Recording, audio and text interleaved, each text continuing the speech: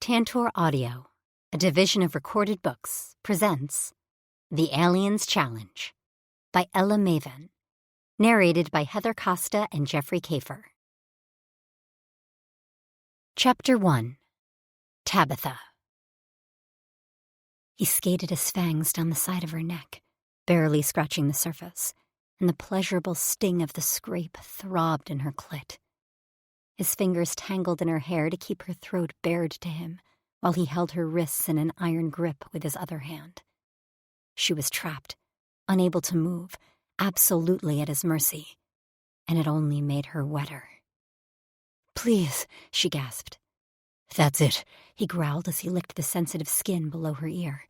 "Beg me," she gasped as his fingers released her hair only to travel to her aching breasts, where he toyed with a nipple while the cool gold of his rings raised goosebumps on her flesh.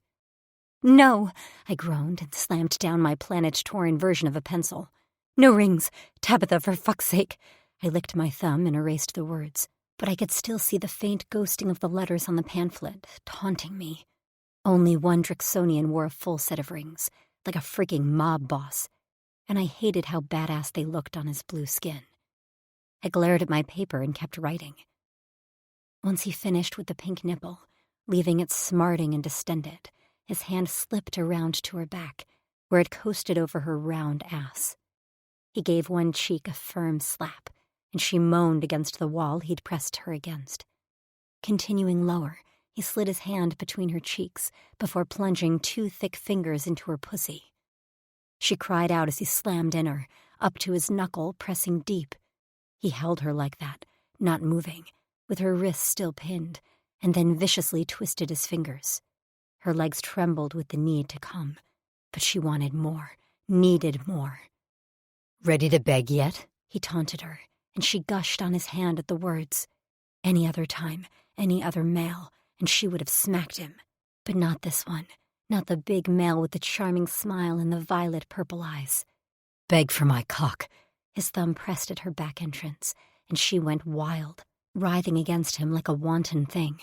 "Beg me." "Please," she whimpered, so close but not quite there.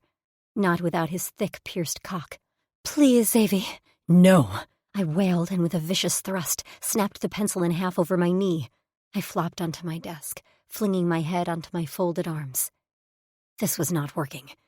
I had a good streak of super sexy stories for the girls to read, but lately I couldn't get stupid Zavy out of my head. No matter what I wrote, I could no longer picture characters I made up, but only him and me in the throes of passion. I was tired of it. I didn't have my fun vibrating toys on this damn planet, so getting off wasn't as fun or easy as it used to be. So I walked around in a perpetual state of sexual frustration. Me, Tabitha Markle. On Earth, I'd had my pick of frat boys, nerd boys and jock boys on my college campus. Easy peasy to get a little something, and if no one caught my eye, I headed home to my vibrator. Now I had nothing but a Drixonian warrior I wanted to hump like a dog who charmed everyone but me. Ridiculously unfair. He had the best smile, fangs and all, and when he let that tongue out of his mouth during mealtimes, I swore I saw heaven. But that tongue wasn't mine. That thick cock I longed to see wasn't mine. His smiles weren't even for me. So I was reduced to writing fantasies about him like a creeper. Tabitha Markle was not a creeper. I was a go-getter. I got what I wanted. And I wanted Zavy. I didn't need forever or all the fated mate stuff and a baby. I just wanted a good dicking. Was that too much to ask? It didn't help all my friends were mostly mated except me and Justine, and all they talked about was how satisfied they were. Even Naomi, who arrived on an alien planet a virgin, snagged her a mate and was getting laid on the regular. A knock sounded at my door, and I shoved my paper and broken pencil into my desk drawer. "Come in," I called out. My door opened and a blue head peeked in, their sparkling purple eyes peering at me. "You busy?" I smiled and stood, my mood immediately lightening. "Never too busy for you, Hap." He smiled, and it felt so damn good to see him smile that my eyes threatened to water. I sniffed and stepped forward, hugging his solid body tightly. There were a few weeks there where I had worried I'd never get my friend back. On top of the guilt he felt over not being able to defend us against an enemy Clavus, he'd been injured severely. Even now, he didn't have full use of his left arm. But under the care of Shep, the Drixonian's eldest healer, he'd regained his confidence, and he'd found love. Seriously, even Hap had gotten his happily ever after with Shep. I'd suggested to Justine we follow their lead and hook up, and she'd rolled her eyes at me. I took that as a maybe. "How's my bestie?" I asked as he returned my hug with his good arm. His eyes were brighter than I'd ever seen them, even before his injury. Love looked good on him. "Working on a new project for Shep. I'm making him a set of drawers on wheels for storing and transporting his supplies. I took a break because my hand was cramping." He flexed his injured arm. "Thought I'd come see what you're up to." Hap was an excellent furniture maker. He hadn't quite realized the depth of his skills until we described Earth-type designs, and he went above and beyond. We all had beautiful bureaus and desks, but the most gorgeous creation he'd ever made were the matching wrist cuffs he'd whittled for himself and Shep to symbolize locks. I loved them and what they represented. "Where's Shep?" I retreated to my desk and popped a few pieces of fruit in my mouth. Hap sank down on the edge of my pallet and ran his palm over the furs. My room was tucked into a row of homes the Night Kings had built us women after we'd arrived. I did my best to decorate it like my college apartment. Bright colors and tacked up posters of drawings Justine had done. I could have done with a Jason Momoa poster, but beggars can't be choosers. "He's in a meeting with the council." My eyebrows rose. "Really?" He nodded. "He seemed distracted yesterday, and then today Tark asked him to come to the meeting." I grimaced. "This entire situation makes me anxious." Hap's complexion paled slightly. "You and me both." For the last week, the mostly quiet and peaceful home of the Night Kings had been overrun with all the Drixonian Clavises left on Tauren. After their uprising from the exploitative Oldani, they all separated into gang-like motorcycle clubs with their own leaders and hierarchy. But Daz, the Night King's Drexel and mate to my friend Frankie, decided the only way to beat the Oldani once and for all was to unite. So they all came here. Outside my door was a massive blue sausage party, and I wasn't allowed to participate. Daz didn't trust every Drixonian, despite their strict she-is-all creed, so he requested all of us females remained behind closed doors as much as possible. I hated it, and spent most of my time staring out my window, waving at random warriors until Daz or Ward growled at me. I really didn't want to think about what was coming, especially when I looked outside to see warriors training for war. "How's writing?" Hap asked. I welcomed the change of subject, but not to that topic. "Writer's block. I'll get over it." He squinted at me. "Are you writing about Xavier again?" "No," I blurted out, much too loud, much too fast. Hap hid a laugh behind his hand. I rushed over and hit him in the face with a pillow. "You jerk!" He fell back on the bed, not because I hit him so hard, but because he couldn't hold in his laughter anymore. He pulled me down with him, and we wrestled for a bit, with me digging my blunt nails into his ribs and him tickling me until we both flopped onto the furs out of breath. Hap smiled and ran a finger down the bridge of my nose. "You know, Xavier's always been nice to me. He's nice to everyone. But once we started becoming friends, I could tell he wasn't happy with me. He wasn't rude, that's not his way, but he went out of his way to avoid me." "What?" This was brand new information. "No way." "Yep, and then I came back, made it to Shep, and now he's once again my best friend." "You're saying you think he was jealous of you?" "Jealous of how close we are, yes." I pressed my lips together, thinking. Hap and I had been fast friends, even before we could communicate. He reminded me of a young, cute Tom Holland in alien form. He was sweet and gentle, and didn't growl like the rest of them. As soon as the Drix installed my language implant, Hap and I had been attached at the hip. He got me, and I got him. When he was hurt, I'd been devastated, and I worried every minute he was gone with Shep. I'd never been more relieved to see him come back smiling, and the happiest he'd ever been. Shep doted on him, and Hap deserved it. "I don't get it," Hap said, rolling onto his back and staring at the ceiling. "Xavier does whatever he wants, makes his own spirits and goes on reckless rides with Sax. He blurts out whatever he thinks. But yet when it comes to you, he won't take what he wants." Hap turned his head to look at me. "Don't you think that's odd?" "I think you're reading too much into it." I rose to a sitting position. Hap's eyes followed my movements. He hesitated before saying softly, "Maybe I am." "I'm fine. I have my writing, my girls, and you." I spread my arms out to my sides. "That's all I need." Hap sat up and wrapped his good arm around me. "You'll always have me, Tab." "I know." I hugged him back, then shoved him to his feet. "Now go. Break time's over. Finish your lover's gift." "And what are you going to do?" "I'm going to write some more. Freshen up before the big party tonight." Finally, we were being let out of our cages. As long as we each had a Night King's escort, we were allowed to spend the night around the fire, eating snacks and drinking Xavier's spirits. I intended to get a little toasted, which didn't take long with his homemade brew. Tonight was a celebration of the Clavises coming together, and I heard rumors it was also a reward to all the warriors for enduring their training before the war. That word sent shivers down my spine. "Who's your escort?" Hap asked. I shrugged. "Don't know yet. I'm supposed to be ready when the sun begins to set." "I'll see you out there. Don't drink too much. Xavier apparently made something special for tonight." I tapped my fingers together and grinned. "I see." Hap rolled his eyes. "See you soon." "Bye, Hap." I waved as he walked out the door, shutting it softly behind him.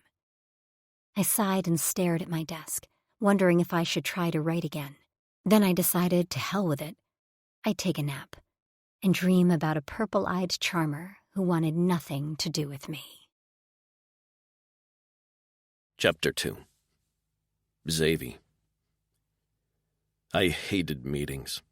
Of course, I never told anyone that, but I spent every single one jiggling my leg under the table, barely able to resist the moment I could stand and get the fleck out of there. I liked action. I liked doing. While I understood how important these meetings were, it didn't mean I liked them. I preferred to get my orders and carry them out, fast. Sitting and talking was not my thing. Moving and doing was. My legs shook as we sat at the large council table while Nero read his report. Sax shot me a dark look. I stilled it, but compensated by tapping my fingers against my thigh. Daz loved meetings because he was a leader who was born to delegate. He'd managed to consolidate all the Clavises in record time and convince their Drexels he should remain at the head of the table. After some grumblings and a few scuffles, Daz had come out the victor. And really, with the information Nero continued to uncover, they hadn't needed much convincing. The Oldani had flecked us and would always fleck us unless we beat them once and for all.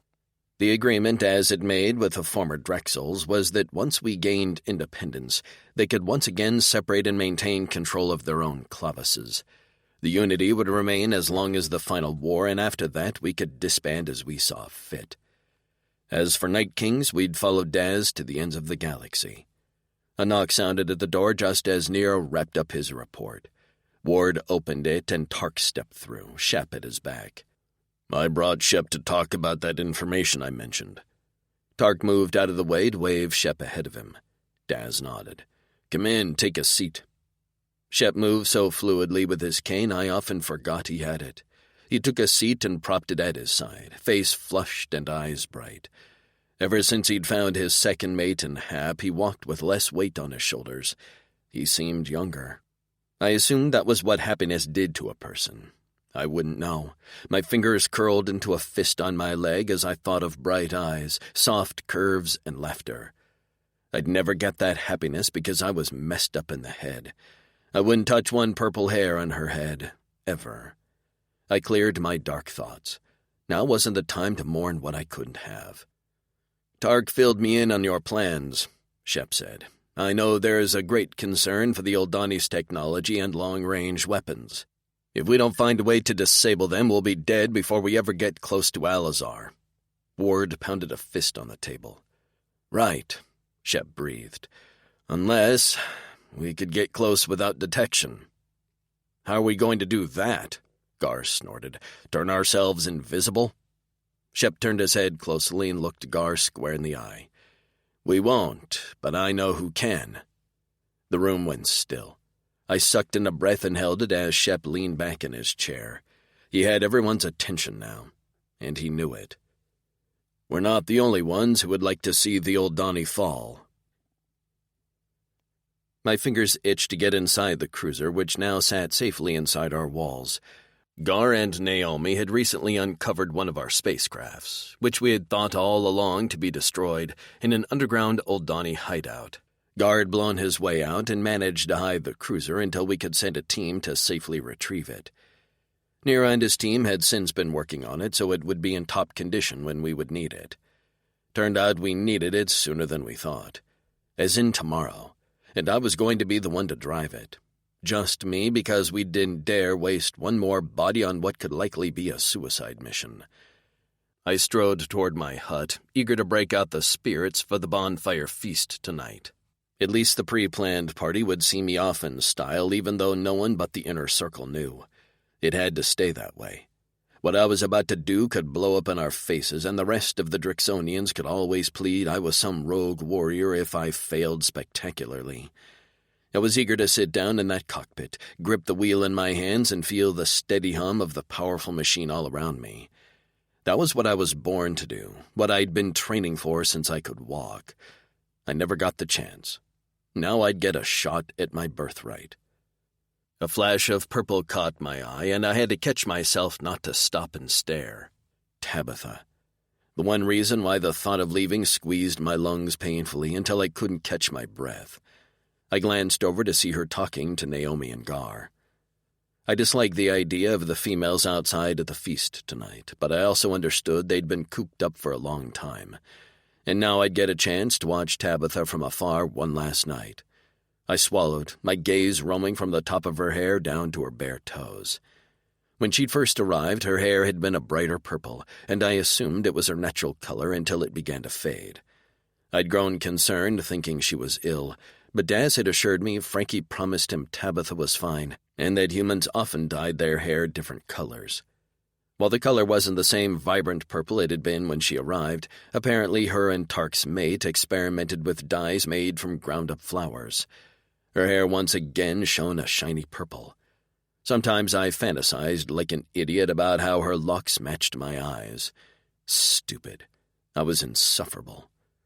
If only I was a normal Drixonian with honor, I would have sought to claim her the day we were safe. But the desires I'd ignored for years only returned with a vengeance whenever she was around, shaming me. So this would be it. I'd get one last night to take in her beauty before I left for the most dangerous and important mission of my life. I shook myself. I needed some spirits. I wanted to smile and laugh and enjoy my brothers. No more of these dark thoughts. Zave. I turned at the voice to see Sax jogging toward me. He came to a stop and immediately gripped the back of my neck, smashing our foreheads together so hard I winced from the pain. Sorry, he mumbled. I grinned at him. It's okay. I know you're always eager to touch me. He shoved me away with a laugh. You wish. I know you're always shooting Val envious looks. I'm sorry Fudus didn't pair us, but it's probably for the best. We're both too reckless to belong together. I remembered all the times we took off on stupid joy rides and nearly got ourselves killed on more than one occasion. Hey, I'm tamed now. I got a chit on the way and everything. I can't believe we'll all be subjected to another Saxus. Fatus help us. He hit me in the shoulder. Better than another of you. My gaze strayed to Tabitha, and I yanked it back before Sax noticed. But of course the smart fleck caught it. His voice lowered. You could have made your move, brother. I don't understand why you didn't. I shook my head. Doesn't matter now. I'll be leaving and maybe not returning. All humor fled from Sax's face, and this time when he hit me, he meant it. Don't talk like that. I'm being realistic. I hate that you have to go. You and I both know I'm the best choice. I tried to get Daz to send a squad to help you. It's pointless to waste any more warriors. I held up one finger. I can fly. I held up another one. And I can talk, charm, negotiate, whatever I have to do. He gritted his teeth. Doesn't mean I'm happy about my best friend flying off to unknown land on this flecking planet. We all have our purpose, Sax. You had yours when you stole that data from the old Donnie, and now you'll be raising the next generation. I patted my chest. This is mine. You have to let me have it. His eyes dropped to his feet, and he braced his hands on his hips. I just wish it was different. I don't, I said. This is what I'm trained to do. I needed to remember who I was, a Drixonian warrior. She is all. It was best I get away from here, from Tabitha, before I did something that went against that creed. I'd never forgive myself. Sax sighed heavily. You're right, he murmured. You really are the best choice. If anyone has a shot at success on this mission, it's you. His confidence inflated my chest. I felt like I could breathe again. Softer this time, I touched our foreheads. I appreciate your support. Always. I drew back. Now can you let me get the spirit so we can get this bonfire going? I'm in the mood to watch the females dance and laugh until I pass out. Dance and laugh, huh? Yes. I cupped my hands at my chest as I backed up toward my hut. I like watching their breasts shake. His face darkened. You better not be watching Val's. Never. I let out a booming laugh across the courtyard as I turned on a heel and ran the rest of the way to the sounds of Sax hollering good-natured insults at me.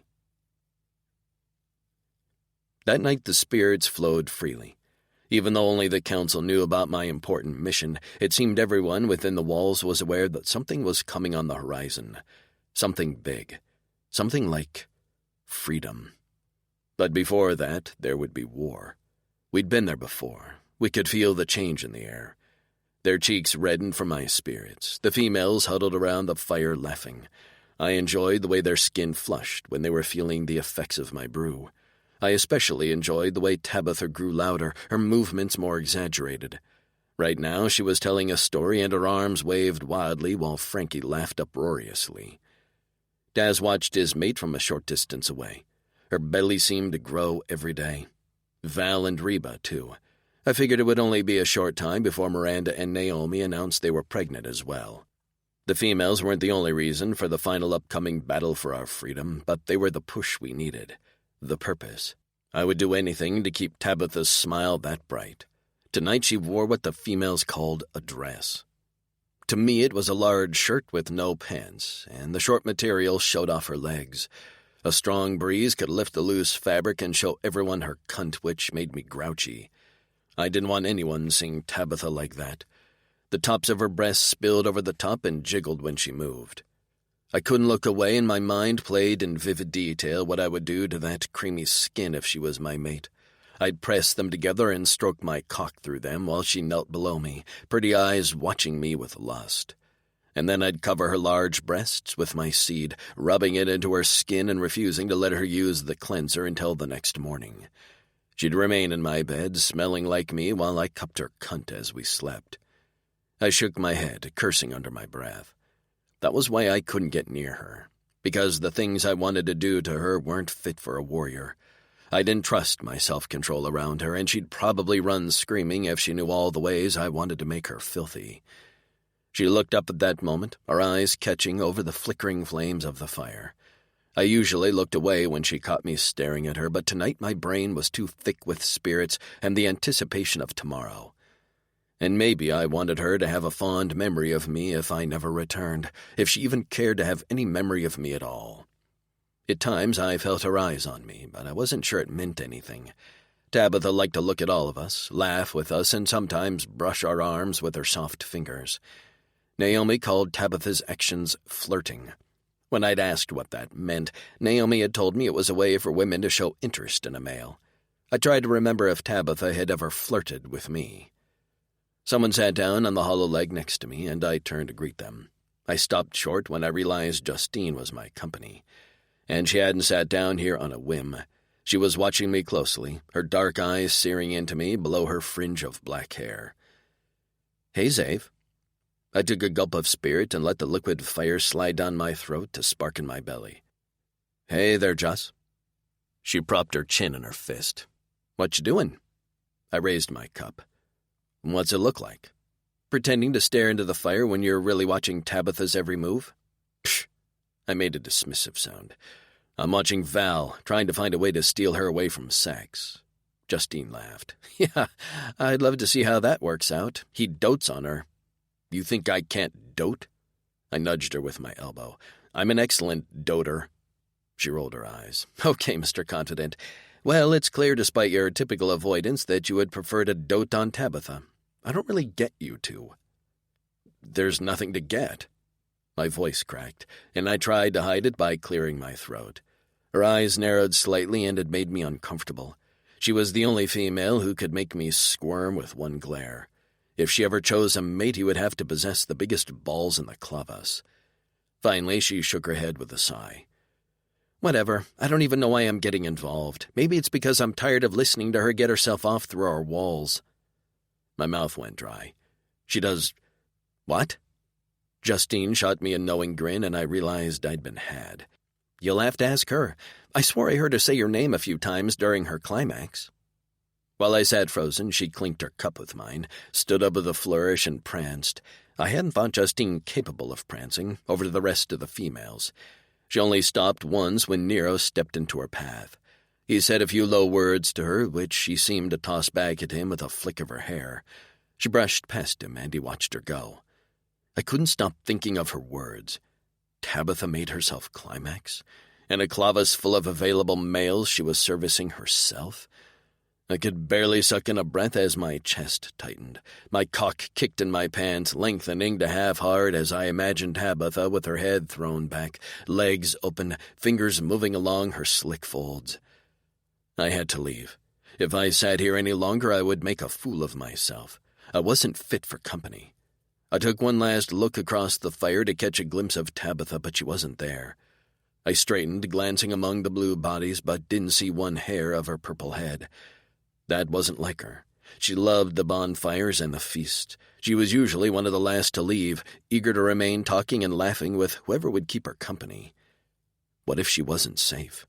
What if one of the warriors from another clavas had her cornered? Sometimes the spirits made them forget their creed. I shot to my feet, my head muddled from the spirits as I drank more than I usually did. I shook it as clear as I could. Before tomorrow's mission, I had one more tonight. Find Tabitha and make sure she was safe. Then get the fleck away from her before I dishonored myself. But even as I took off into the darkness, I couldn't stop the images of Tabitha on her knees in my bed at my side. I should have stayed on my flecking log. Chapter 3. Tabitha. I smoothed my dress on the way back to the bonfire. I'd had to run to the bathroom to break the seal, even though I hadn't had that much to drink yet. Normally, I was the first to feel the effects, even with my higher tolerance. But tonight, I felt like I wanted to take it slow. To remember this night. We weren't let out that often anymore, and I wanted to enjoy it. I shivered as I remembered Xavier's eyes on me. I always loved how they glowed in the fire. The orange of the flames and the purple of his irises dancing together like experienced partners. Tonight, he hadn't tried to pretend he wasn't watching me. Part of me wished he wouldn't do that, because every time it got my hopes up. If he would just completely ignore me, I could maybe focus my attentions elsewhere. But no, I only wanted that bastard. Tab? My name cut through the darkness as I walked between two huts. I knew that voice. I stopped abruptly and blinked at Xavier's form backlit by the moon and a lone solar light on the side of a hut. Xavier? His gaze darted around. Are you okay? I frowned. Yeah? I had to use the expeller. I used their term for it, even though it sounded gross and clinical. His shoulders dropped. I noticed you weren't at the fire. I was worried. My frown immediately lifted as goosebumps raced up my arms. Aw, so you came looking for me like a knight in shining scales? I took a step forward and crossed my arms over my chest. Xavier's gaze dropped to my boobs for a split second before darting back to my face. His eyelids fell to half-mast, and his breathing sped up as he leaned against the side of the hut. The picture of effortlessly casual. I knew better. I'm not sure if a knight in shining scales is a good thing or a bad thing. I skipped a step closer. My bare feet kicked up some dirt. I didn't wear shoes often, and my soles had gotten pretty tough. I stood close enough I could feel the heat from his body. All the Drixonians ran hot. I laid a hand on his muscled forearm. It's a good thing. His muscles flexed beneath my touch. Are you flirting with me, Tab? The question caught me off guard. Who taught you that word? The corner of his mouth kicked up into a lopsided smirk. "I'm no snitch." I dug my nails into his scales. "Where did you learn that word?" He laughed, and I loved the deep, husky sound. Tonight it was a little louder and looser from the spirits, which I could just detect on his breath. He tapped his temple. "I pay attention to your earth speak. I like the slang. Now answer my first question." "And what was it?" He moved so quick I barely blinked. With his chest pressed to mine and my back against the wall of the hut, he loomed over me with a hand braced near my head. His eyes glowed a warm violet. "Are you flirting with me, Tab?" Xavier had never acted this forward with me, not in the entire time I'd been on this planet. I pinched myself discreetly on the thigh, barely able to believe this was actually happening, and I wasn't passed out somewhere dreaming. He was just so big and masculine, his nipple rings begging to be tugged, and his hair calling out to me to grasp and pull. How had I thought I could find a mate in any other male here? It was only Xavier for me. A single claw on the side of my neck reminded me I still had a question to answer. I swallowed and peered up at him in the dark. "Yes, Xav, I'm flirting with you." He inhaled sharply, and his eyes closed briefly as that claw tip ran down over my clavicle before skating along the neckline of my dress, catching on the sensitive skin at the top of my breasts. "And on Earth, what is the purpose of flirting?" I couldn't think as he ran that sharp point over and over the skin, dipping just below the neckline to catch on the outer edge of my areola. "Purpose? What comes next?" He watched his finger move over my chest, which heaved as I sought not to pant out loud like a starving dog in front of a bowl of food. I was starving for a Drixonian-inspired orgasm. Kissing, fucking, a shudder ran through his big body as his eyes bored into mine. "Do you touch yourself and think of me?" "What?" I nearly shouted, and as soon as the word was out of me, I knew who was responsible for him asking this question. Justine, the traitor. The snitch. Her damn walls were too thin. "Xavier, show me," he rasped as he gathered the hem of my skirt in a fist, slowly lifting it up my thighs. My knees were going to give out. My nipples pebbled like marbles, and my pussy clenched. If he drew my dress up any farther, he'd be able to see by the damn spot on my panties I was wet. I unstuck my tongue from the roof of my mouth. "Show you?" "Yes." His gaze had dropped to where he held my dress in a death grip. "In case I don't," he swallowed heavily. "Please, let me see how you touch yourself." I'd touched myself plenty in my bed all alone, but never had I been turned on, even with my own fantasies, as I was now. I'd never performed for a man before, but this was Xavier, and he'd said please. I was positive I'd suck his cock in the middle of the feast, in front of everyone, if he had asked me nicely with a cherry on top. I batted my dress out of his hand and shimmied my underwear down my legs, leaving them pooled around one ankle. He took a small step back as I tugged my dress to the waist with one hand, revealing my pussy to his gaze.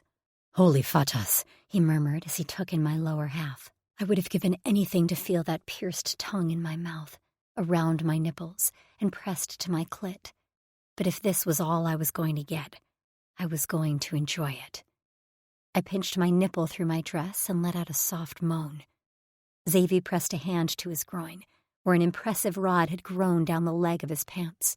He gripped it, hard, so hard I thought his claws would tear through the fabric. I lowered my free hand between my legs, running my fingers through the wetness gathered there. I leaned my shoulders against the wall and jutted my hips out, giving him the best view I could muster. I didn't feel self-conscious, because he'd asked for this, and frankly, it felt fucking good to touch myself. My clit was already swollen, begging to be touched just from hearing a plea fall from Xavier's lips. His face twisted into a grimace as he gave his thick cock one stroke. "Beautiful, Tab," he whispered. "Let me see your fingers. I want to know how wet you are." And I just grew wetter. I pulled my fingers away and showed him the liquid glistening on the pouts. "So wet, Xav." "Fleck," he groaned as his hand stroked his cock again. "Please, I want to see more." I flicked my clit with my thumb as I slid 2 fingers inside of myself. I arched my back, letting out a long moan at the fullness. It wasn't enough. Not now I'd seen what kind of monster he was packing. What would it feel like to ride that thickness until I screamed? Just the image of it had me working my clit faster, pumping my fingers into my slick channel with more force. I let my eyes fall half-closed as I imagined myself on all fours. Xavier behind me with his hand tangled in my hair, growling and snarling as he fucked me like a beast. I wanted that. The tug on my scalp, the heat of his hand swatting my ass, and the grip of his fingers around my neck, squeezing as I raced toward an orgasm that I knew would be huge, immense, torn and shattering. "Xavier," I murmured. "Yes, you feel so good." Suddenly my feet weren't on the ground anymore. My fingers were pulled from my body and replaced by thicker ones. I widened my eyes as I tightened my thighs around Xavier's waist. He hauled me in the air, my back against the hut, as he rutted against me. His fingers speared my pussy, the thickness causing a pleasure-filled cry to leave my lips. "Yes," I cried out. "More!" 3 fingers entered me as his thumb swirled my clit. He tugged down the top of my dress, and one of my breasts popped out. He lowered his head and drew one beaded nipple into his mouth. With his tongue piercings, he circled the hard bud, and I bucked into him as my pussy clenched hard around his fingers. His other hand left my waist to close around my neck. His applied pressure and our gazes met, held. His violet eyes glowed like beacons as he dry-humped me like a man possessed. His fingers made obscene sounds, and I might have been embarrassed at how wet I was if Xavier was any other person. "When you come, you say my name, Tab," he growled. "You say my name." "Yes," I gasped, feeling heat pooling in my core. "So close." The edge of his tail slithered up my leg, and when I felt the very tip press against my back entrance, my eyes rolled back in my head and I came like a geyser. "Xavier!" I came so loud that he shoved a thick thumb into my mouth to muffle my cries. I bit down on it, hard. My body, impaled on his fingers and held by his palm at my throat, shook and trembled. Still shaking with the after-effects of the numbing orgasm, I whimpered slightly around Xavier's thumb, sucking on it like a lollipop. His gaze homed in on my lips. "Save," I mumbled around the digit. He panted, chest heaving, as he slowly let me down until my feet touched the ground. He withdrew his fingers from me slowly and unwrapped his hand from my neck. After that, he took a wobbly step back. "I'm sorry I touched you," he murmured, and it seemed as if his cheeks darkened in the moonlight.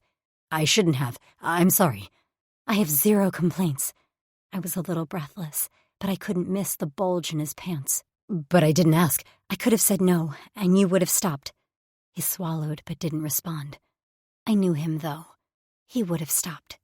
Not that I would ever ask him to. I tugged my skirt down and stepped toward him. He took another step away from me and kept going until his back hit the side of the other hut. I reached for him.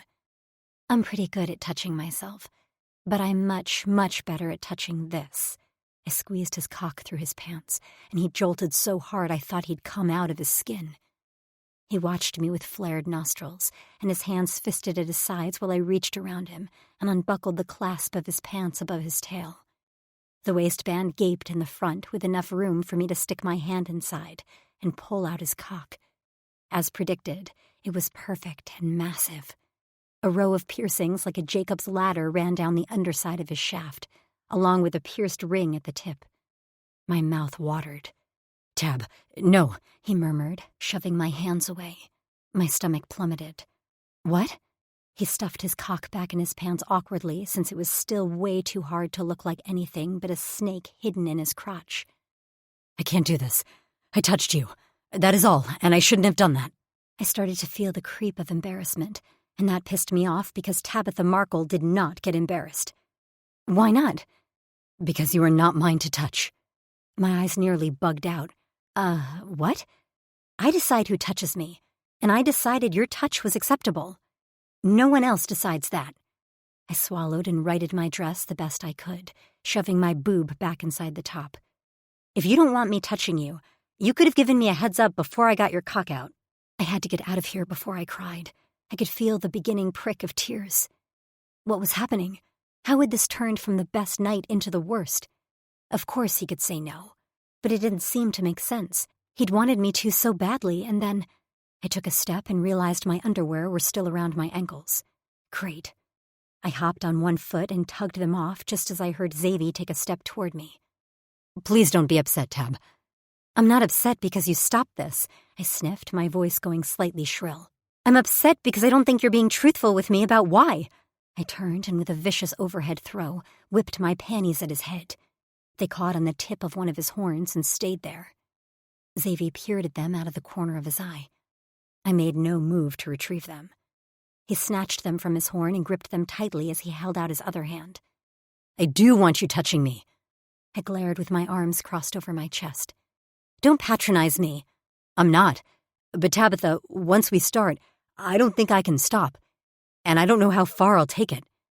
I was pissed, but I focused on processing his words. I cocked my head and lowered my brows. "What do you mean by that?" His jaw clenched. "The things I want to do to you, Tabitha. They aren't right. I'm flecked in the head." He jabbed at his skull. "I'd dishonor my creed and my brothers. I'd hurt you. And I'd die before I'd let that happen." My mouth dropped open, and a sliver of fear trickled down my spine. "What kind of things?" I'd been so sure I knew who Xavier was. Could I have been wrong? He shook his head. "It doesn't matter. Look, tomorrow I won't be here. No one is supposed to know, but I needed to tell you before I left, in case I don't return. If there was anyone in the galaxy for me, it would be you, Tab. I'm sorry I can't be what you need. Trust me, I'm not for you. I'm not for anyone." His eyes softened. "Take care of yourself." He lifted my panties to his nose and took a sniff. A small smile graced his lips. "Thanks for the parting gift." With that, he turned on his heel and walked away. Chapter 4. Tabitha. I opened my eyes and a bright, searing light forced them to close again. I let out a small groan and rubbed my eyelids with the heels of my palms. Where was I? The sun was never that bright in my room. Speaking of my room, I wasn't in my furs. I was wrapped in a rough material that scratched my bare arms, and I lay on a floor that was most definitely solid. And kinda cold. More alarming than the cheap blanket and hard floor was said floor was also vibrating. It felt like I was in a car on some long stretch of flat highway. Wait a minute. I cracked my eyes open, slowly this time, and tried to get my bearings. I was huddled in some sort of alcove, and I couldn't have sat up if I tried. I'd managed to wedge myself, or someone else had wedged me, in a narrow space at the bottom of what looked like a metal wall. "What the hell?" I whispered to myself. "How much did I drink last night?" My head spun, and my stomach lurched at the reminder I'd had way, way too many spirits last night.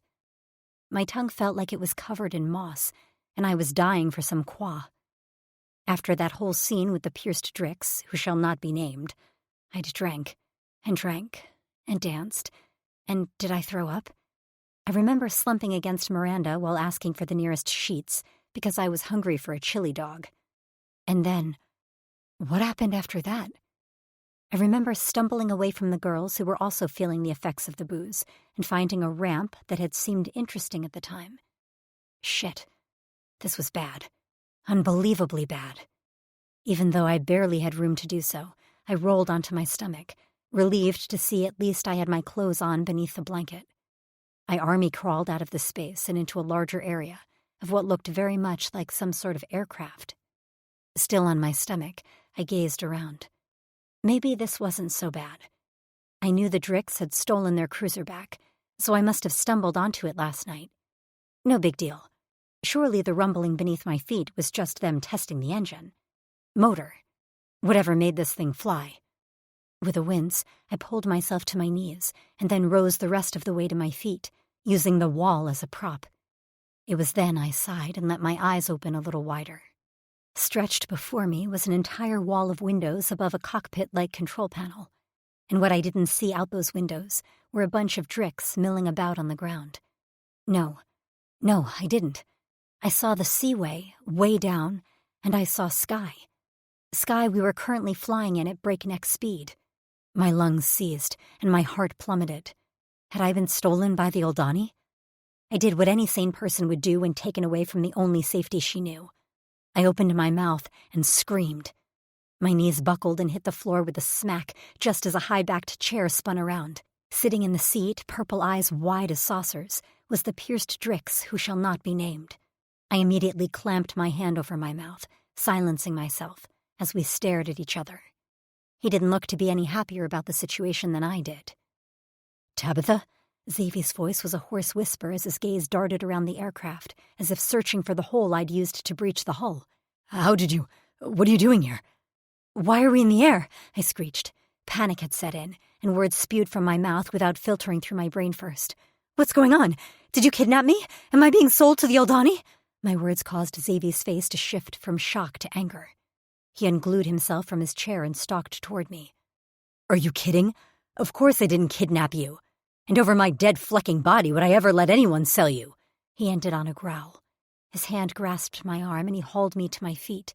Grasping my neck, he rubbed his thumbs under my jaw, studying my face as I sought to breathe normally, while my heart pounded in my chest like a jackhammer. "Xavier, why am I here? I just woke up and I was asleep under there." I pointed to my crevice. He glanced at it with a frown. "I don't know. All night, some crews were working to clean and run some tests on the cruiser. This morning, I boarded and left. Do you remember anything from last night? Did someone bring you on board?" I closed my eyes, desperately searching my memories for a snippet of what happened. "I don't remember much after Chili Dog," I murmured. "What?" I shook my head as a few smoky remnants of memories flitted through my liquor-soaked brain. Me lumbering up the ramp to investigate some twinkling lights, hearing a few deep voices and wedging myself in a small hole to wait until they left. Except I'd never left, because I fell asleep. My eyes popped open, and I bit my lip as I stared into Xavier's eyes. I could tell he was concerned, bordering on angry at the thought someone hurt me. No one did. Well, at least no one did but him. The memory of his words to me, the rejection had stung, forced me to take a few trembling steps back. His hands fell from my neck to flop listlessly at his sides. "Tab?" "I drank a lot. After you walked away from me. I remember now I saw the cruiser was open and decided I wanted to see what it looked like. When I heard voices, I went to hide. I fell asleep and woke up here, in the air, with you." My eyes drifted to the window, realized we were still flying. "Shouldn't you be driving this thing?" He stared at me for a moment, like he couldn't believe what I was saying, and then he shook his head. "It's on auto cruise based on the flight plan." He whirled around and raced over to the control panel. "But I have to switch to manual so we can turn around." "Turn around?" He didn't even bother glancing at me over his shoulder as he pressed some buttons and took his seat. "You can't come with me on my mission," he scoffed. I took a few steps forward until I could see the side of his face, which I glared daggers at. I crossed my arms over my chest. "Well, I don't want to come with you anyway." His shoulders bunched, and a muscle in his jaw ticked, but he didn't answer me. "Fleck, I can't turn around now. The wind patterns over the sea are against us. I'm going to lose so much time." "I'm sorry." Shit, now I felt guilty. "I shouldn't have wandered in here last night. But I had no idea I'd wake up—" I waved a hand at the window. "In the sky?" He cut a razor-sharp look at me. "Maybe you shouldn't have had so much to drink." I gasped, feeling the cut of his words. "Excuse me? First of all, you make that potent stuff, and second of all, I drank to forget the feel of your hands on my body." He went still, deathly still. His fingers hovered above the control panel, and his eyes bored into mine. The chill emanating from him filled the space and sent goosebumps racing up my arms. "I see." The words were like icicles jabbing into my temples. He turned away, dismissing me completely, and focused on flying the aircraft. I sank down in the chair next to him. He'd taken my words the wrong way. I'd meant I had to drink to forget the feel of him, or else I would have tracked him down, which would probably end up in me embarrassing myself. He'd told me no, and I had to respect that. But Xavier didn't take it that way. I couldn't read his mind, but the way his features went sub-zero, he probably thought I regretted what we'd done. Maybe he thought I was disgusted. I hated miscommunication. I liked honesty. But I didn't correct him. Did it matter? Not really. He'd made it clear nothing would happen between us. He was taking me back before he flew off on some secret mission to the unknown. Still, his feelings were hurt. Did I really want him thinking I was repulsed by him? No, I couldn't live with that. He was focused now on flying, so I resisted distracting him. I'd tell him once we safely landed. Yeah, I'd do that. This silence was fine for now, and he didn't seem receptive to listening to me anyway. What a clusterfuck. I could hear Justine now. Only you, Tab, only you. I dropped my head in my hands. No more spirits. No more blue dick. I was going to be a spinster. Lean back, Xavier barked, and I jerked to attention. I hated this cold tone to his voice. That wasn't Xavier. He was happy, charming. Had I done this to him? He'd made the right decision rejecting me from his life. I squirmed until I hit the back of my seat. My feet didn't touch the floor in the massive chair meant for a Drixonian, so they jutted straight out, and I felt like a little kid. I wiggled my toes just as Xavier slammed his hand down on a button. Straps emerged from slots in the chair and wrapped around me, locking me in tight. Now I felt like a little kid about to ride a roller coaster. Another voice filled the cruiser. Zav? Nero. Change of plans, I'm turning around. What's wrong? Tabitha managed to sneak on board last night. I didn't mean to, I yelled. Xavier ignored me. I have to bring her back. Absolutely, and quick. You're not far from your destination, and she can't come with you. Xavier, the Kaluma. I don't know how they'll react to a female. My heart pounded. Who were the Kaluma? Xavier's nubbed brow lowered. What do you mean? I don't know much about them, but they wouldn't respect her sovereignty as an unmated female. Xavier cursed. I'm on my way back. Be safe, brother. Always. He flipped a switch, and the cruiser once again fell silent. I stared out at the sea below us, waves rippling across the surface. Xavier tapped on a few screens and then wrapped his clawed fingers around a wheeled knob. Hold on.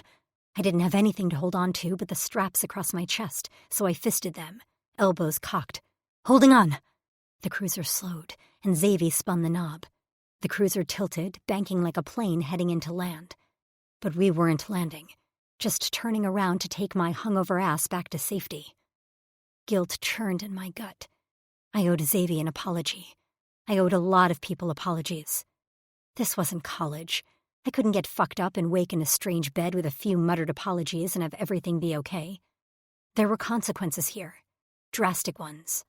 I was working on all I had to say when Xavier hollered panicked. Fulek! A bright light flashed before my eyes. And then, we were falling. Fast. Chapter 5. Xavier. I'd known I could die on this mission. I knew it as soon as the decision was made. I'd known it last night when I'd found true happiness touching Tabitha, and I'd known it this morning as I had said goodbye to my fellow brothers. I'd expected to die at the hands of the Kaluma or some other species on this planet. I hadn't expected to get blown out of the sky before making contact. And I hadn't expected to be responsible for the life of the most precious human to me in the entire galaxy, even if she hated my touch. Those were all the thoughts swirling through my head as I sought to keep the cruiser in the sky, even though I knew it was a lost cause. We were going down. Something had hit us. Something explosive and meant to absolutely shoot us down. The only consolation was it hit off-center and on my side of the aircraft rather than Tabitha's. Flames tore through the cockpit, singeing my arm as I slapped my palm over the emergency signal. At least Nero would know what happened if we didn't make it. I surged out of my seat. Alarms buzzed all around us and lights flashed, signaling that this cruiser, while not breached, was going down. The outside structure was too damaged and no longer airworthy. We just acquired this fucking thing and I'd already lost it. Tabitha's screams echoed in my ear as I hauled a go bag out of the emergency panel and strapped it to my back. The cruiser tilted wildly, spinning out of control, and it took every muscle I had to remain upright. We had to get out of this thing before it hit the quah, because it was going to make a massive splash, sending predators from all corners of the cursed freshus eager to feed on whatever unlucky creatures were left inside. As long as I was conscious, that wasn't going to be us. With my claws, I slashed at the straps holding Tabitha to her chair. They fell away, and I snatched her up. She wrapped her limbs around me like a pneuma vine. Smart female. As the cruiser plummeted toward the Freshus, I raced to the back, my boots slipping as the aircraft began to roll. I punched the eject button, and as soon as the emergency exit panel opened, I grasped Tabitha tightly to my chest and launched myself out of the cruiser.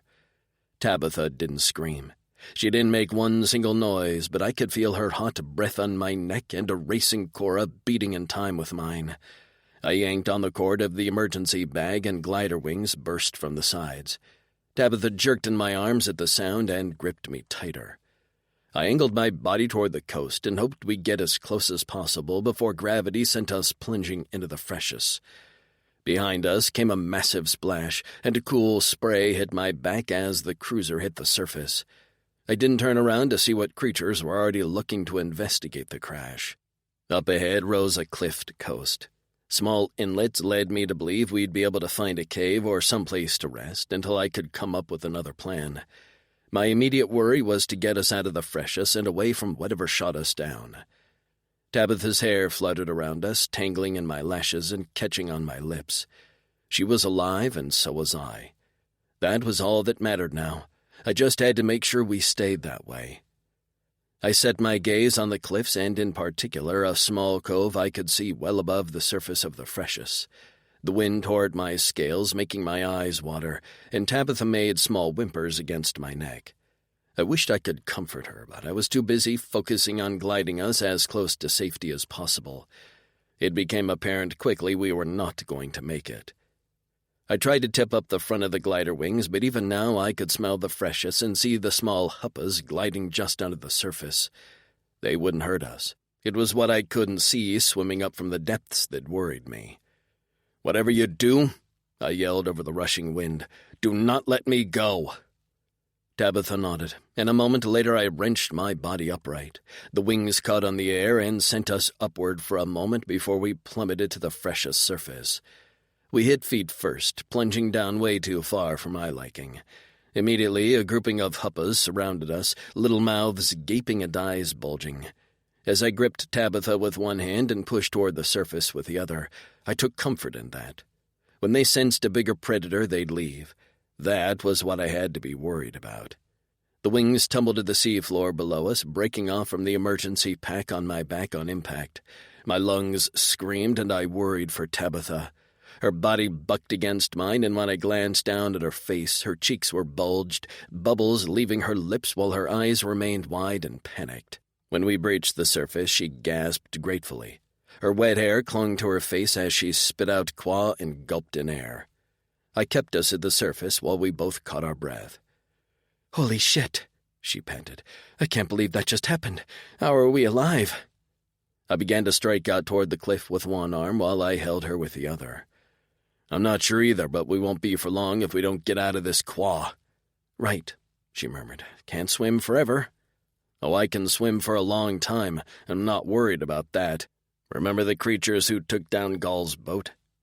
Her face drained of color as she pushed away from me and began frantically searching the quaw for any sign. "Wait, they're here? Where? Oh my God, that's just what we need, a giant squid." I didn't know what a squid was, but it was clearly a terrifying creature on Earth. "Tabitha, we don't need to be looking for it. We need to be moving out of this quaw." She darted her gaze to me and then, with quick strokes, took off toward the cliff. "Let's go, then," she called over her shoulder. Her feet kicked behind her. In a moment, she had made it an impressive distance. My little female was a swimmer. I took off after her and slowed to her pace when I caught up. She didn't look at me, only kept those steady strokes, her arms slicing through the quaw with efficiency. We were close, the cliff another dozen strokes away, when Tabitha made a garbled noise and disappeared below the surface. I dove down, and what I saw sent my Cora pounding and my blood heating despite the cool temperature. Her hair in a cloud around her face, she reached toward me. Eyes wide, bubbles erupting from her mouth as she shouted one word. I didn't have to hear it to know what it was. My name. Xavi. A tentacled arm gripped her ankle, pulling her down below. "Tab!" I yelled back, the bubbles clouding my vision for a brief moment before I batted them away and dove toward her. My machetes lifted from my skin and my lips curled back in a snarl. Porch crullers were vicious, territorial animals, and I'd hoped we were close enough to shore to avoid them. I could just detect two glowing eyes gleaming at me, taunting me. I reached Tabitha's side and immediately sliced into the tentacled arm. The suctions broke free as a rumbling growl reached my ears. Tab shot toward the surface, and I followed. More tentacled arms emerged from the depths on all sides of us, and I couldn't be sure if they belonged to one porch cruller or many. I slashed at every one that came at us, and I thought I was in the clear when one arm closed around my thigh, while another latched on to Tabitha's waist. She thrashed as it dragged her back below the surface. I hacked at the tentacle holding me, but this one was thicker, and despite my sharp machetes, cutting through it wasn't easy. When I seemed close, two more enclosed my wrists, stretching my arms out to my sides. I arched my back and roared, bucking my hips and slashing with my tail, but my efforts were in vain. The porch cruller was too strong. Meanwhile, Tabitha struggled and strained, pushing down on the tentacle wrapped around her. Her neck bulged, and I knew she wouldn't be able to remain underwater for much longer. My legs screamed at me for oxygen. How long could Tab hold her breath? Was this it? Had we survived the crash only to drown? Tab's struggles grew weaker, and her eyes bored into mine. She was out of time, and so was I. Her lips moved, and I couldn't tell what she was saying, only catching, "I'm sorry." My cora cracked, my head pounded, and I watched helplessly as her body slumped in the tentacled grip. Her arms floated limply around her. "Tab!" I hollered, renewing my struggles even though they were in vain. In a moment they drag us under, feast on our flesh with their teeth. Movement caught my eye as a dark figure emerged from the depths, moving fast. I braced for the porch crueller's jaws to come into view, but in the next instant the tentacles holding me went lax. When I yanked my arms away, the sliced-clean ends of the tentacles appeared. Was there a bigger predator than the porch cruller around? I struck out toward Tab just as the tentacled arm, which had been slowly dragging her further below the surface, fell away from her body. I grabbed her and without hesitation shot to the surface. She didn't open her eyes or move. The next few minutes were a blur. Once we broke the surface, I swam faster than I ever had in my life until I reached the rocky cliff. I pulled her onto a flat rock and immediately pumped her chest. Remembering some healer techniques Rokus had taught us, I breathed into her mouth, tasting the salty freshness on her lips. Her skin was pale, nearly blue, and her body limp. "Come on, Tab," I pleaded. Please breathe." I kept going, breathing and pumping her chest, refusing to give up. I wanted to scream and fight and draw blood to punish whoever was responsible for making my Tab suffer, but I couldn't do that. I had to concentrate on the repetitive movements. When she coughed, I rolled her onto her side, where she threw up quaw and bile while her body shook and trembled. I rubbed her back and brushed her hair from her forehead. Only when I heard my name in a hoarse whisper did I scramble to face her. "Tab?" "What?" She blinked her eyes, open at me. "How did we get away?" I glanced back at the freshness, and my eyes caught something bobbing at the surface nearby. A shiny scaled fin and a set of glowing purple eyes. It vanished below the surface so fast, leaving not even a ripple behind, so I could have sworn I imagined it. "I don't know," I answered Tab, turning back to her. "I think something saved us, or maybe it just didn't like the porch cruller. I have no idea. But we're here, alive." "How many times can we almost die in a day?" she murmured, a small smile on her lips. I shrugged with a grin. "I might have one more life-or-death experience left in me this rotation." She laughed weakly. "Well, seeing as my comfort zone is 0, I would say I'm at my limit." "Well, good thing I don't have anything planned until tomorrow." I swept one arm under her knees and the other around her back as I rose to my feet. I gestured toward a cave above us with my chin. "We're heading up there to get some rest." "Rest would be great." She let her head fall against me. I picked my way up the craggy cliff toward the cave, hoping I wasn't about to impose on some creature's home. The last thing we needed was some drick-sized brigger to peck out my eyeballs for getting near her nest. Not that I'd ever seen one, but I'd heard rumors of massive winged beasts around this continent. When I took a tentative step inside the cave, it seemed empty. Still, I placed Tabitha on the ground at the entrance while I grabbed a solar light from my bag and investigated the cave. I found nothing but a long abandoned nest, which would make great kindling for a fire. I needed to assess our injuries and give us time to eat and rest. Tomorrow I'd figure out our plan. I returned to Tabitha to find her much more alert, eyes finding me immediately when I emerged from the darkness of the inner cave. "Everything okay?" I nodded as I crouched next to her. Gripping her neck, I tilted her head to get a good look at her. She had a few scratches on her face, and her ankle was covered in welts from the suction teeth that had had a hold of her. The skin was broken in places, small rivulets of red blood leaking on the cave floor. I gritted my teeth as I contemplated diving back into the freshest to finish off the damn beast who had made my female bleed. Worse than that, she trembled, and I didn't like the blue tinge to her lips. I forgot how humans couldn't handle low temperatures. This area of the planet was cooler this time of the sun cycle. I picked her up again, seeking to warm her with my body heat. "Come, my female," I said in a dramatic voice. "Enter my palace I have decorated just for you. Enjoy the gritty floor and spiky walls. I had to barter many crops for it." Her small laugh echoed toward the back of the cave, and it was probably all in my head, but I swore the walls themselves brightened at the sound. Chapter 6. Tabitha. Xavier's backpack was like a magician's hat. First it had sprouted wings, and now he kept reaching inside, pulling out vacuum-sealed bags of all kinds of things. So many that a small pile sat next to the flickering fire. The first thing he'd produced from his magic bag was a thin blanket made of shiny material, which reminded me of those silver thermal blankets back on Earth. The seawater had been freezing, and the only clothing I had was my thin dress currently drying on a rock outside. I sat beneath the massive blanket naked, trying not to feel weird about it. Not that I ever really minded nudity, but Xavier and I had had a complicated 24 hours. I didn't need to add awkward nakedness to it. Crouched near the fire, he produced a bar of tane as well as some dried fruits, which I scarfed down. My stomach had been protesting since I woke up on the cruiser. I also took small sips of qua, not eager to use too much. I didn't want to know what would happen if we ran out. Although, based on all the trinkets he had in that bag, maybe he had a water purifier. I'd tasted their fresh-ass when I'd nearly drowned, twice. It had been salty as fuck. I realized Xavier had just been taking inventory of the pack contents.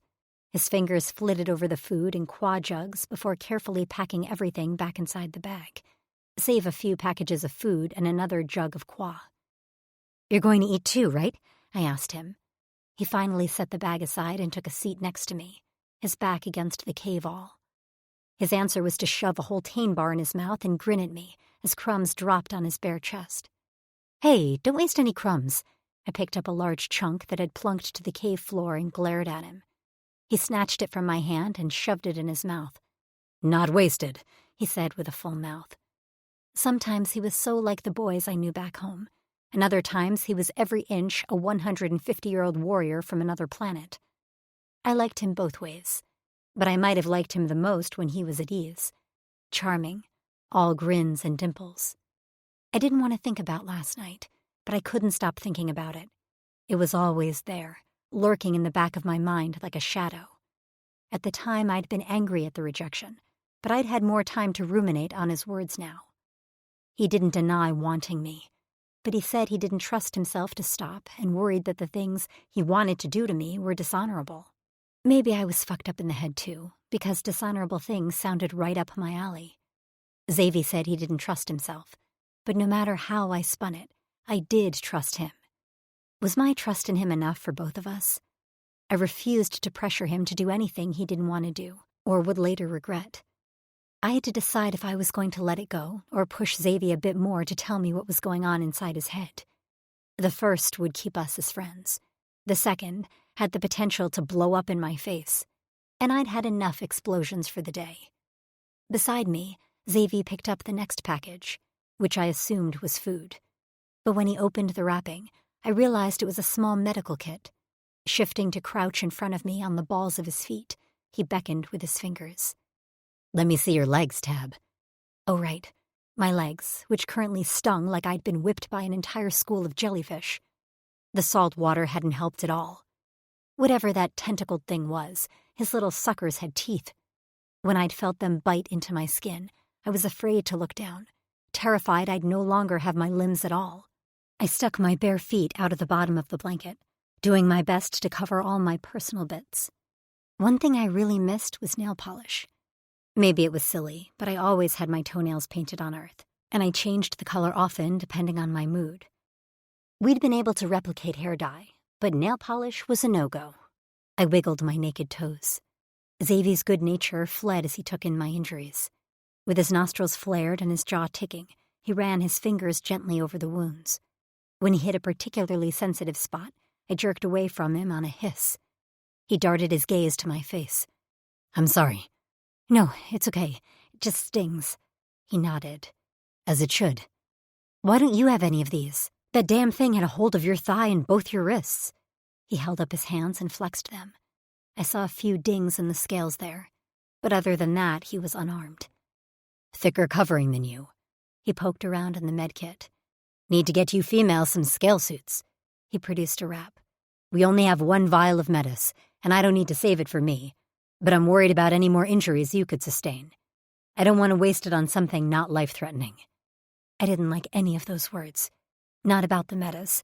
I didn't care about that. All I needed was for the blood to clot and a decent wrap to prevent infection. Already the blood had slowed to a trickle. But thinking of us doing more dangerous things that could potentially kill me and require life-saving medicine was horrific. I swallowed around a thick ball in my throat. "Are we going to be risking our lives in the near future?" He held my gaze. "You know us Dricks don't like to lie." "I don't want you to lie." I grazed my fingers over the back of his hand. His tongue snaked out to wet his lips. "We don't have a choice. We can't stay here. We have no way of getting back without the cruiser as we're on a different landmass. Our only choice is to travel the rest of the way to the Kaluma on foot and hope they don't kill us for trespassing before we even get a chance to ask for help." My heart thudded. "Damn, Zave. I said don't lie, but maybe you could sugarcoat some things next time." "Sugarcoat?" "Soften your words. Be a little more optimistic about our life prognosis." I sighed heavily. "Damn."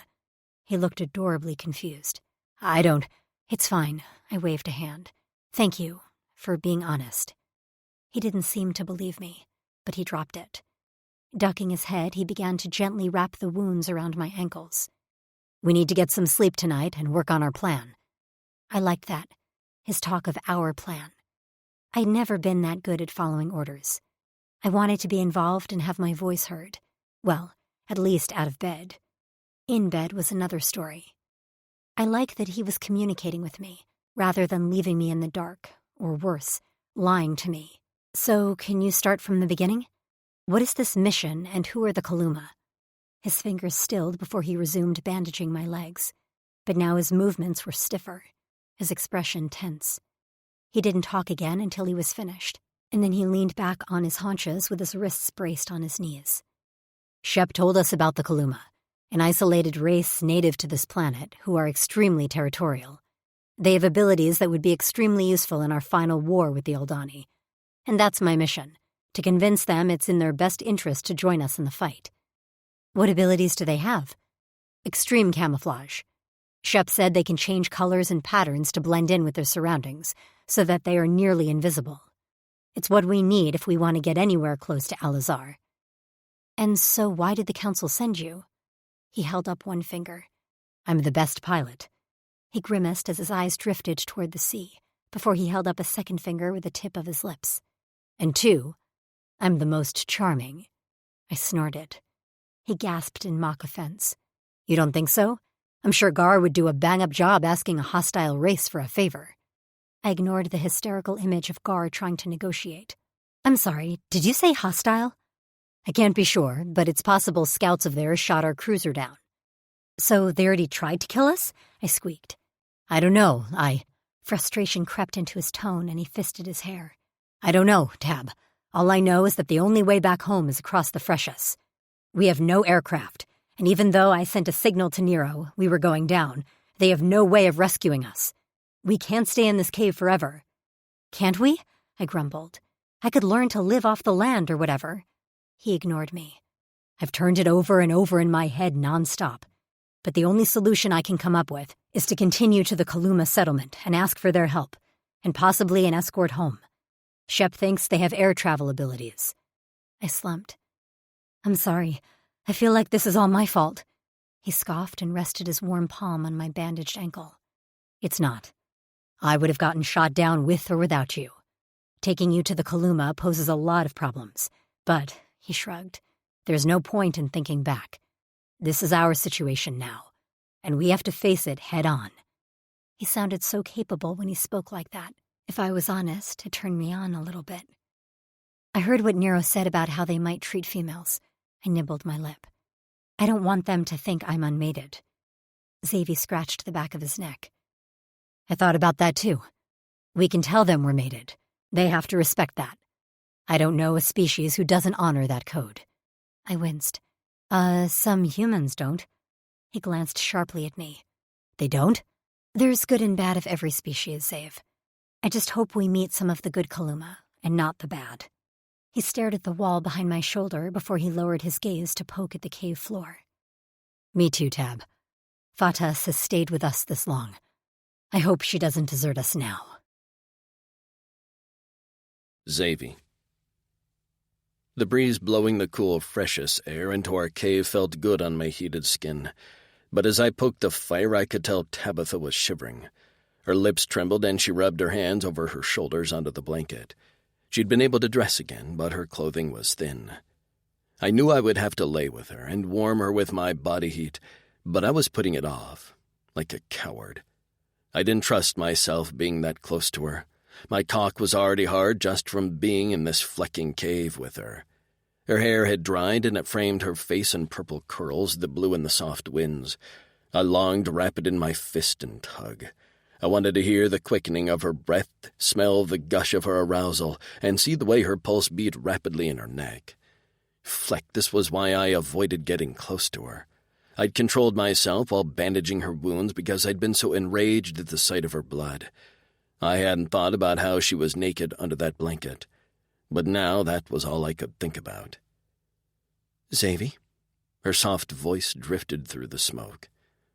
I'm here. She hesitated before speaking. Yes, I know you're there, and I'd like you over here. Please, it's freezing, and I know all you dricks are like personal heating pads. And now I definitely couldn't avoid her. She'd asked me to keep her warm, and I could never deny her request. I finished tending the fire and strode to where she lay nearby. I'd already taken off my boots, but I left my pants on, which was necessary. I'd like as many layers between her and I as possible. I settled down at her back and wrapped my arms around her body. She went stiff and remained that way for a few moments before asking, Can you hold me under the blanket? I exhaled, my breath ruffling the curls I was resolutely trying not to sniff. Why? Because I'd be much warmer if we trapped all the hot air under the blanket. She was right. I hoped maybe she'd forgot how warm air worked. Of course she didn't. Steeling myself, I unwrapped the blanket from her back and shifted my body to press against her.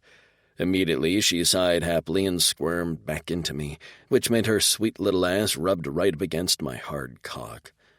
I dropped the blanket back on top of us and held my arms and hands awkwardly away from her. I tried to think of unattractive things like sex eating with his mouth full, or that time Luna puked up a Moira hairball. I was moderately successful in calming my racing Cora when Tabitha turned in my arms. She faced me, eyes reflecting the flickering flames of the fire, her full breasts pressed against my chest. I could even feel the beaded tips of her nipples rasping along my scales. Xavi? I avoided looking at her. Yes? Can you look at me? Fleck, she wasn't letting me avoid her. I swallowed my irritation and met her gaze. She smiled slightly. I've been thinking a lot about us. Well, you. Fleck. I already didn't like where this was going. And I want to talk about what you said, about the things you... She licked her lower lip before biting it. About the things you said you wanted to do to me. I groaned, out loud, because no, I didn't want my mind to go there, not now while she was in my arms. Tab, we need to sleep. And we will. It's barely dark out. We also need to talk. We already talked. No, we were both emotional and drinking. Now we're sober and calmer. I was in no way calm. Speak for yourself. With a determined glint to her eye that shot an unsettling bolt of dread straight into my gut, she rose over me. Forced onto my back with a leg straddling my waist, I gazed up at her as she ran one finger over her lips. Tell me, what do you want to do to these? Tab, and don't sugarcoat, she warned with narrowed eyes. I mean it. I'm worried you won't trust me if I'm honest, with no sugarcoating. Xavier, you haven't stepped over the line in all the time I've known you. Last night you stopped when you felt yourself lose control. Today you saved my life like a zillion times. You need to trust yourself as much as I trust you, because, Xavier, I do. You said you drank to forget my hands on— Yeah, I drank to forget because I felt like crying thinking you were leaving and I'd never feel you again. I swallowed, and after hearing the truth of her feelings, took a leap with my eyes wide open. I want to kiss you. I want to bite your lips hard until you whimper, until they are swollen and tender. The words poured out of me without conscious thought, because I'd imagined many, many times what I'd do with unlimited access to Tabitha. I want to see what they look like wrapped around my cock while I'm feeding it to you until I touch the back of your throat. Sax had let slip one time about an act Val called a blowjob, and I hadn't been able to think of much else since. Tab's eyes were huge and round, her lips parted and a reddish tinge to her cheeks. With trembling fingers, she lowered the straps of her dress down her shoulders. Without touching, tell me what you do to these. She lowered the top of her dress to expose her full breasts to my hungry gaze. I fisted my hands at my sides to stop myself from grabbing her. On Earth, sometimes we call these tits, she murmured, cupping her breasts and thumbing the stiff peaks. Tits. I liked it. Just thinking the word felt dirty. I want to suck them into my mouth, bite your nipples until I leave marks behind. I want to stroke my cock between them until I release my seed and then rub it into your skin so you'd smell like me. I want to pierce your nipples with hoops and play with them and our furs until you're crying for me to let you climax. Her chest heaved, those magnificent tits rising and falling with each breath. The flush had spread all over her body now, from her cheeks to her neck to her chest. You want to see my nipples pierced? Her voice was a hoarse whisper. I nodded. More than anything. Her hands grasped the hem of her dress, where it rested on my bare stomach. She drew it up slowly, enough for me to see she was still bare underneath. Her golden curls were damp with her arousal, and just the smell of her had my cock jerking in my pants. She slid her hand on her stomach to rub softly through her wet folds. And this? On Earth we call it a pussy. And this? She lightly pressed on her pleasure nub. This we call a clit. Her lips parted on a moan. What would you do to that, Xavier? What would you do to me if I let you have this pussy? I inhaled, wishing I could taste her in the air. I'd suck your clit until you screamed, and then I'd enter your body with my tongue, teasing you until you begged me by name. When you were limp and soaked, I'd redden your ass with my hand. There wouldn't be a place on you I didn't mark. You'd be covered in my bites and my handprints. I'd fill you only when I was satisfied with how well you were marked. I let out a small shuddering breath as I took in her sweet scent. I'd fill you with my cock while I wrapped my hand around your throat, forbidding you to look away from me. My voice was a near growl now, and I was too in my own head to focus on Tabitha's reaction, beyond her wide eyes and silence. You'd know it was me inside you the whole time, and then I'd put you on your hands and knees, pull your head back by your hair, and enter you from behind, your other hole, so there was no place left on you untouched by me. I expected her to separate herself. Fleck, part of me, thought she'd leap into the freshest to get away from me. But instead she fell to one hand braced on my chest, our faces close, while she began to grind her hips down onto my shaft with that sweet wet cunt. Nothing about that scared me, Xavier, she whispered, her breath warm and intoxicating. It took me a moment to process her words, and then anger sparked inside of me. I reared up to a sitting position with one crunch of my abdominals and gripped Tabitha's curls in my fist. I tugged quickly, forcing her head back, and she let out a small cry. "Don't tease me, Tabitha." I bared my teeth at her as I held her against me, our faces almost touching. "This isn't a game." "Or what?" she gasped, her neck arched so far it had to be painful. I eased up slightly. "Or what?" "Don't tease me, Tabitha," she mocked with a low growl. "Or what? What are you going to do, Xavi? Follow through on those plans for my body? Because I'm not protesting." "You don't understand. An honorable warrior knows you're not property or something to be owned.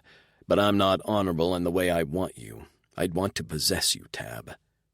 Her eyes flared, but I shook my head. "No sugarcoating. I'd own you. I'd mark you. Just the thought of my fang marks in your shoulder has me close to releasing my seed right now without a hand on my cock. What female would want a male like that in her life?" Tabitha swallowed, and her eyes were alight, brighter than I'd ever seen them, glowing like the sun.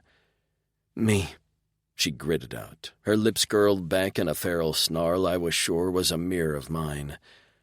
"I'm that female who wants a male like you." My blood was on fire, racing through my veins while my Cora beat its fists against my rib cage. I slid my hand down her back to cup her ass, letting my claws press into her skin. Her eyelids fluttered shut, and then she did the one thing that sealed her fate and mine. She let out a soft, gasping moan that felt like fingers around my cock, and on the edge of that sound were 2 words. "Please, Xavi." I let the fire consume my blood as I slammed our mouths together. Chapter 7. Tabitha. Good Lord, this alien could kiss. His tongue stroked into my mouth like it had a mind of its own. His ball piercings raked over my teeth before he bit into my bottom lip. I groaned, loving the sharp sting of his fangs and the way his claws dug into my ass. Another flex of pressure, and he'd break my skin.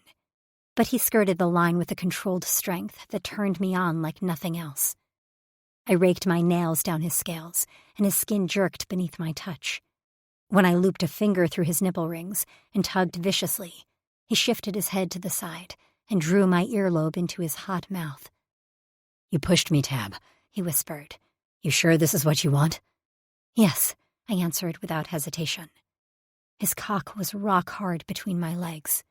So far, his bite lived up to his bark, but he still had a lot to prove. With a growl, he encircled my waist with his big hands, picking me off his lap like I weighed nothing more than a pound, and laid me on my back on the blanket. He gripped my left breast and bit down on the sensitive underside. I cried out, arching my back as he licked at the mark before he moved to another patch of skin and sucked hard. Glowing purple eyes locked on my face while he ran the ball piercings over my nipple, torturing the hardened tip until it was red and wet. Satisfied, he moved on to the next. I gripped his horns as the torment went on, unsure if I wanted to push him away or bring him closer. He mixed pleasure with pain, just enough to throw my head into a tailspin. My dress was bunched around my waist, and he tore it down my legs as he moved lower on my body, biting and sucking as he went, until my body was littered with his marks. Before I could even process his plan, his head lowered between my legs, and he licked a long path through my wet folds. My thighs shook where they rested on his shoulders, and I moaned out a long, "Yes." "You like my tongue on your cunt, Tab," he rumbled as he ran the back of a claw over my clit. I bucked my hips, wanting his mouth. "What does it look like?" "Looks like you're dripping for me," he murmured, before sucking my clit into his mouth. He ran the edges of his fangs over the sensitive bud, and I thought I'd come out of my skin.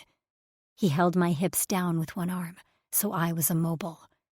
I could do nothing but lay there and take what he wanted to give me. He retracted his claws and plunged 2 fingers inside of me, working my inner walls as he went hard at my clit, using a combination of his tongue, piercings, teeth, and lips. I thrashed my head and pulled his hair as pleasure swamped me. I could feel the tidal wave of my climax bearing down on the shores of my blood. And it was so massive, a sliver of fear streaked through me. Xavi's fingers left me, and the wave slowed. But it didn't stay that way for long. With a wicked grin, he slipped his tongue inside of me and began a steady vibration. The wave hit, crashing into me like a tsunami. I came hard with an ear-splitting scream. His arm dislodged from my waist, so I bucked up into his mouth, wanting more, wanting it all, and he didn't let me go. His fingers wrapped around my thighs, and he pressed his face against my pussy, shaking it back and forth like a dog with a bone. I slapped my hands on the cave floor as the orgasm seemed to go on forever, my inner wall squeezing his tongue until I felt wrung out, dry, famished, exhausted. Only when I lay on the floor, limp as a rag doll, did he pull himself from my body, but not without one last long lick and a swirl around my clit. I jerked weakly at the pressure on my oversensitized skin. He rose above me to his feet and reached behind him to remove his pants. When they dropped to his ankles, I got a look at fully naked Xavi for the first time in my life. I knew I'd never forget it. His thighs were thick, and his massive cock jutted straight out, a steady stream of libo leaking from the tip. He was a work of art, his abdominals cut into his skin like a sculpture. I wanted to worship him, especially after he made me come hard twice in 2 days. He made to kneel, but I held out a hand, stopping him. He lowered his nubbed brows and went still, standing with his feet braced apart, shoulders back, and hands fisted at his sides. I managed to make my limbs work and crawled toward him on my hands and knees. His gaze went immediately to my breasts as they swayed under me. The cool night air wafted over my skin, making me aware once again of all the places he marked me, which were hot and swollen. When I reached him, I went up to my knees and reached for his cock. I'd only gotten to touch it once, for seconds, and if he even tried to bat my hand away again, I'd knee him in the balls. But he didn't move, even when I wrapped both of my hands around his cock and stroked. His only reaction was a slight shifting of his hips. "You wanted to see my lips around your cock, didn't you?" I asked.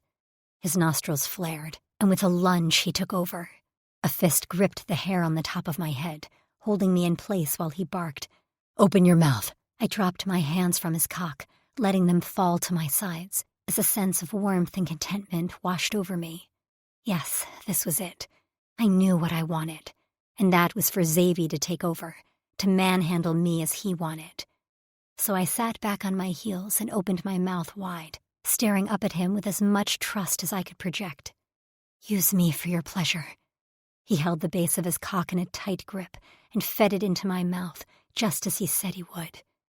I closed my lips around the velvety head and moaned, knowing how good the vibrations would feel zinging down his shaft. He exhaled roughly and pulled his cock out before plunging it back in, his grip on my hair still firm. The piercings on the underside of his cock would leave my lips bruised and swollen tomorrow, but I didn't care. Right now, they felt amazing, and I let my bottom teeth catch on them with a click as he withdrew his cock. His lips pulled back, and a low growl rumbled from his chest. His cock leaked in the back of my throat, and I grinned around the massive dick in my mouth. He plunged his cock into my mouth further, gagging me with the tip in the back of my throat. When I choked, his eyes went wide, and he pulled back in alarm. I dug my nails into the back of his thighs, encouraging him to keep going. With my tongue, I played with the ring on the tip. After that, he didn't draw it out, and he didn't take it slow. He fucked my mouth hard, thrusting between my lips repeatedly, growling and snarling like I'd never seen Xavi before. I loved it. The taste of his libo was sweet, and watching Xavi lose himself in me was pure bliss. He was using me, but he knew it was me. Our eyes locked the entire time, and I focused on the maelstrom of purple and black swirling there. With a final growl, he pulled out of my mouth. He wrapped a fist around his cock and began to stroke, and I knew he planned to do exactly what he promised. When he finally came, he roared my name as a reverent. "Tabitha!" That echoed off the walls and sent a bolt of heat swirling in my core. His release shot from his tip, catching me on the chin, neck, and coating my breasts. He seemed to come forever, until I was covered in him. His hand fell from my hair and his body wavered. I shuddered as the night air was already cooling the sticky fluid. With a thud, he hit the cave floor on his knees and gathered me in his arms, pressing me against his chest. It wasn't until I caught my breath that I realized he was trembling while he chanted in my ear. "I'm so sorry, Tab. I'm so sorry. Please, forgive me." Xavi. I knew this would happen. I'd gone too far. But the feel of Tabitha's body, the taste of her, fleck even the smell of her had been too much for me to take. I'd used her just as I said I would, out of my mind with lust. It wasn't until I got a good look at her tear-stained face and bruised lips that I realized what I'd done. "I'm sorry, Tab, my sweet Tabby." I couldn't stop the words from pouring from my mouth. I should let her go. The last thing she probably wanted now was for me to touch her, but I couldn't seem to pull myself away. Maybe I could at least comfort her now. I ran my palms over her hair, smoothing the curls back into place and massaging the area of her scalp where I'd held her immobile, a hole for my cock, like the flecked-up shet I was. I checked the rest of her body, wincing at the marks on her pale skin and ignoring the flare of possessiveness I felt at the sight of them. Surely this would be the last time I touched her. Lastly, I studied her face. Her eyes were wet, tear tracks running over her cheeks, and her sweet, beautiful lips that were the source of her gorgeous laughter were bruised and swollen. I had done that to her. "Xav," she whispered, her voice hoarse. I'd done that too. Fleck, she was covered in me. I'd shot my seed all over her like a salibri marking its territory. "Tabby, I'm sorry." I rubbed my thumb over her lip. "I'll never—" "Stop talking," she said. "Can you get me some qua?" I grabbed at the nearby jug and held it up to her. She gulped a few mouthfuls before signaling she'd had enough. She wiped her mouth with the back of her hand. I waited for her lips to curl with revulsion and for her to curse me out. But instead her eyes sparkled and those swollen lips curled into a smile. "That was awesome." She dropped a kiss on my chin. I was speechless. "What's awesome?" She laughed, my favorite sound, a loud burst of joy that filled the cave and sent my Cora racing again. "Good, great, amazing, wonderful." She wiggled her eyebrows. "Really hot." Was I dreaming? "But I hurt you." She touched her lip. "A little, but I liked it." I blinked at her. "I don't get it. I used you roughly. I left bruises behind." She shivered and rubbed her arms. "Let's clean up and then we can lay down and talk. I'm cold again and you're like a furnace." I didn't know what a furnace was, but I wiped us both down with a small cloth dipped in qua until we were clean of the mess. After that, we settled on our sides, using my pants wrapped around the pack as a pillow. She pressed her naked body against mine under the blanket and made a content sigh. "So," she yawned, "where were we? Oh, right, you were apologizing for nothing." "Your lips, yeah, and I might not be into that all the time, but for now it was hot, and I liked it. We need to talk about how you shouldn't feel ashamed of what turns you on. As long as the person you're with consents and they're, of proper age, it doesn't matter what you do. On Earth, we call them kinks. Some people get off on all kinds of things. Feet, dressing up as an animal, dressing in leather." I didn't know a lot of her words, but I understood the meaning of what she was saying. Still, my training as a warrior and the creed I'd followed my whole life seemed at odds with what we'd just done. "I'm worried that if you tried to stop me, I wouldn't have stopped." "When I choked, you did stop. I urged you to keep going. I trust you, Xavi. Do you trust me?" I frowned at her. "Of course I do." "How about we have two signals that either of us can give when we don't like what's happening? We hear the word or give the nonverbal clue, and the other person has to stop. Would that make you feel better?" I nodded. "Okay, so if either of us says pineapple, we have to stop." "Pineapple? It's an earth fruit. Just go with it." "What does it look like?" "It has spikes on it. It's about the size of your head." "Does it taste good?" "Xavi, focus." Right, sorry." "Okay, so the nonverbal clue will be this." She rapped on my arm with her knuckles twice in rapid succession, paused, then followed up with a third tap. There, now you do it back. I mimicked her signal on her forehead with one claw. She laughed. See, now we have a solid form of communication. I let my claw slide down her face to rest under her chin. I tilted her face toward me. And you trust me to stop? I do. She emphasized her answer with a squeeze on my wrist. And this is all normal, Xavi. Couples, mates, have to learn about each other. I'm sure there will be a time you'll do something I don't like, and I'll do something you don't like. We tell each other and move on. I drifted my hand further down her body to rest on her chest. Despite our earlier cleansing session, I could still feel a few drops of my seed left on her skin, and she smelled of me. My cock hardened again, and I swallowed as I gathered a drop on my finger and lifted it to her lips. Eyes bright, she drew my finger into her mouth and twirled her luscious tongue around my claw. Pulling my finger from her mouth, I kissed her, taking care to be gentle with her lip. I sipped at her mouth, lapped at her tongue, and combed through her hair with my fingers. She arched into me and wrapped her arms around my shoulders. I pulled back and rested my forehead on hers. We need to sleep. She yawned again and snuggled into my chest, drawing her hands up to clasp them at her chest. Her eyes closed. Yeah, you wore me out. All that flying and crashing and swimming and pussy eating. I snorted. I'm not the only one who ate. She burst out laughing. Oh, ho, ho, look who's got jokes. I rolled onto my back, bringing her with me to rest on my chest. With a hand resting behind my head, I smiled at the ceiling. Tomorrow was a new day. As long as Tabitha was safe, happy, and could trust me, then I could begin to trust myself. Chapter 8. Tabitha. I woke to a hand between my legs and fingers plucking at my nipple. I opened my eyes to see a cave wall and 2 blue hands playing my body like I was an instrument. I wasn't sure how long he'd been at me before I woke up. My pussy was already slick and my nipples a flushed pink.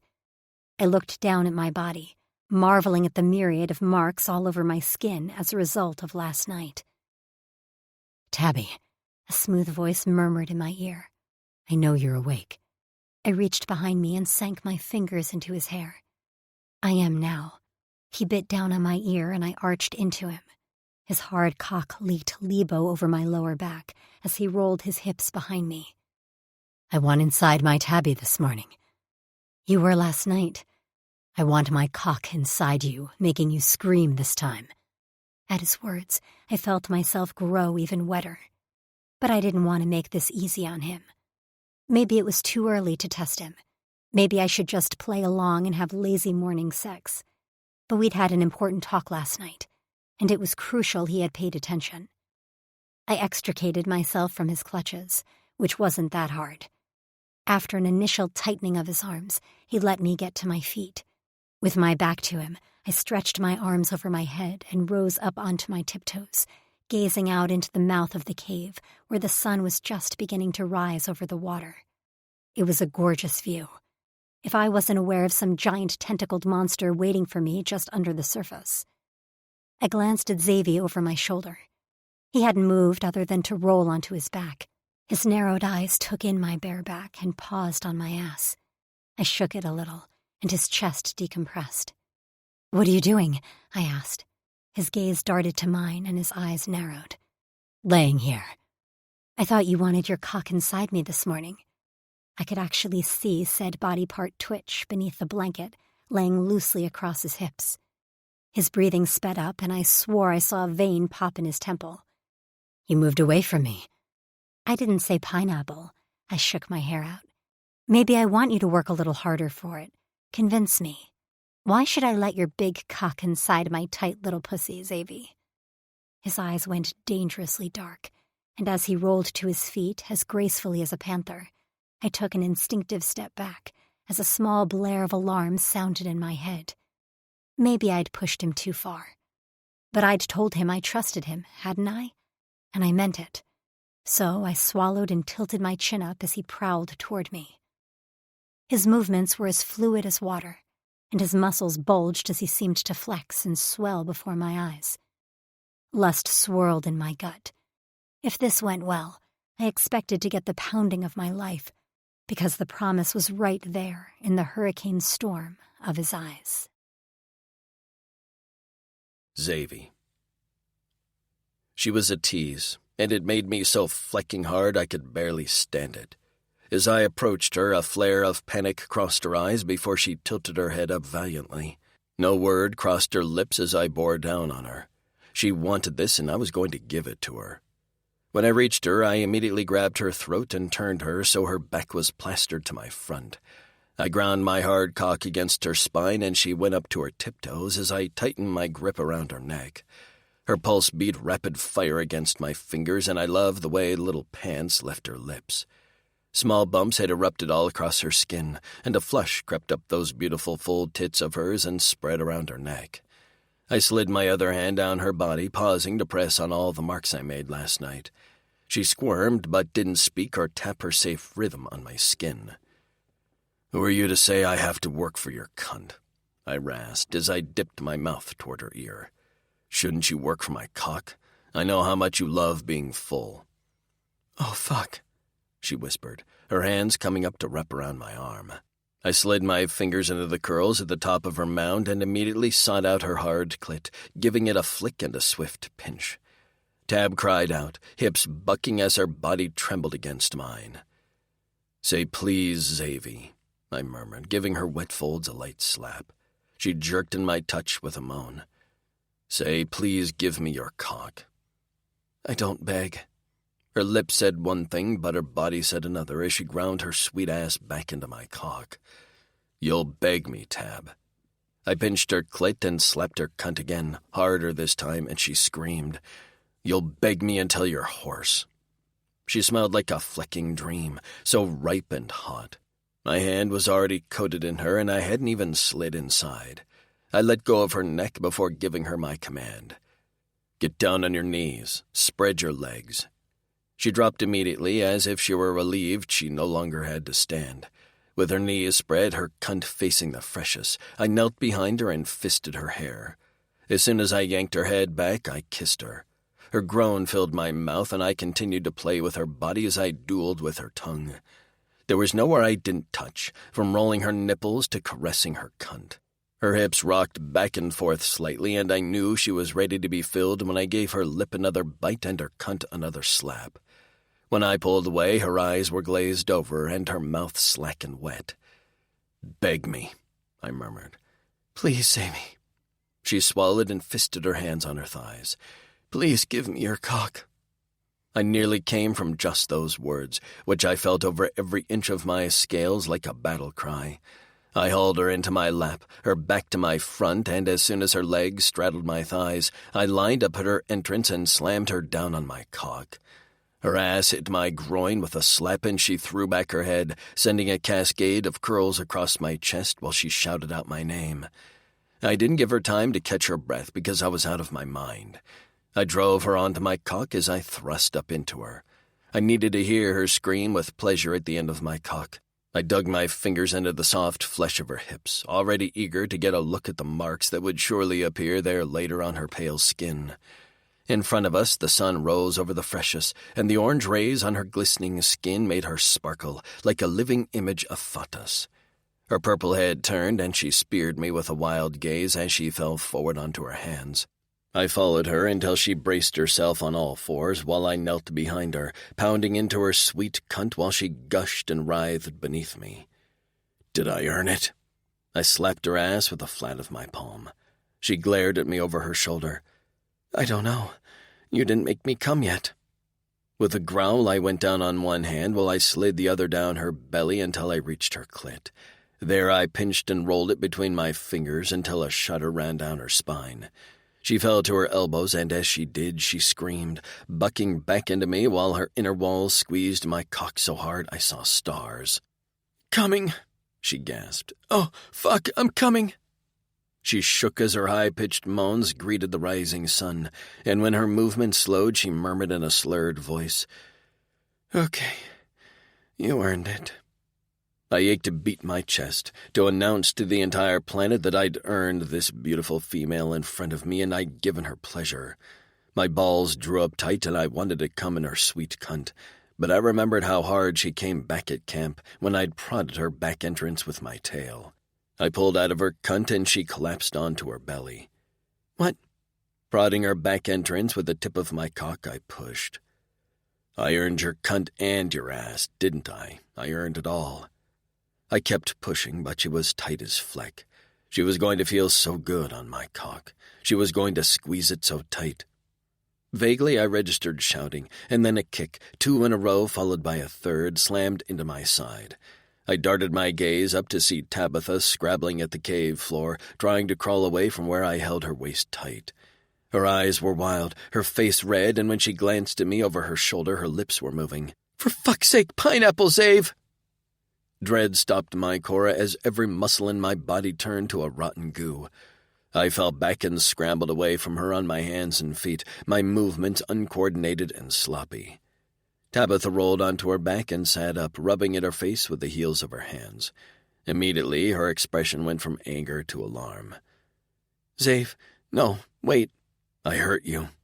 I huddled in a dark patch at the back of the cave and dropped my head in my hands. "Oh, Fatus, I knew this would happen. I knew it, and still I touched you, because I'm selfish. Hey. Her feet padded toward me, and then her soft hands combed through my hair and rubbed the back of my head.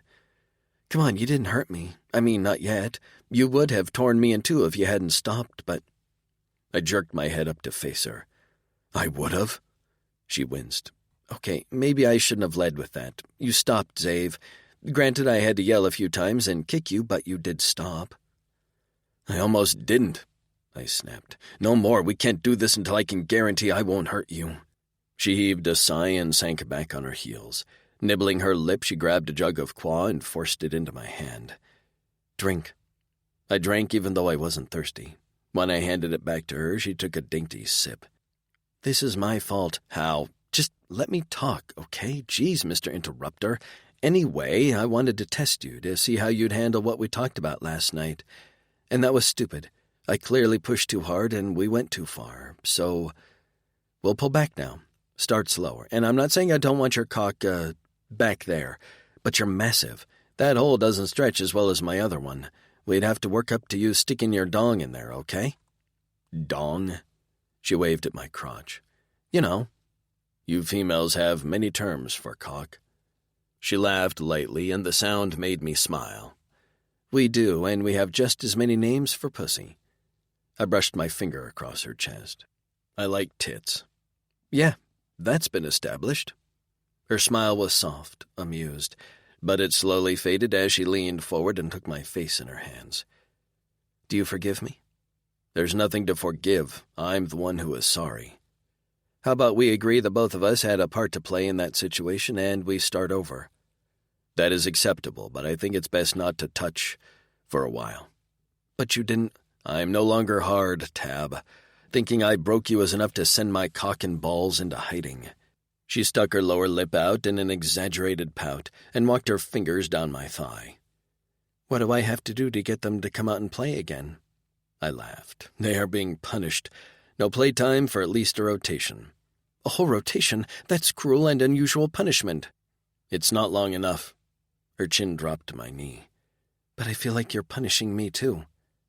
I drew her up into my lap, and while the feel of her naked body comforted me, my cock remained soft, as it should, the sick fleck. She came willingly, her skin soft under my palms, and her muscles pliant as I ran my hands up and down her back. Her fingers rubbed my shoulders, and I let my head fall back to thunk on the cave wall. Closing my eyes, I relished the feel of her in my arms. We stayed like that for a while until her soft voice broke through the silence. "Are you okay?" I nodded and lowered my head to look at her. "Just enjoying holding you. This may be one of the last places we feel safe for a while."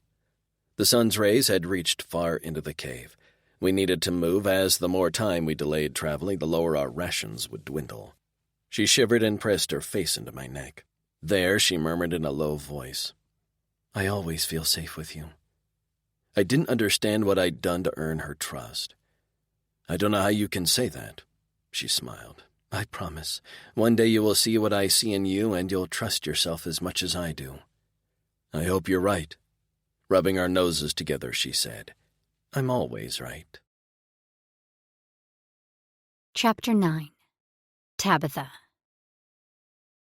The no-shoe thing was a problem. Despite the toughness of my soles, I wasn't prepared to go rock climbing and hiking in undeveloped terrain.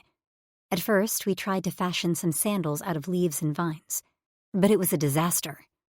So I traveled on Xavier's back like a little kid. I resented it at first, but I also was very aware that the pace Xavier kept was blistering. I never would have been able to keep up in $300 hiking boots, let alone bare feet and a dress. At least I'd gotten my panties back, which Xavier had sheepishly pulled from his pocket to hand to me. Leaving our cave was bittersweet. I'd come to like that little place in the few hours we'd been there. When we exited the cave, Xavier had to scale a steep cliff with me clinging to his back. Fortunately, it was slanted slightly, and he could half walk, half crawl, but I still expected us to plummet to our deaths any moment. Xavier, being Xavier, seemed to enjoy the thrill, telling me excitedly about a time he hiked a cliff face with Sax while fighting a Rhizar pack. He spoke as if it was just another day, a fun little adventure, which had resulted in 12 Rhizar deaths and Sax with a spear sticking out of his thigh. Xavier laughed, recalling Sax's limp on their way back to camp. These Dricks had weird senses of humor. We reached the top, and I was able to study this continent's land for the first time. Jasper, the continent where the Dricks and Aldani made their home, was more of a deciduous forest with streams, lakes, and vines. Here, the humidity hung in the air like a thick blanket, making it hard for me to catch my breath. My dress and hair clung to my damp skin, and I would have given anything for a proper bath. We'd used some qua from the sea to clean up before we left the cave, but that had long since evaporated on my skin, leaving behind a gritty, salty texture. Of course, Xavier was fine. The Dricks didn't sweat. As far as I could tell, their scales would lift slightly to cool their body temperature. They always seemed fascinated by our damp skin. His hair was coated with a thin oil, so it repelled all water, leaving him looking like he'd just stepped off a galaxy runway. I didn't even want to know what I looked like. A wet cat, probably. Not that it mattered. I would be perfectly happy if these Kaluma thought I was some gross creature and left me alone. I could only hope. "So tell me all you know about these Kaluma," I said as Xavier trudged through the dense jungle-like underbrush, slashing at massive dripping leaves with his forearm machetes. Occasionally he pulled out a piece of paper with handwritten scribbles on it, which he said was Nero's directions. He constantly consulted the direction of the sun to be sure we were heading the right way. "I don't know much, only what Shep told us, and that wasn't a whole lot." "Well, what do they look like?" "Scale's the color of bronze, but they can change colors to blend into their surroundings. I suspect they will see us before we see them. Fleck, they might even know we're here already." "Great," I muttered. "The Aldani haven't messed with them, as far as we know, because they're extremely hard to defeat in battle. They're territorial, isolated, and prefer to stay that way. So all signs point to them being very unhappy with our presence." He hesitated before answering. "Correct. This was not a mission I was expected to return from." "Wait, what?" I smacked his chest and hiked myself higher on his back. I awkwardly grabbed a horn and wrenched his head to face me. "Ouch," he protested. "Explain." "I thought I made this clear already." He scowled at me and shook his head, but I hung onto his horn in a death grip. "We never expected them to say yes, or even give me a chance to explain. But their abilities are worth the risk." "No, they're not," I exclaimed. "Nothing is worth the risk of you losing your life to beg some hermit people for help." "It is to us, to our future." I let go of his horn with a shove and seethed from my position on his back. "This is ridiculous. Well, I'm going to give them the what for. They're not killing you or me, and if they won't help us fight the Aldani, they can help us get home at the very least." He snorted. "You think they'll listen to you?" I smirked, even though he couldn't see my face. "Hey, I can be persuasive." "So can I, Tabby. Maybe together we can manage to pull this off." He slapped at a low-hanging vine. "Never thought I'd say that. I'd resigned myself to going at this alone. And as much as I'm fearful for your safety, I can't say I don't want you here. Your presence gives me more to fight for." "Zave," I murmured as warmth spread to my numb limbs. "I'm glad I'm here. I'd rather be with you than back at the camp worrying myself to death that you wouldn't return. So, whatever we face here, we face together, as a team." As a team, he echoed. I readjusted the pack on my back and rested my chin on his shoulder as we continued on. There were more insects here, small little gnat-like things, and many-legged centipede-like crawlies who hid as soon as they heard us. We weren't quiet. There wasn't much of a way to be quiet. Twigs snapped and leaves shook. There was no nice little path carved into this jungle. It was just us, hacking our way through like 18th century explorers. We walked until the sun began to set, and only then did Xavier decide it was time to rest. Under the cover of a massive tree in a well-shaded area, we ate a measly portion of the food we had, which was slowly dwindling. Xavier refilled our quad jugs with some rainfall that had gathered on the leaves. After that, he directed me onto his back again. I wasn't sure why, as I thought we were finished walking for the day, until he turned to a massive trunk and with his claws unsheathed, climbed with the swiftness of a bear. When we reached a fork in the branches, he tested the weight and grunted with contentment. A few months ago, I was in my 5th year of college. I'd changed my major about 4 times, going to frat parties and trying to finish my degree. Now I was in a tree sitting on the lap of a massive blue alien who I was somehow falling in love with. Or maybe I'd been in love with him long before this. Either way, we were high enough in the tree we could gaze out at the jungle below. I'd asked Xavier why we were resting for the night in a tree, and he explained our position here was easier to defend, and we were less likely to be ambushed. I accepted that answer. The waning moon didn't offer much light, but we didn't really need it. Xavier held me in his arms, my back to his front, as a steady vibration rumbled from his chest. Prushing, the Drix called it, and the act was like a massage and white noise machine all in one. It soothed me to my very bones, and I leaned my head back against his shoulder. I was physically exhausted, but my mind raced. I don't know the exact location of their camp, Xavier murmured softly as he nuzzled my hair, but we should reach it sometime tomorrow. I expect they will make themselves known as soon as we enter their territory. Dread pressed on my shoulders like a yokel. Are you scared? He went still and silent for a moment before he resumed his nuzzling and prushing. I'm worried for you. Not yourself? No, not myself. I came to terms with the reason for this mission. I've spent most of today wondering if I was making the wrong decision. If we should try to find another way home. I don't know if this is right, but I can't think of any other way to get you home. I don't know this continent well enough to keep you safe for that long. I want to keep going to the Kaluma, I said. No matter how scared I am. That's your mission, and I won't let my presence deter you from it. His lips pressed against my temple as he said with awe, My determined female. I snorted into the dark. On Earth, the only things I seemed determined about were partying and wasting credits. His arms tightened around me. Tell me about Earth, Tab. Earth, Tab, was not focused. I didn't have goals, which explained why I changed my major so much. What's a major? I tried to explain college the best I could, and he got the general idea, since the Drixonians had career tracks as well. Except theirs were determined at a young age through aptitude tests. My parents kept telling me to grow up, that one day I was going to have to realize the world isn't all fun and games. I laughed wistfully. Ah, if only they knew I had to travel to another galaxy to wise up. I was like that, he said. I wanted to pilot a cruiser because I wanted the status. I wanted to show off my accomplished missions badges to all the females. Before the virus, we hadn't had a credible outside threat for a long time. We'd all grown complacent. My parents said the same thing as yours, that one day I'd get a mission that meant something, and it wouldn't be about the recognition, but the mission itself. Like this one? I whispered. His fingers dug into my hip. Like this one. They'd be proud to see you now. I was a problem, Chit, always mouthing off and getting into trouble. No, you? I gasped in mock surprise. He chuckled. What about baby Tab? I was cute and loved rainbows and unicorns, but I also loved to play in the mud with boys and said colorful accessories. My parents didn't know what to do with me then, and they didn't know what to do with me at 22 either. You were brave, Tab. You stood up to me. You're honest and good. You're like a beacon of light in our clavas. Everyone wants to be around you. You make us all remember what to fight for."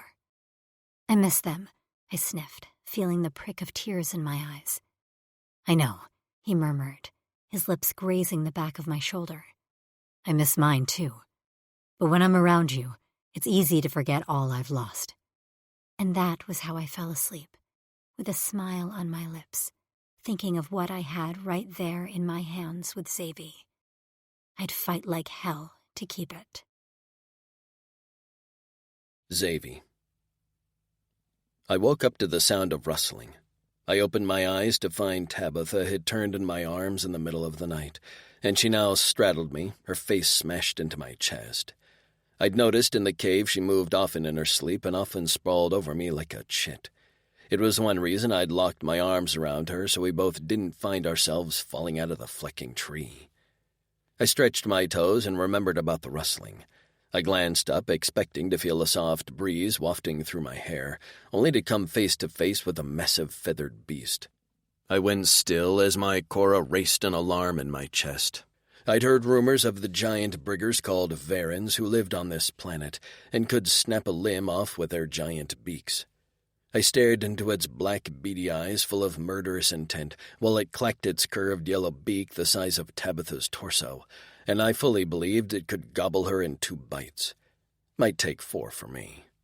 For a moment we sized each other up. The Varens probably assessed which part of my body he could peck off first and ingest, while I examined its body for weak points. That was always what I searched for first whenever I took on an enemy. Everything had a weakness. Mine happened to be the sleeping bundle in my arms. The Varens were covered in a thick pelt of oily feathers that glistened a blue-black in the morning sun. It had 3 feet, 2 in the back and a large in front, covered in a scaly skin and topped with razor-sharp claws. The front foot was larger, the claws longer, and had an extra spur in the back. I'd climbed this tree to get away from as many predators as possible, but I hadn't accounted for this. The Varens blinked at me and lifted its front foot as if to take a step toward me. I stiffened, and Tabitha took that time to wake up. She rubbed her face in my chest, smacking her lips before pushing her hair out of her face. I didn't dare lower my gaze to look at her, as the Varens had taken its focus off of me and landed it on her. "Don't move," I said softly. "What?" Her voice was groggy, and she rubbed her eyes. Before I could stop her, she turned her head, froze when she caught sight of the Varens, and then opened up her mouth to let out an ear-splitting scream. The jungle erupted at the sound. The Varens threw back its head and let out a series of whooping calls as it flapped its wings aggressively. Somewhere in the distance, other Varens answered. Animals in the underbrush below us skittered away, probably seeking to hide at the sound of what I could only assume was a Varen's hunting call. We were the prey. Tabitha shot her arms over her head and waved her hands at the massive animal. "Shoo!" she shouted. "Go away, fucking vulture!" I was already dragging her away as she taunted the animal that definitely wanted to eat us along with its friends. I didn't bother climbing down the tree. There wasn't time. With Tabitha in my arms, still screeching at the bird, I leapt from branch to branch. Crashing sounds from above us let me know the Varens was descending, slamming into leaves and tree parts with its giant wings. Dozens of whooping calls sounded around us, and I knew it was only a matter of time before a flock descended on us. I could fight one Varens, but a whole group? I'd be flagged. I risked a glance up the tree and found another Varens had joined our initial enemy, and they bore down on us, beaks open and snapping as they sought a fresh flesh breakfast. I'd climbed high on purpose, attempting to keep us safe from ground predators, so it was a long way down. My heel glanced off one of the last branches, and I knew in an instant when I couldn't grab purchase we were going to be going down. Fast. I wrapped my arms around Tabitha and curled into a ball around her huddled form. The sense of free falling was disorienting, especially as leaves smacked me on the way down. A nearby branch slashed into my arm and pain streaked up my shoulder. We hit the ground on a slope and tumbled until we came to a stop at the bottom of a ravine. Varens circled overhead, screaming out their frustrations at being unable to penetrate the dense jungle underbrush to get to us. Their wingspan was too wide, and they'd be rendered flightless down here. Tabitha groaned beneath me, but I didn't have time to assess her injuries because the two Varens chasing us were either starving or had a death wish. They hit the ground in a flurry of claws and feathers and stalked toward us. I was backed up against a small hill, unable to flee fast on foot. I couldn't turn my back to them and climb, so I shoved Tabitha behind me and unleashed my machetes. "Come on," I beckoned with my fingers. "Just a little closer, brigger brains." The smaller of the two came at me first, kicking out with his clawed feet and spurs. I slashed at his feet, severing his front foot, and he screamed an eerie sound that nearly made me cower and cover my ears. Yellow blood spurted from his leg, and he hopped around on his back 2 feet, screaming and clicking his beak in pain. I took advantage, slamming my tail into its body. When it tipped over, I was already on it, slicing my machetes into his neck. Finally, that blasted noise stopped as the Varens quit breathing. Couldn't do that with its head severed from its body. I stepped back, flinging dripping blood off my hand to find the other Varens stalking Tabitha. She held a big stick in her hand, and she jabbed it at the beast. Instead of fear, she glared in anger, snapping her blunt teeth back at it. I almost laughed, but there was no time to waste. While the Varens was distracted by Tabitha, I walked up behind it and twisted its head off its body. Blood spurted and Tab dropped her stick. "Fucking gross, Zave!" she screeched, and this time I actually did laugh. She whirled on me with fire in her eyes. "Now I'm covered in ostrich goo." "Ostrich?" She gestured to the Varens. "It looks a bit like an earth ostrich, if an ostrich was a bloodthirsty 3-legged demon who could fly." I reached for her. "You okay? That was a bit of a fall." She blew out a breath and pushed her hair out of her eyes. "I'm sure I'll be covered in bruises by sundown, but for now I'm alive and so are you. That's all that matters." Well, I brandished a hand at the dead bodies. The severed foot was still twitching. "Ready for breakfast? Because we're having them." She blinked at me. "What?" "They're Varens, and I don't know what they taste like, but we're about to find out." She wrinkled her nose and then shrugged. "Whatever. I'm hungry. Maybe it'll taste like chicken." I didn't know what this chicken tasted like, but I hoped she liked it. After cleaning up in a nearby stream, I made a small fire. Skinning the Varens proved harder than I anticipated. They didn't have much meat, and their bones were light and hollow. Tab told me that was normal for birds. I managed to find some decent cuts and cook them up. Tab pronounced it didn't taste like chicken at all, but that she liked it. I was so hungry I barely chewed. Flavor was the last thing on my mind. As much as I liked a good fight, I didn't feel confident in these new surroundings. I hated not knowing what was to come, and the unknown that awaited us, which could be dangerous for Tabitha, put me in a sour mood. Tabitha picked up a Varen's feather and tucked it behind her ear. She preened, batting her eyelashes at me. "How does it look? I always did love a good accessory." And just like that, my mood lifted. No matter what life threw at my Tab, she found something to smile about. Her grin was contagious. "You look beautiful as always, Tab." Her grin widened and she gave me a peck on the nose. "You're so sweet." I repositioned the feather over her ear so it didn't fall out. "I want to be when I'm with you." "Sweet in the streets, rough in the sheets. That's my Zavy." I blinked at her. "I don't know what that means." She giggled. "It means you're sweet to me in everyday life, like this. But in the furs you can be as rough as you want, best of both worlds." I gripped her chin. "I still can't believe you haven't run from me yet." Her eyes sparkled. "You'll have to chase me off of you with a stick." Rubbing my nose with hers, I laughed. Never. After burying the Varen's carcasses and doing our best to erase the evidence of our presence, I pulled a transplant updater out of the pack. I meant to do this sooner. Nero downloaded the Kaluma language onto here. I held it up to my ear and felt the slight sting of heat as the updater uploaded the language to my implant.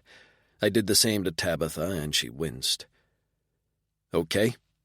She nodded and gave me a brave smile. After that, I hauled her onto my back, and we kept going. The closer we got to what I thought were the boundaries of the Kaluma's land, the more I grew anxious. I tried not to let it show to Tabitha, but I could tell she was feeling the same. "What was your life like on Corin?" she asked softly. "Do you remember?" "I was an only chit. My dad was a warship captain, and that was what he wanted me to be, but all chit, male and female, get aptitude tests at an early age. I tested as a hand-to-hand fighter and a cruiser pilot. He was disappointed. I told him I didn't want to command a flecking warship anyway. We fought.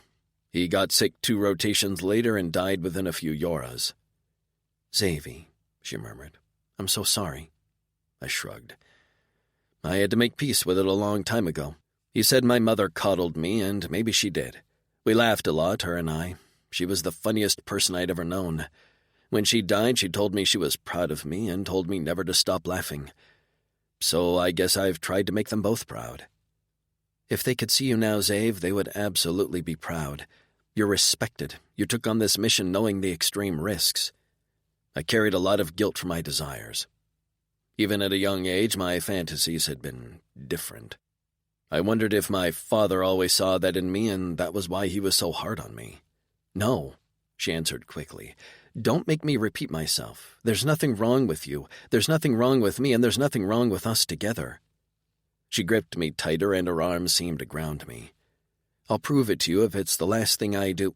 Her words cut off on a scream as she was wrenched off my back. "Tab!" I shouted and whirled around, only to be struck in the back of the knees with a hard blow.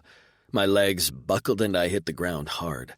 I turned my head and lashed out with my machetes, but there was nothing there. Nothing. Tabitha was suspended in midair, but something was holding her because she struggled and kicked, screaming my name. I stumbled to my feet but didn't get far as pain exploded in the side of my head. The world went upside down for a moment as I found myself spitting out dirt and leaves on my hands and knees. "Fleck!" I blinked and shook my head, but my vision swam as my skull felt like it had been tossed against a cliff. Tabitha was still screaming. "Let her go!" I growled. A voice answered me, a low rumble that came from somewhere above me. "I don't think we will." I lifted my head, and 1 minute the ground before me was empty, and in the next moment a series of subtle clicks reached my ears. One by one, scales flipped to reveal a massive bronze creature, standing taller than me, with long white hair down to the small of his back, and a swirl of white tattoos covering his neck and chest. The sides of his head were shaved, and matching tattoos covered his scalp. A row of small barbs began at each side of his neck and extended out, increasing in size to large spikes jutting out from each shoulder. He wore only a pair of pants in a unique silver material. He studied me with glowing blue eyes while swinging a club in his clawed hand. "Kaluma," I whispered. He smiled, revealing sharp, pointed teeth. "Drix," he hissed. I held my hands up, palms out. "I'm sorry for trespassing. I mean no harm. I seek an audience with your Pardux." He continued to swing that club and only glanced once at Tabitha, who had fallen silent. More clicks followed, and soon we were surrounded by over a dozen Kaluma. One of the largest held Tabitha in his massive fists. Her chest heaved and her eyes were wild, but she'd ceased struggling. Finally, the head Kaluma gestured to another behind him. "Bring them." I exhaled, but my relief was short-lived. A massive Kaluma approached me, a club in his hand. I realized what he was about to do a split second too late. The club slammed into my head, Tabitha screamed, and everything went black. Chapter 10. Tabitha. I opened my eyes with a jerk, sitting up so fast my head spun with dizziness. Groaning, I prodded my temple and winced as my fingers pressed on a sore spot. When I pulled my hand away, flakes of dried blood fell from under my nails. Now I remembered. That Kaluma swinging a club like a baseball bat right into Xavi's head, his lifeless body hitting the ground, me screaming, and then an explosion of pain. Seemed they'd clubbed me too. I glanced around to gather my bearings. My vision was a little blurry, but I could make out greenish walls surrounding me in a cylinder. At least I wasn't tied up. The ground I lay on had an odd springy texture. Something brushed along the back of my thigh, and I squeaked as I whirled to find out what touched me. All around me, like a massive mosquito net, hung thick tendrils of leafy vines, so dense I couldn't see through them. I glanced up to see a spoke-like wheel above me, which spread the vines out to create a type of living tent. I shivered. the air cool as I took in the rest of my surroundings. My vision had begun to clear up, and I could see I was in some sort of living space. Across from me was a massive pile of fabric and leaves, which I could only assume was a bed. A few chairs were scattered around the area, as well as crates of material that seemed to be clothes. A table stood nearby, with a few cups and bowls on top. The center of the floor was covered in a leaf-woven mat that was remarkably clean. What I didn't see was Xavi. I stood up, but my head throbbed, and I had trouble focusing my vision. I had to have a concussion, and who knew how long I was out? Long enough for the Kaluma to drag me here. But that didn't matter right now. I had to get to Xavi. I was still alive, and I could only hope that meant he was too. Just then, several vines separated, and two figures walked inside. I took a step back, eyeing them. They looked to be females, as they each wore slashes of white material which wrapped around the backs of their necks like scarves and hung down the front of their bodies to cover their full breasts. The ends were tucked into long belted skirts of the same material. Their hair was white, like the males I'd seen, and they each wore carved ornate necklaces around their necks and upper chests made of an iridescent white stone that reminded me of mother of pearl. Instead of the shoulder spikes of their male counterparts, they only had small nubs. They were gorgeous, with high cheekbones and golden bronze scales. Their eyes were their most unique feature, a bright blue that seemed to glow from within. They were taller than me, maybe 5'10" to my 5'5". They also looked a little terrified of me. Well, the feeling was mutual. Despite them being unnaturally attractive, my head still spun from the damage their men had done to me. The one with shorter hair seemed to be younger. Her face had less lines, and she studied me like I was a museum exhibit. She held fabric draped across her two open palms, and she eyed me before turning to her companion. "Has Varnex seen her? She's pale and small. What could he want with this creature?" The other one sighed. "You know Varnex. He wants to collect anything unique." Hi," I waved. "I can understand you." Both stared at me, and then the one with the fabric dropped it and opened her lips. A split second of a scream got out before the older one clamped her hand over her mouth to muffle the sound. "Gerla, go get Sheriff." She took her hand away with a pointed look. Gerla's eyes took up nearly the entire top half of her face. "But Wensla, Bosa said—" "I know what he said, and I don't care. Go get Sheriff." Gerla nodded, and with one last look at me, took off like a shot, her skirt billowing behind her. Then it was just me and Wensla, facing off against each other. I had zero idea how to fight, but I readied myself in case I had to slap a bitch or pull some hair. Maybe she saw something in my eyes because she held up her hands. "I won't hurt you." I pointed at my head. "Well, I don't really trust anything any of you say. And how can you understand me?" She picked up the cloth Gerla had dropped and brushed off some debris with a sigh. "There isn't anything that happens on this planet that Varnex doesn't know about. He knew the moment the Ragul delivered you humans, and Varnex ensured we would be able to communicate." I eyed the opening directly behind her. "Well, that's great, but all I care about is Xavi." She cocked her head. "Xavi?" "The Drixonian I was with." I swallowed and remembered our plan. "My mate." It was her turn for her eyes to go wide. "Your mate?" Her gaze skittered over my body. "But where is your mating collar?" She brushed her fingers over her necklace. "Collar? What? No, I don't wear a collar. But he's my mate."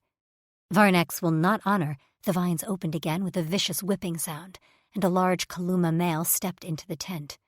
And by large, I meant massive.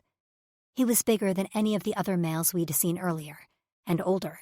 Built like a world's strongest man competitor, his barreled chest expanded as he filled the room with a presence that was nearly suffocating.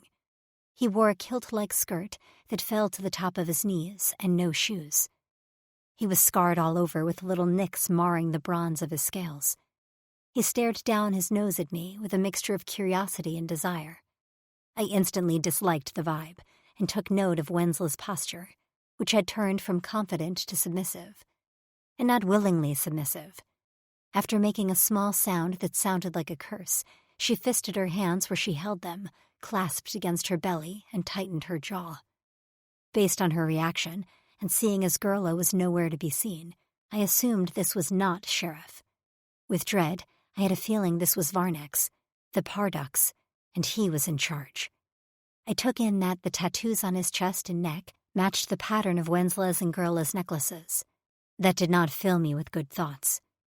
The blue of his eyes was less bright, covered in a thin, milky sheen, which sent an eerie shiver down my spine as he stepped into my space.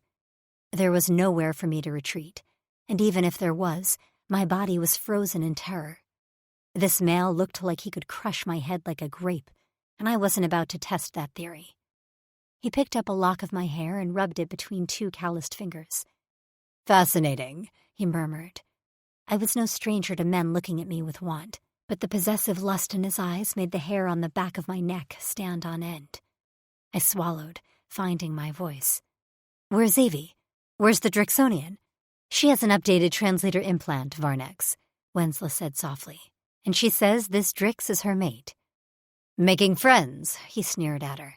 She ducked her head like a kicked puppy, and a ball of dread tumbled down my throat, choking me. "I'm sorry, Leave us." No, I absolutely did not want to be alone with this guy. "Where's Avi?" I demanded, louder this time. "I need to see him. You can't keep me from my mate." He scoffed. "He's not your mate." "Is he alive?" I darted my gaze to Wensla, who had parted the vines with one hand to leave. At my question, she paused and glanced at me over her shoulder.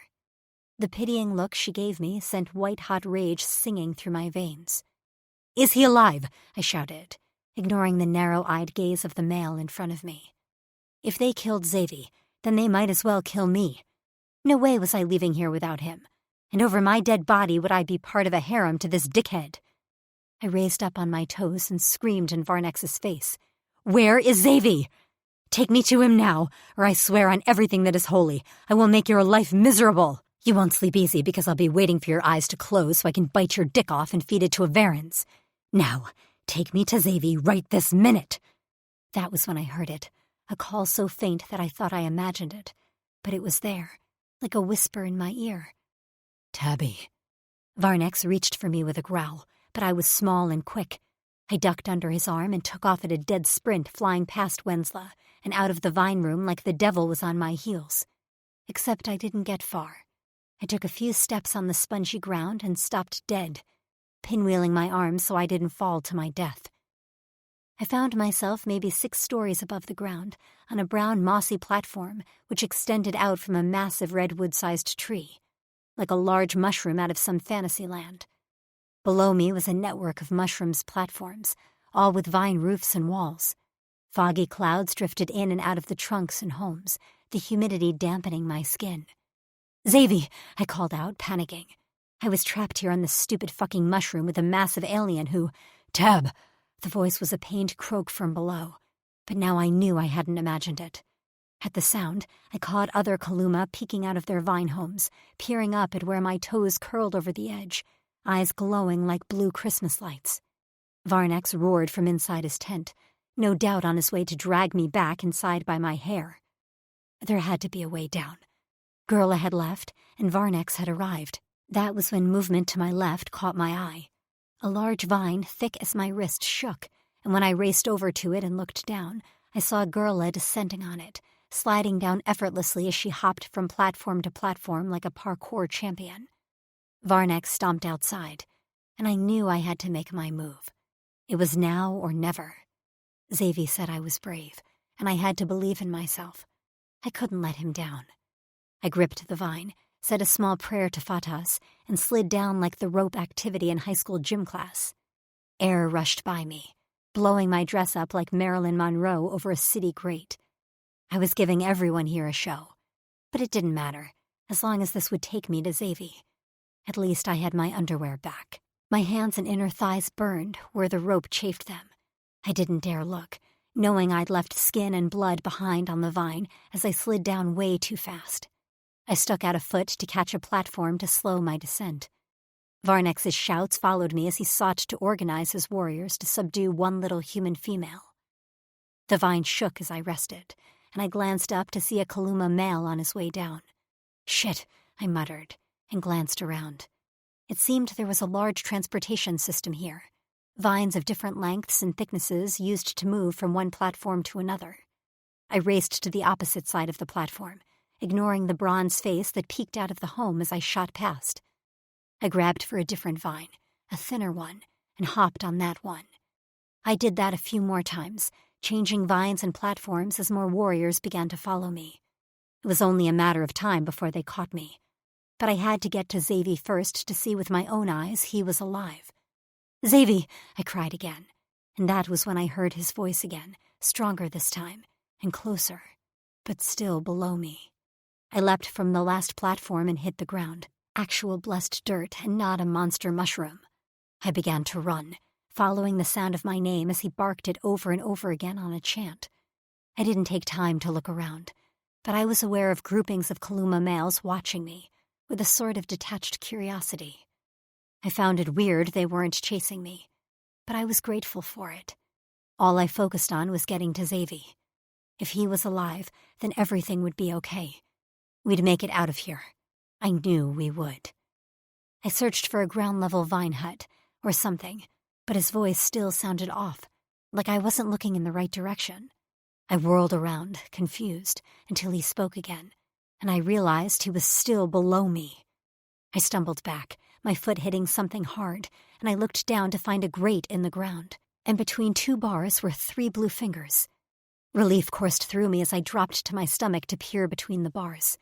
Stuffed in a hole that wasn't large enough for him to lay down, Xavi sat huddled with his knees to his chest. But that wasn't the worst of it. He was beat to shit. Black blood coated the entire side of his face, and his one eye was swollen shut.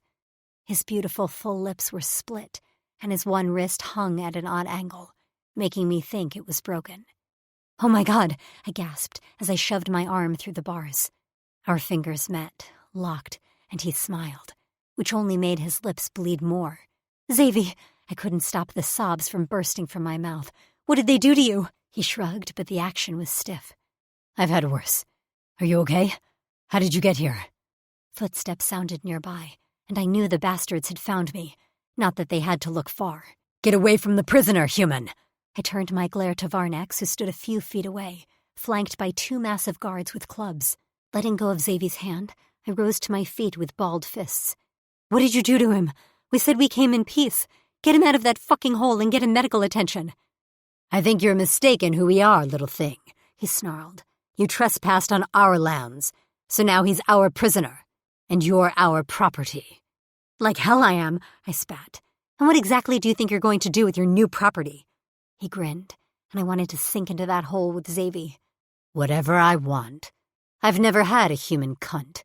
Growls and roars rose up from Xavi's hole as he banged on the bars. "Touch her and I'll strip your skin from your bones. She's mine, my mate." "She has no marks. She's unclaimed." Varnex cocked his head. "But not for long." He tipped his head to a Kaluma behind him. "Bring her back. She needs to get used to her new home." "No fucking way." I put up my fists, like that was going to do anything. Xavi roared and beat the bars of his prison, but that didn't do a damn thing as 2 Kalumas gripped my arms in their massive fists and began dragging me away. My bravado all but gone, I dug in my heels, pleading and crying. They'd managed to drag me a few feet away when a figure slid down a nearby vine and hit the ground on a thud. A deep voice boomed over the cacophony. "What's this about, Varnex?" A large Kaluma stepped into our path. He was alone, except I noticed a few Kaluma stood slightly behind him, but off to the side, as if ready to step in when needed. Gerla also stood in the shadows, huddled with Wensla and a few other females. I wondered if this was the sheriff she'd been sent to find. He wore a pair of pants, gray boots, and no shirt. His hair hung down to the middle of his back, a few braids scattered amongst the shining white locks. Like the women, he had high cheekbones and big round eyes. While Varnex had a massive overpowering presence, Sheriff possessed more of a quiet intensity. His white tattoos swirled across his chest and rose up his neck like flames. When he moved, they almost seemed to flicker. His clear, bright blue eyes were intelligent, assessing, although he always kept Varnex in his sights. I sensed tension between the two, and I tried to calm my racing heart to pay attention. "I'm not required to fill you in on my activities." Varnex crossed his arms over his massive chest. Sheriff didn't snap back. He only nodded in acknowledgement. I didn't say you were. I'm asking. These two were found within our borders. Hostile? Any Drixonian presence is hostile. That's not true, I shouted. He told your men we come in peace. We wanted to talk. Talk about what? Sheriff asked. I'm not interested in talking, Varnex spoke, but he was looking at Sheriff when he said it. Do you intend to claim her? Sheriff asked. She's my property. She's my mate, Xavier roared from his hole. I whirled around to see his head spikes sticking up through the bars of his cage as his tail slapped angrily on the edges. Varnex ignored the racket. She has no marks. Sheriff's eyes narrowed. Varnex, if she's mated, you cannot. I can do what I want on my land, Varnex shouted, his voice booming so loudly the very ground seemed to shake. A few women whimpered, cowering against each other, and I got the sense that good things never followed Varnex's anger. I didn't know whether to weep or fight. Sheriff's jaw ticked, and that was the only emotion I'd seen him show so far. He did not cower in the crushing waves of Varnex's anger. We still have honor, father. I sucked in a breath. These two were father and son? There seemed to be no love lost between them. Varnex's eyes blazed. Watch yourself, son. He spat the last word into the dirt like poison. But Sheriff didn't back down.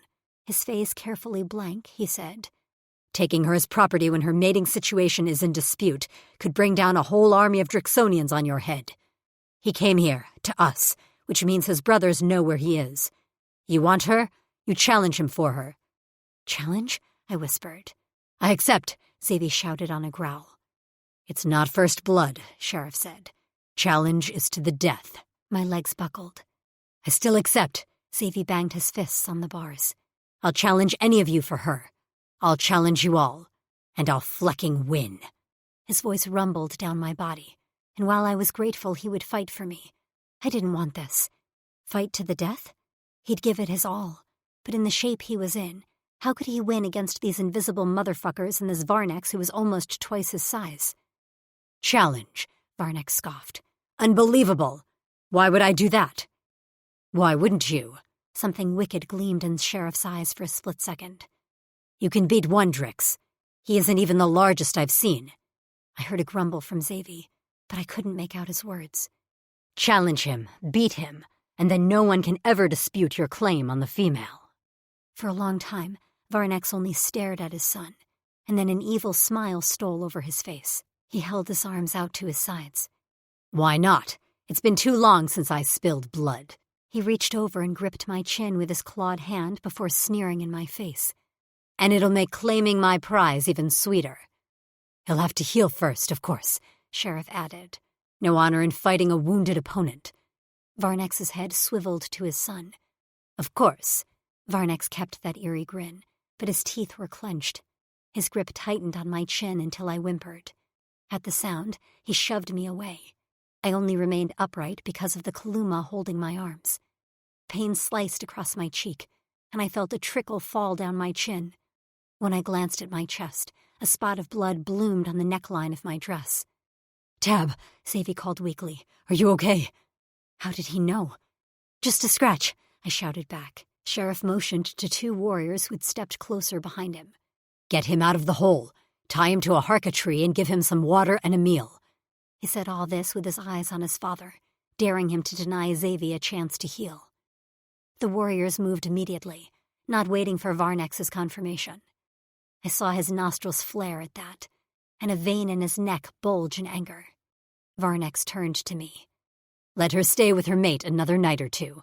Let's see how long she lasts sleeping out here with her beloved before she's begging to join me. I'd rather be eaten alive by fire ants and have my eyeballs pecked out by ravens than let you touch me. I lunged at him, but arms held me back. He gave me a curious look before huffing a derisive laugh. I'll enjoy breaking that spirit of yours, human. He stalked off, knocking his shoulder into Sheriff's as he passed. His son didn't even stumble as he planted his feet, crossed his arms, and waited for his orders to be carried out. Chapter 11. Xavier. I was surprised I still lived. Two things kept me alive while I'd been beaten near to death: Tab and my mission. 2 bronze hands unlocked the barred lid over my head and hauled me out of a stone-walled box. They weren't gentle, not that I expected them to be, and they dumped me on the ground unceremoniously. Unable to catch myself properly with my flecked-up wrist, I hit face first and got a mouthful of dirt. "Hey!" Tabitha cried from somewhere behind me. A scuffling sound followed. "It wouldn't kill you to be gentle with him, assholes." I liked her insults. I didn't understand them all, but she spit them with venom. I imagined she could be calling them something mundane like finger, and it would still sound like she wanted to slice their heads off. The thought made me smile, and my lips were still stretched in place when a Kaluma hauled me to my feet. He eyed me warily. "What do you have to smile about?" I blinked at him with my one good eye. "You'd smile too if you were lucky enough to have a mate like her." Surprise flickered in his eyes as he glanced at Tabitha. When he turned back to me, his expression was guarded. "I imagine I would," he said under his breath. His touch gentled as he marched me over to a large tree. I stumbled along after him. "There are females here." I'd seen a few while they were clubbing the life out of me in the middle of their settlement. "None interested in your ugly face?" His expression turned stormy, and he shoved me roughly to the ground so that my head slammed into the trunk of the tree with a thud. "You talk too much," he growled. I would have shrugged if I had the energy. "Not the first person to tell me that." I rolled to a sitting position, my back against the trunk, as hands tugged at my body, rearranging me. Bare feet and legs entered my limited vision, and I tried to reach for her, only to find my one hand already bound to the tree with a shackle. I tugged on it, but the metal links were strong. Maybe at my full strength I could break them, but not with my ribs screaming like this. My brave, beautiful Tabby collapsed at my side, her hands immediately gripping my face. I couldn't hold back the groan as she rubbed her thumb over a sore spot on my jaw. I was sure there were a few cracked bones in my face. "Zafe," she murmured, tears streaming down her dirty face. "Oh God, I'm so sorry." I shook my head, trying to reassure her. "Not your fault. I knew this would happen." "That they'd nearly kill you?" "For trespassing? Yeah. My only hope was they wouldn't kill me, and since I'm not dead yet, I consider that a win." "Crazy Drix," she muttered. She looked over her shoulder, and I only just now realized that Sheriff stood behind us with 2 of his warriors. He still wore that weird, blank expression of his. "Can I have something to clean his wounds with?" she asked him. "Wensla is bringing them." His gaze stuck on where Tab held my face in her hands. I ran my hand up her arm, and his eyes darted there. Held. His chest expanded before he exhaled with a rough breath. There was something weird going on here, and I was going to find out what it was right after I ripped the flecking head from that Pardux's body. I knew I had to observe, be alert, but my head swam and my body ached. I needed to rest first, eat and drink, and then I'd plot how the fleck I was going to beat an opponent who could turn invisible. A group of about 5 Kaluma females approached us, each carrying supplies. I didn't trust them because I didn't trust anyone in this place. The one leading the pack, who looked to be the oldest, placed a bin of cloudy qua and a rag near Tabitha's feet. My mate immediately dipped the rag in the qua before hesitating. "Why isn't it clear?" The female glanced behind her where Sheriff stood. He gave her a brief nod before she answered, "It's a cleaning solution, but Varnex wouldn't approve, so please dump it when you're finished. Don't drink it either." She beckoned another female closer, who nearly tripped over her own feet in a rush to place several jugs of qua nearby. "Drink those." More females came forward with food, a few furs, and some stacks of fabric. Tabitha placed her hand on the older female's arm and squeezed. "Thank you, Wensla." She nodded, and her gaze drifted to me to study my injuries. "Varnex said you have 2 sundowns to heal, no more. The fight will occur at sundown on the 3rd day." I nodded. "That's enough time." "Enough time?" Tabitha squeaked. "Your wrist looks broken." I grabbed a strip of fabric and began to wrap it around said wrist. "It'll heal, Tab." "But—" I looked her in the eye, not wanting anyone to know that I would not, in fact, heal in time, but I couldn't let anyone know I'd have weaknesses. "I'll be fine." Her mouth clacked shut and her eyes flared with protest.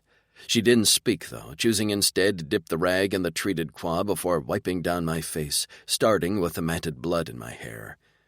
I watched the other females, finding it curious they all wore necklaces in the same pattern of Varnex's chest tattoos. They huddled together in a group, whispering quietly together, but there was no interaction between them and the other Kaluma males. Every male here had varying patterns of tattoos. Why did all the females' necklaces match only Varnex's? For the first time, I was able to get a good look at the settlement. A group of harka trees rose high into the sky, and vine domiciles rested on fungus platforms. I saw a few warriors swinging on vines as they made their way down to the ground. In the distance, I could see a dirty arena where some warriors were training. Nearby was a fenced-off space that looked like a garden for crops. I searched for couples walking around the settlement, anything indicating family units, but I heard no chits squawking and heard no laughter. Nero and Tark had warned me they treated their females differently, but this seemed way off.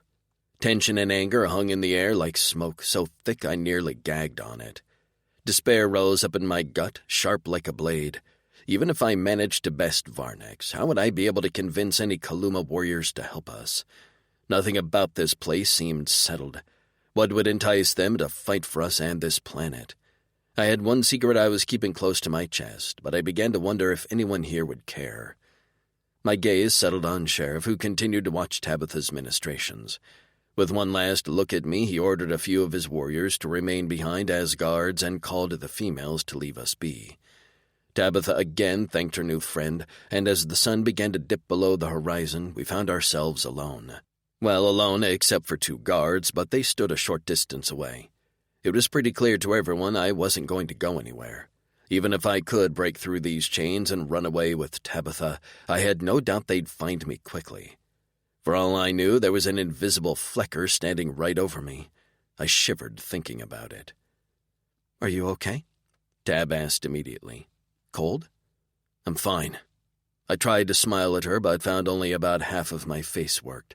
The other half was swollen, tight, and hot. "You're absolutely not fine," she muttered. "How did we get here?" "I don't know. They swung that club at you and hit you so hard I thought you were dead. Then they hit me and I passed out. I woke up in what I think is Varnex's bedroom." She shuddered. "That guy gives me the creeps. I ran out as soon as I saw a chance to find you." I peered up. "From up there?" She held up her hands and I cursed at the state of her palms. "Tab." I slid down. I wasn't thinking about how bad it would hurt and how I would most likely die if I fell. I just had to get to you. I imagined her small body careening down those vines, scared out of her mind as she called my name. My brave, bold Tabby. "Don't put yourself in harm's way like that again. Not for me, not for anyone." She was silent for a moment. "I don't think I can promise you that." I huffed. "Promise me you'll at least think about it." "Okay, I can do that," she conceded. My eyes drifted to that hole I thought I'd die in. I woke on the ground. They clubbed me until I coughed up blood and then tossed me inside that hole. Tears dripped from her eyes and she wiped them away on a sniff. "I hate them for that. All of them." I had a few hunches that all of them weren't so bad. I needed time to figure it out. I might be healing, but I was going to be busy for the next 3 rotations. "I need you to do me a favor, Tab." "Anything," she answered immediately. "Come here close." I tugged on her arm, and she placed her face next to mine, our temples touching. "I need you to make friends with the females. Talk to them, figure out what's going on here. Something is off." "I thought so too," she whispered. "The vibe is all kinds of wrong." "Vibe?" She pressed on my thigh as she turned her head until her lips were right along the shell of my ear. "The atmosphere, the feelings, it's so tense." "See what you can find out. You're charming and they seem to like you already. Can you do that?" She pulled back with a wicked smile as she dunked the blood-soaked rag in the qua and wrung it out. Her eyes held a determined glint. "Absolutely. I'm great at getting the goss." "I don't know what goss is." She laughed, a short tinkling sound which had both Kalumas craning their necks to get a look at her. When I glared, they turned away once again. Despite her bravery, I could feel tremors in her hands as she touched me, and she nibbled her lip, blinking rapidly as she came across the full extent of my injuries. She met my eyes with fear. "Safe," she whispered. "What are we going to do?" 3 days and 1 day at a time. I cut her off, not wanting her to work herself up further. "And we use our time wisely. Everyone has weaknesses. We'll find Varnex's and then we'll find everyone else's, okay?" "What's yours?" "You, Tab," I said. "It's you, and they already know that. What they don't know is that you're also my greatest strength." Her face crumpled and she planted her face into my chest as her shoulders shook. With tears or laughter, I wasn't sure. When she lifted her head again, it seemed it was a mixture of both as she wiped at her cheeks with a smile. "You always say the best things." "Of course I do. Why do you think they sent me?" She rolled her eyes and continued wiping me down. When she felt I was as clean as possible, my attention turned to her injuries.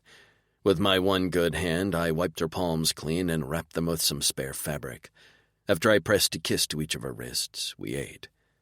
I could barely lift my arms, so she fed me, breaking off small hunks of the moldy bread. I could only eat that plus some flavorless mush in a bowl because all my teeth hurt. I prodded a few, wincing when they felt loose. I hadn't lied. Normally, I could heal well after one night's sleep, but these injuries were serious. Thinking of fighting anyone right now had my entire body breaking out into full-blown tremors. Tab noticed and panicked until I got her to lay her head in my lap and cover herself with a fur. I prushed for her, the sound a little crackly and broken, but it was enough for her to fall into a fitful sleep.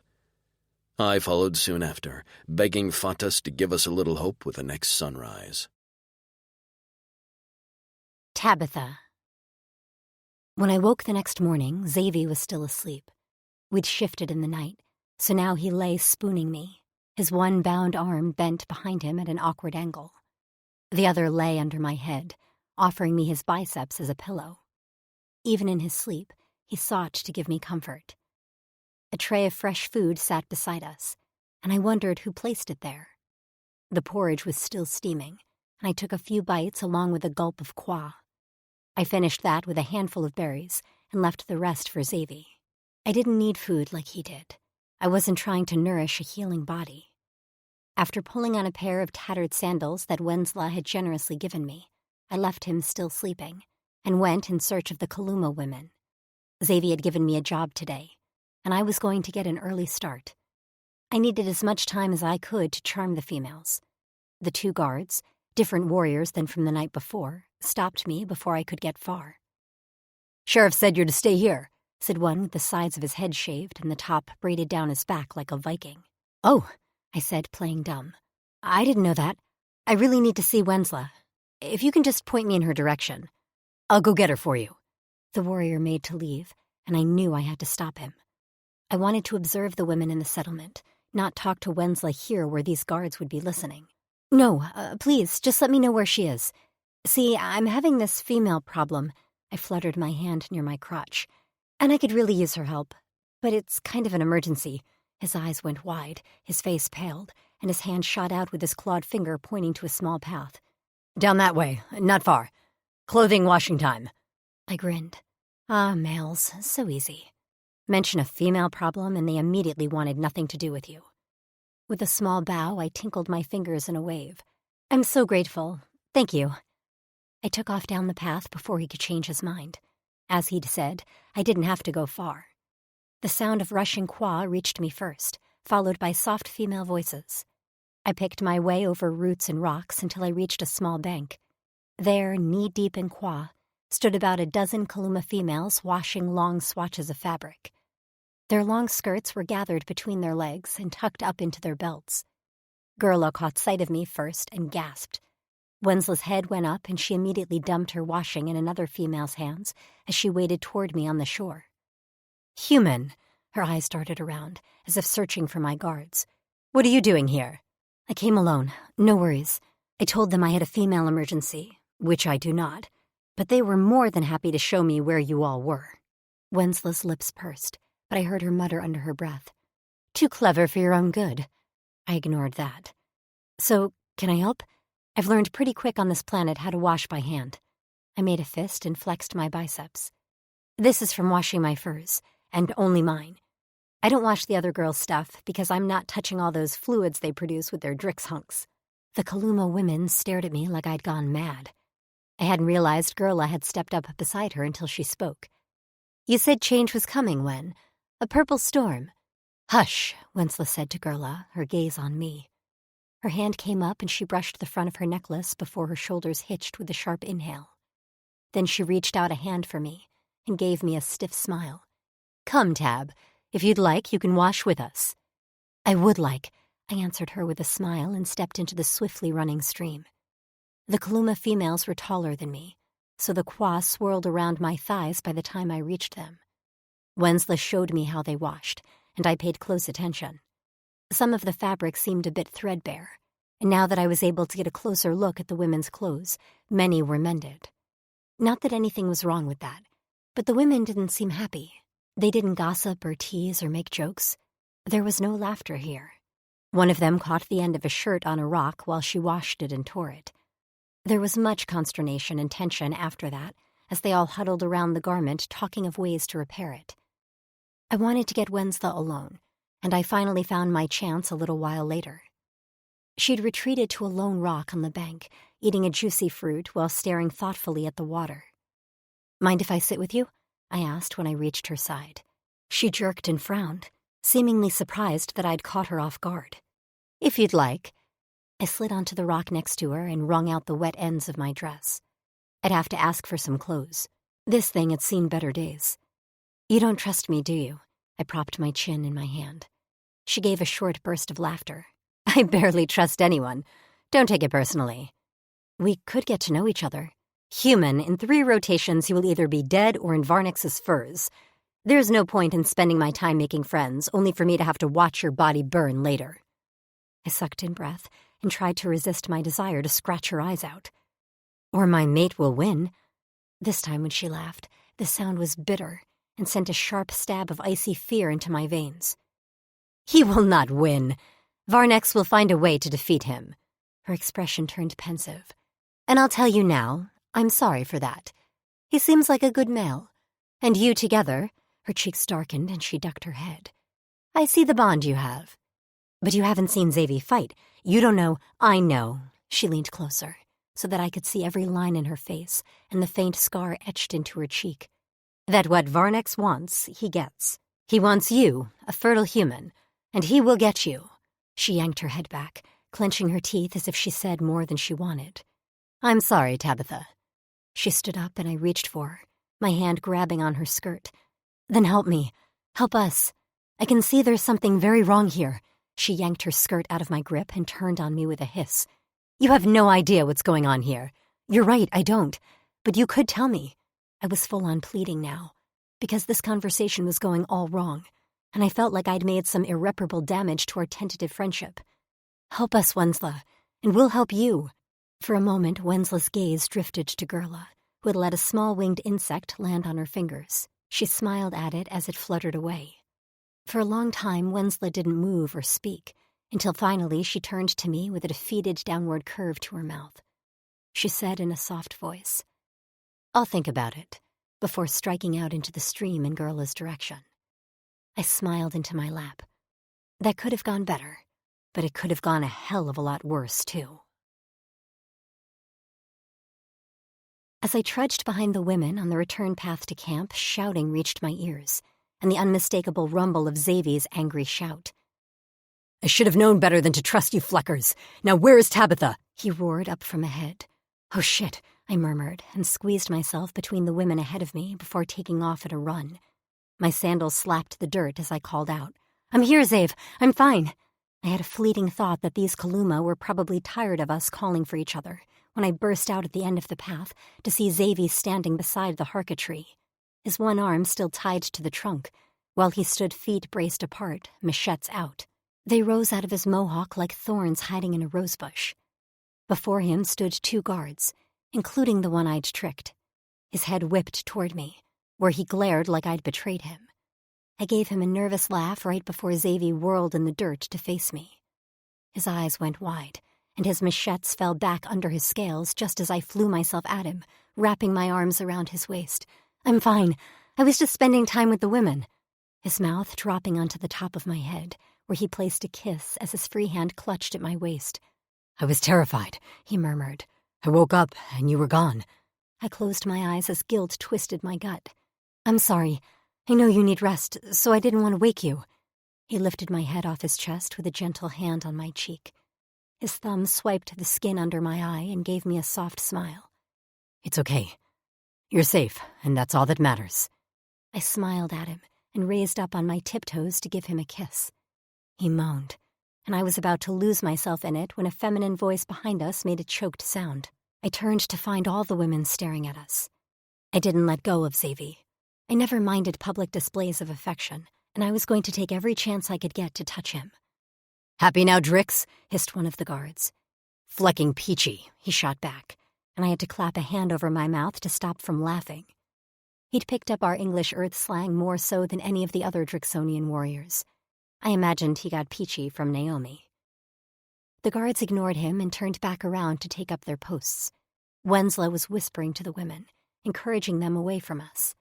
I watched them go, wondering when I'd get a chance to talk to Wensla again, when she broke away from the back of the group and hurried toward me. After glancing at the guards, she handed me a bundle of fabric. Here's some clean coverings for you. Her gaze scanned my dress. We can wash what you're wearing tomorrow. My dress was gritty and disgusting. I'd love that. Thank you. She met my eyes squarely, and I swore I saw a modicum of respect there. I'll come get you at high sun to help with the evening meal. I nodded dumbly, surprised at her invitation. Xavi's arm, still wrapped around my waist, went tight. She gave me a small smile and then walked away briskly, head down. I turned to Xavi and gave him a beaming grin. I think I made a friend. He pressed his lips to my forehead. Of course you did. No one can resist you. Chapter 12. Xavi. The guards let me off my chain only so I could take a piss and do my other business. I was tempted to aim my stream at them, but I resisted. I didn't need another beatdown. Most of the swelling in my face had gone down overnight, but my ribs creaked with each breath, and my wrist wouldn't be fully healed in 3 rotations. While Tabitha ate, I exercised as much as I could with my one arm tied to the tree. They let out some length in the chain so that I could do some push-ups and run in place. I even did some pull-ups on a low-hanging branch with my one good arm. I would use the trunk as a sparring post later when I could test my wrist in privacy. I didn't want anyone knowing where my weak points were. I didn't trust a single flecker in this place not to run and tell Varnex every report of my condition. I sat down on a fur and drew Tabitha into my lap. She came with a happy sigh, and I combed her hair with my fingers, fascinated with the way the curls sprang back. When I'd woken up and she'd been gone, I panicked. I had been convinced they'd taken her from me and was a moment away from tearing the tree apart to get myself loose. Then I'd seen her running toward me, hair flying. I should have known she had started early working on getting to know the females. How do you feel about this afternoon? I asked her. I'm nervous, but excited. She picked at the fabric of the new dress she wore. I think I made progress with Wensla. She's not happy, Xav. She looks beaten down, but there's a fire in her too, a bit of resistance left. Whatever Varnex and his place has done to her, it hasn't broken her, not yet. If anyone can get her to stick her neck out to help, it's you. I hope. She nibbled her lip. At midday, a nervous Gurla arrived with lunch. She also came to retrieve Tab. I let her go with a kiss.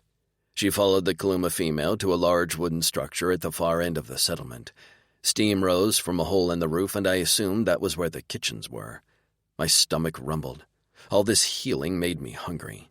I drank some qua and ate the lunch Gurla had provided, strips of cured meat and some mushy vegetables.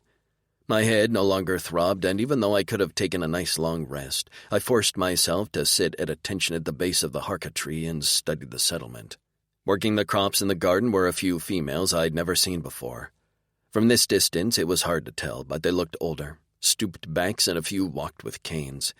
They were the first females I had seen that wore necklaces with different patterns. None matched Varnex. A few older males worked with them too, and I could make out a few matching tattoos. So that was where the elder couples were. So where were the younger ones, the chits?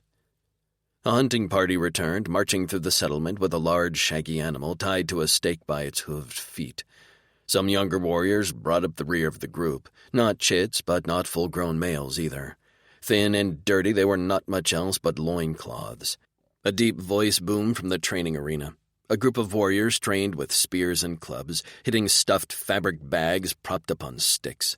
The thwacking sound made me shiver because I remembered vividly what those clubs felt like as they hit my flesh and bone. They were all nude, and I realized why when they one by one camouflaged themselves as a trainer called out instructions. I realized they were practicing their ability on command, which led me to believe that it took a massive amount of control. A vine shimmied near the colony, and a moment later Varnex hit the ground, his boots kicking up dust. He wore a skirt-like covering of a thick, shiny material that fell to his knees. Other than that, he was bare, and his long hair was pulled back into a braid. He glanced over at me and met my eyes. His gaze held mine as he made his way toward a smaller arena, closer to me, flanked by a few of his warriors. I didn't look away, wondering what his game was.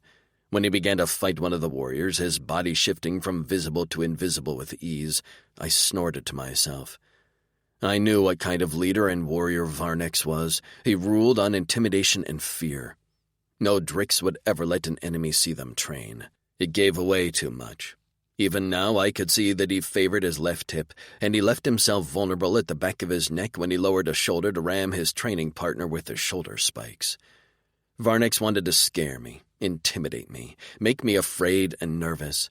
But I was a Drixonian, and I was one of the best hand-to-hand fighters in the Night Kings.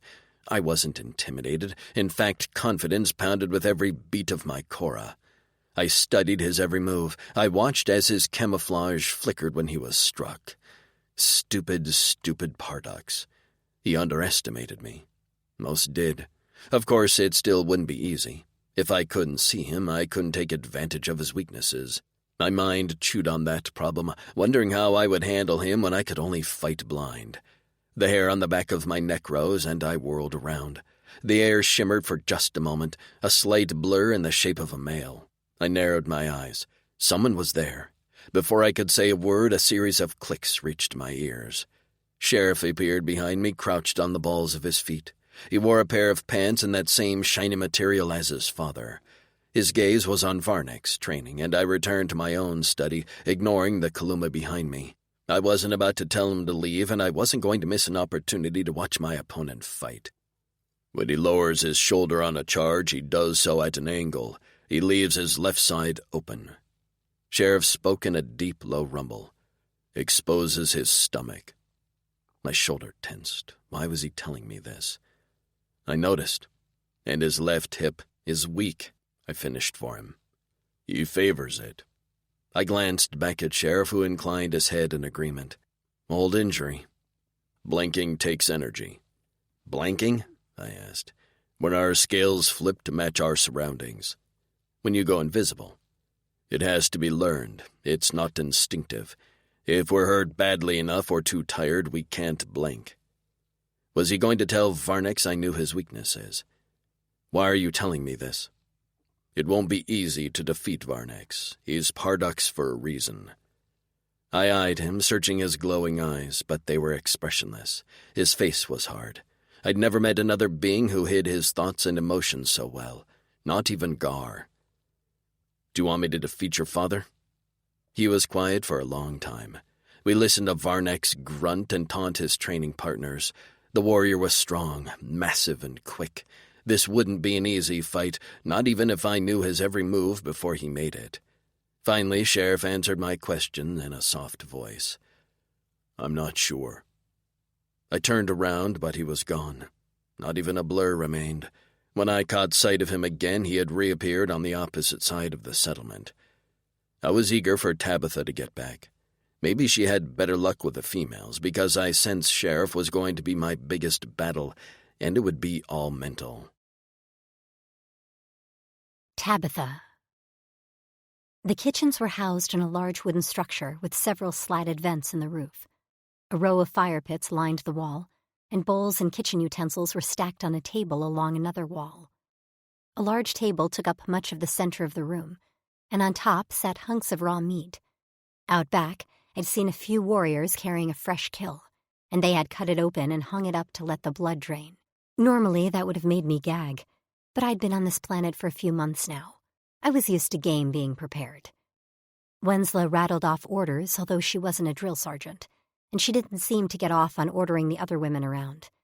She was efficient, and the women scurried to follow her orders.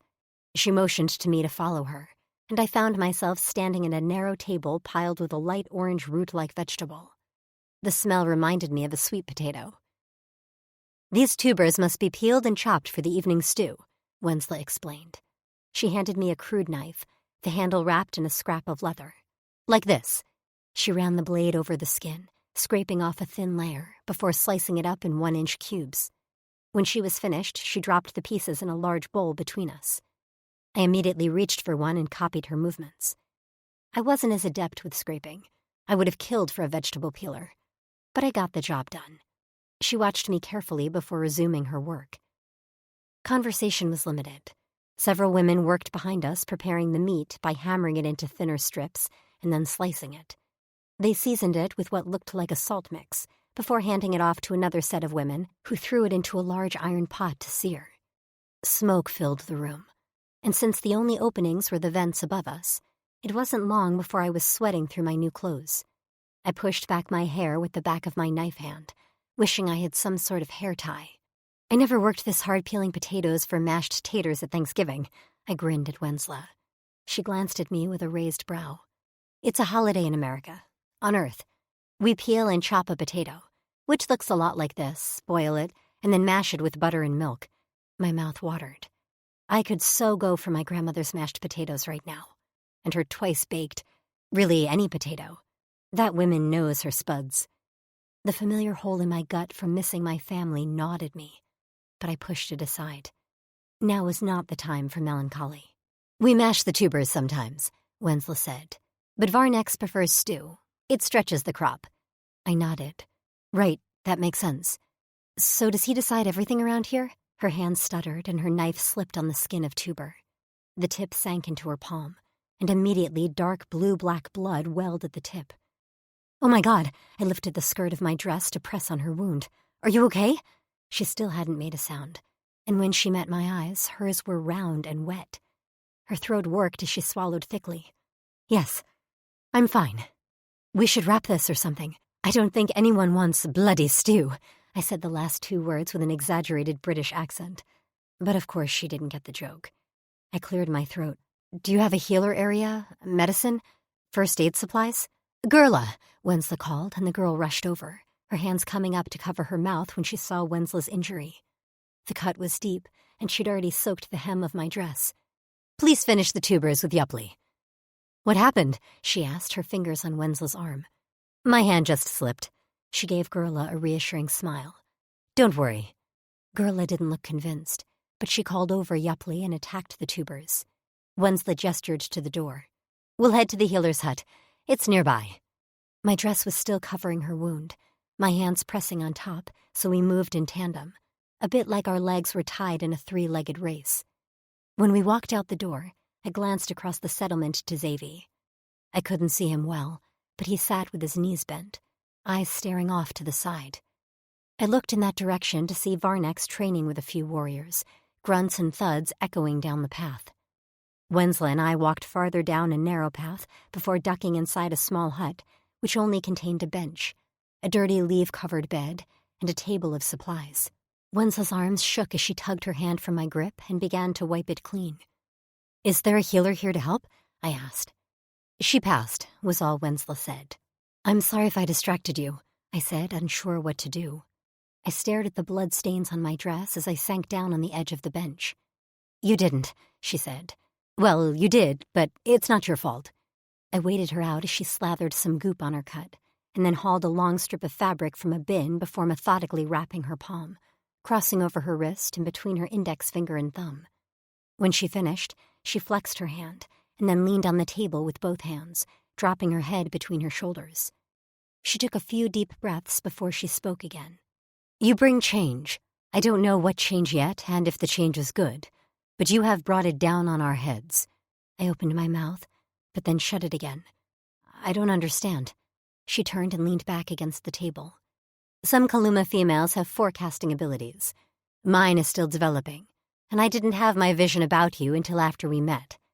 What was your vision? Her knuckles turned white where she gripped the table at her hips. A blue and purple storm, sharp as knives, sweeps through our home. I don't know what you leave in the wake. All I know is that everything changes. Good or bad changes. Her breath hitched. I don't know. It's why I didn't want to speak to you. I didn't want to trust you. But now I wonder, she shook her head. I don't want to bring any bad changes to you, Wensla. Neither does Xavi. Her eyes drifted off. I believe you. I had to stop myself from jerking with shock. You do? She nodded. I do. How you and Xavi are together. It's not an act. You're mates. I believe that with my every breath. You remind me of the way my parents were. Her past tense made me question. Are they still alive? She shook her head. No, and I don't think anyone in this settlement has seen a coupling like that for a long time. I rose to stand next to her and gathered her injured hand in mine. Tell me what's going on here, Wen. Please. She was silent for a while, her breathing rapid as if she sought to summon courage out of the air. Varnex wasn't always bad, she whispered. He was a good Pardux, strong and smart, for many generations. His devoted mate extended his life, and we prospered. Couples found mates, had offspring. Our crops flourished, and the hunting was plentiful. Sheriff's older brother was born, and we rejoiced in the birth of the future Pardux. Sheriff was born, and the two brothers grew up together. Then Kazel disappeared during a hunting party. Just like that. She snapped her fingers. No trace. That was 20 sun cycles ago. Varnex's mate, our Pardua. Wensla shook her head. She couldn't handle the loss of her oldest, her favorite, which she never denied. She took her own life. Oh no, I gasped. Sheriff was not yet a mature Kaluma, and Varnex went mad. He couldn't handle the loss of his oldest son and his mate.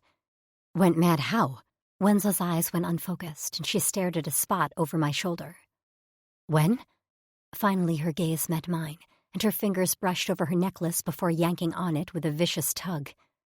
He took all the fertile females in the settlement for himself. I blinked at her. Suddenly the pieces began to fall into place in my mind. The necklaces of all the females that matched his own. The lack of children here. The tenseness of every male. But how? Why would the warriors let him do that? For a while, we'd been birthing less females, which was a growing concern. Varnex insisted his genes must be used to repopulate. He would provide daughters for the next generation. A shudder went through her body as her eyes squeezed shut. He told them once he impregnated us, he'd set us free to mate. When she met my gaze again, her expression was desolate. It's been over 10 cycles. He hasn't impregnated any of us yet. I shook with rage and had to grind my teeth together so I didn't scream. He sleeps with all of you? She nodded. On a rotation. Gerla avoided his attentions because she was too young. But she recently matured, and I can't. She let out a short sob and bit down on the back of her hand. I can't let her go through it. I'd let him grunt over me every night if it would save her from it. But it won't. She inhaled sharply. I'm willing to risk the storm. We can't go on like this. We will die out. And no one sees this? No one will challenge him. He still has the loyalty of the majority of warriors. Sheriff is... She clamped her mouth shut and shook her head. Sheriff is what? I can't. Tell me, when? Tell me. She panted short breaths. Sheriff is quietly gathering his own faction, but he cannot challenge Varnex. That's not done. If he kills Varnex without support, he will not be honored as the next Pardux. It will be chaos and infighting. But if Xavi beats Varnex? For the first time, a light of hope shone through a small crack in the lines of her face. If Xavi beats Varnex, Sheriff will be our next Pardux. Will he do what Varnex has done? She shook her head. He's a good male, fair. He hates his father, but he's also smart. He can't be too impulsive, or we will all lose everything. Help us, Wen, I said. Help us defeat Varnex. I promise you that we don't mean you harm. Wen's jaw tensed, and then she nodded her head with a glint of determination in her eye. I have some ideas. Chapter 13. Xavi. I barely tasted the evening meal of stew. Tabitha and I sat as far away from the guards as we dared. She repeated her conversation with Wensla in whispers, although sometimes her voice rose as she grew angry, and I had to shush her. Shoveling the food in my mouth, I listened intently. The Kaluma were unraveling at the hands of their mad Parducks. Sheriff was still a variable. I couldn't determine how he'd react if I killed his father. Would he thank me, or would he kill me in turn? Wensla said he'll fight dirty, Tabitha was saying. I grunted as I scraped my bowl for the last bits of stew. I'd figured that. She said she will try to move herself into his, rotation for the night before the fight. She can try to drug him. Not much, just enough to make him woozy. That's risky, Tab. She's desperate, and so are we. I've been watching him. I can beat him, Tabitha. I know I can. With your injuries? I only need to tire him out and land a hit, make him bleed. If I can drain his energy, he won't be able to blink. He is a big target. I won't miss him if I can see him. It's not that I don't believe you, Xavi, but I know. One wrong move and I'm dead and you're wearing his collar. Her eyes went round and began to fill. Fleck, I'm sorry. I drew her against my chest. Don't even say that. Her little fist smacked my arm. I told her about how Sheriff spoke to me earlier in the day, and her expression grew hopeful. He has to want you to win, right? I'm sure he's conflicted. No matter what, Varnex is still his father. And if what Wensla said is true, he was once a respected Pardux. She fell silent after that, and I pulled a fur over her as we watched the sun drop below the horizon, sending the settlement into darkness. At this time of day, the place was almost beautiful as the flickering torches from inside the vine homes made them glow from within. Tabitha mumbled that they seemed like fairy lights to her. I didn't know what those were, but she had a small smile on her face as she said it. I'm proud of you, Tab. I rubbed my palm up and down her back. You worked hard to gain Wensla's trust, and that could be the difference between us living or dying. She didn't answer, only squeezed my waist as she embraced me. The guards still stood sentry, but they didn't linger close to us. I began to wonder if they were meant to keep us in place, or if they were meant to guard us from Varnex seeking to end us prematurely. Sheriff was the only one who scheduled the shifts. In fact, he was the one who seemed to be operating the whole settlement, while Varnex only deigned to descend from his harem house to train. He didn't eat at the tables around the kitchens either. The females delivered his food to him. I would relish watching him bleed. I tried to imagine Daz turning mad and taking all the females for himself. I couldn't even fathom it. The betrayal some of the warriors must have felt. Wensla had said most fell in line because Varnex had made them promises. But I couldn't think of a promise Daz could make any of us in order to go along with that crazy self-centered plan. Varnex thought only his seed should be the basis for the next generation of Kaluma. Shameful. The very idea of it made my skin itch and my blood hot. He gave his females no choice. He hadn't honored them. He'd collared them like property and forced them to lay in his furs, to take his cock. If I got the chance, I'd cut it from his body and shove it down his throat. A sick roiling began in my gut as I began to wonder if I was anything like him. Tabitha must have sensed my anger because she turned my arms and cupped my face. Hey, your heart is racing a mile a minute. Are you okay? I didn't know what a mile a minute was, but I assumed it was fast. I'm angry at how he's treated his females. Wensla said there are only about a dozen fertile females left, and he takes them all for himself, not giving them a choice. I felt my nostrils flare. I think of the words I said to you in that cave and my desires, and I feel shame. Am I like Varnex? Tabitha straddled my waist and gripped my face hard. Her eyes shone in the dark. You listen to me. Wensla said seeing us together is what made her want to help us, because she sees the devotion and respect we have for each other. She shook her head. You're nothing like Varnex. Nothing. You don't want to own my whole life and tell me what to do. You treat me like a partner or a teammate. You saw how they cowered when he spoke to them. He makes them wear those necklaces because he's a narcissist, not because he's proud to call them his. She was right. I wanted Tabitha to wear my mark because I wanted everyone to know this brave, purple-haired beauty was mine. I craved her laughter. I wanted her to desire me with her every breath, not fear me. "Do you see the difference, Zave?" she asked softly. I did. Thinking of how Varnex treated his females and how they feared him showed me how I treated Tabitha was nothing like that. It wasn't as dishonorable as I'd made it out to be in my head. The truth and rightness of what we shared together clicked into place. "You belong to me, Tab," I whispered, my lips skimming her jaw. "And I belong to you." "Yes." She ran her hands through my hair. "Give and take." "I want to very much give you my cock right now and watch you take it." She huffed a laugh before sobering quickly. "Please, just in case." She let her words fade. She didn't have to say them. I knew what she meant. "In case tomorrow you die." "I can't spread you out as much as I'd like." I nibbled her lips. "The guards nearby. I don't want them seeing any of you. I'll take you properly after I crush Varnex's head beneath my fists." She moaned and her hips rolled against me. "Ugh, why is that hot?" I chuckled as I pressed my lips to hers. When her breath hitched and her mouth opened on a gasp, I delved inside, tasting every area of my tabby I could reach with my tongue. "Let me make you come, my tabby," I whispered. "Like I'm going to say no," she breathed. Beneath the furs, I hiked up her dress and pressed against her center, finding her slick already. My cock jerked in my pants, seeking her heat, but it would have to wait. I refused to come inside her for the first time while chained to a tree. I plunged my fingers inside of her, and she moaned as her hips jerked.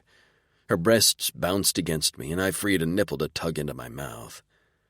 "Oh," she breathed, her hair tickling the base of my horns and the sides of my head. "Love the way you touch me, Zave."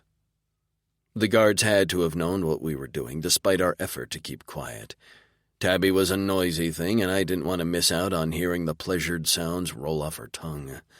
When she came, her inner walls rippled around my fingers, and her little teeth latched onto my shoulder. I tugged my cock from my pants, and on a long, low groan, I came in my fist. The scent of us filled my nose, and I was still hard despite coming.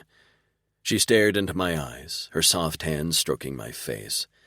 With my cum-covered hand, I rubbed my release all over her cunt. I should have asked her first, but other than an initial jolt when I touched her, she remained in my lap, her eyes half closed. When I felt she was sufficiently coated with me and I'd marked her enough, I withdrew my hand. With a wicked smile, she grabbed my wrist and licked my palm. I nearly came again. "I like knowing you'll smell like me tomorrow." Her cheeks reddened in the dark. "Me too." She didn't leave my lap, and I was reluctant to separate from her. Eventually, she slid down my chest to curl up in my lap like a whelp pup. As tired as I was, my mind wouldn't calm as I thought about what the next rotation held. My eyes had finally closed when I felt the hair on the back of my neck prickle, and I didn't have to turn around to know who was there. "Hello, Sheriff." Leaves rustled behind me, and Tabitha made a little snort in her sleep, but didn't wake. He crouched beside me, and I turned my head to see him signal to the guards to leave us. They ambled away quickly. "I would not have chosen to take your cruiser down." I didn't expect him to admit that was the work of the Kaluma. "What's done is done. Waste of resources," he muttered. "How did you come to possess a long-range weapon?" "We bought it off-world back when we used to travel." We fell silent, and I ran my fingers through Tabitha's hair. Sheriff's gaze strayed to my sleeping mate. He swallowed and clenched his jaw in a rare sign of emotion. "Did you decide whether you want me to win or your father?" I asked. "Who he is now is not my father." He tapped a stick on the ground. "If you win tomorrow, I will give you an audience to hear why you sought us out, but I make no promises we will honor your request." I inclined my head. "Fair? Varnex will insist on a spiked club for a weapon. You'll have your machetes." Again, I nodded. He finally met my gaze, the glowing orbs studying me in a way that made me want to squirm. I resisted. "He has fought Drix before. He will go for your eyes and your neck first, then your gut." He didn't want to tell me this. Despite his cold eyes, the set of his lips told me every word pained him. No matter if he believed his father was no longer himself, telling an enemy how to beat him still must have felt like the ultimate betrayal. He will act fast before he wears out. Stay the course. It'll be long and bloody." Without another word or my acknowledgement, he blanked out before my eyes. I could barely detect a slight shimmer in the air as he walked away. Still, I called after his retreating form. "You're doing the right thing." Silence met my words, and I figured he didn't hear me, until I heard the words drifting through the night air. "We'll see you tomorrow at sundown." "Yes, we will," I whispered into the dark. I fell asleep holding my tabby close. Tabitha. The flickering lights from the torches cast eerie shadows over the arena. The mood was electric as dozens of warriors lined the fence, some sitting on top while others perched in tree branches from above. It felt like something out of a Mad Max movie, the Mel Gibson versions. I stood next to Xavier along one edge of the rectangular fence as we awaited the arrival of his opponent. If the arena had been a football field, then Sheriff would have stood outside the fence at the 50-yard line. And I found that quite interesting, as if he wanted to appear neutral. Xavier had told me about his visit the night before, and my heart went out to him. He looked anything but vulnerable now. He stood with his feet braced apart, arms crossed over his chest. Only a few other warriors were larger than him. His hair hung down to his back, small braids interspersed in the long locks. His scales glowed in the flames, making him appear like a golden god. If I didn't already have a mate, I would definitely be writing some sexy fantasies about Sheriff. I'd been struck by his presence from the beginning, and it made me mourn for what Varnex had become. If he'd been anything like Sheriff in his prime, then he must have been a well-respected leader. Now he was nothing but a madman bully, lost to his grief. Of course, I couldn't imagine what it had been like to lose a mate and son, but he had another son right here, who clearly loved him despite his insanity. This was a beautiful settlement, rich in crops, and he was throwing it away. Standing to the side of Sheriff was Bosa, who Wenza told me was in charge of the settlement's defenses and close friends with Sheriff. I remembered him as the one who'd appeared before us in the jungle, right before one of his warriors clubbed Xavier in the head. Wenzel said he wasn't fond of Varnex, but that he'd never been great with authority. Above all, he detested outsiders, and that made me nervous. I worried that even when, I refused to think if, Xavier beat Varnex, would we still be able to plead our case? Would we be able to leave without harm? Bloodlust hung in the air like a vapor, and I could nearly taste the iron tang in my mouth. A shout arose from the other side of the fence, followed by a steady drumbeat and chanting. The crowd there parted to reveal Varnex, leading a pack of warriors. One flew a tattered golden flag over his head, while another pounded the heels of his palms on a small bongo-like drum. Varnex strode forward with a big dick energy swagger that made me gag. The entire thing was like a UFC entrance, and it was so over the top. I rolled my eyes. Who does this guy think he is, Conor McGregor? I muttered under my breath. But even I had to admit the sound was a bit intimidating. Varnex had been oiled down, his feet bare, and besides the shiny kilt covering his man-bits, he wore an elaborate fur vest with various golden adornments. The pelt belonged to what looked like a Celebri relative. Since its head was still intact, the open jaws and false eyes low over Varnex's forehead. I shivered at the awesome effect. His braid hung over one shoulder. Bringing up the rear of his pack were his women, his harem. Wensla was in front, and she'd clearly been told to look the part, as her eyes were lined in black. They all wore jewelry in the same color as their necklaces. I met Wensla's gaze, and she gave me a sharp shake of her head. That meant she'd been unable to drug Varnex. My heart sank. I didn't really get this display. Who was it for, Xavier? I glanced at him, but his expression held nothing. He'd been like that all day. Gone was the charming Xavier full of jokes. He worked out all day as best as he could, tied to that damn tree.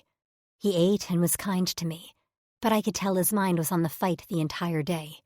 And now he watched Varnex, though he didn't seem to be focused on the pomp and circumstance of it all.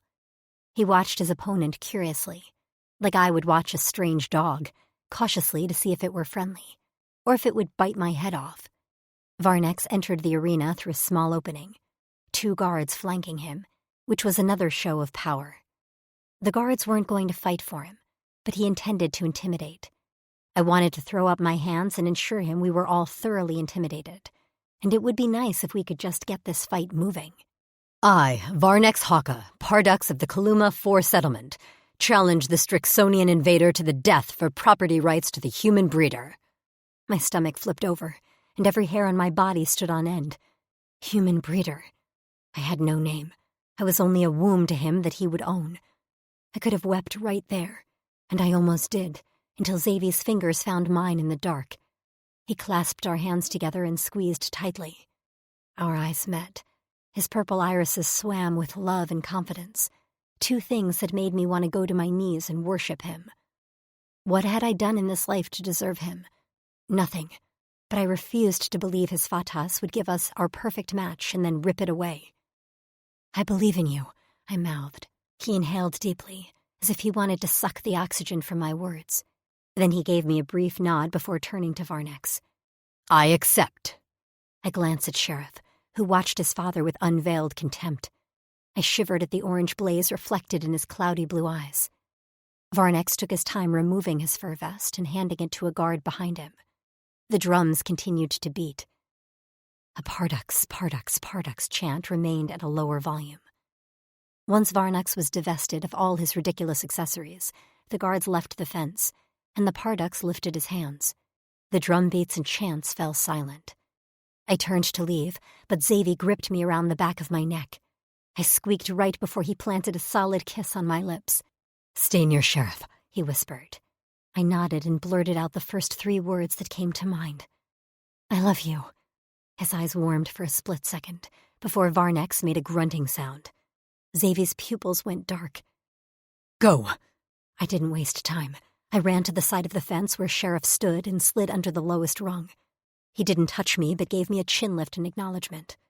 Bosa shot me a caustic look, but another large warrior, I remembered him as the one who had grabbed me in the jungle, stepped up at my back to cage me against the fence. I glanced back, worried for a moment, but his expression was kind as he gave me a brief nod. I gripped the top bar of the fence and faced the arena.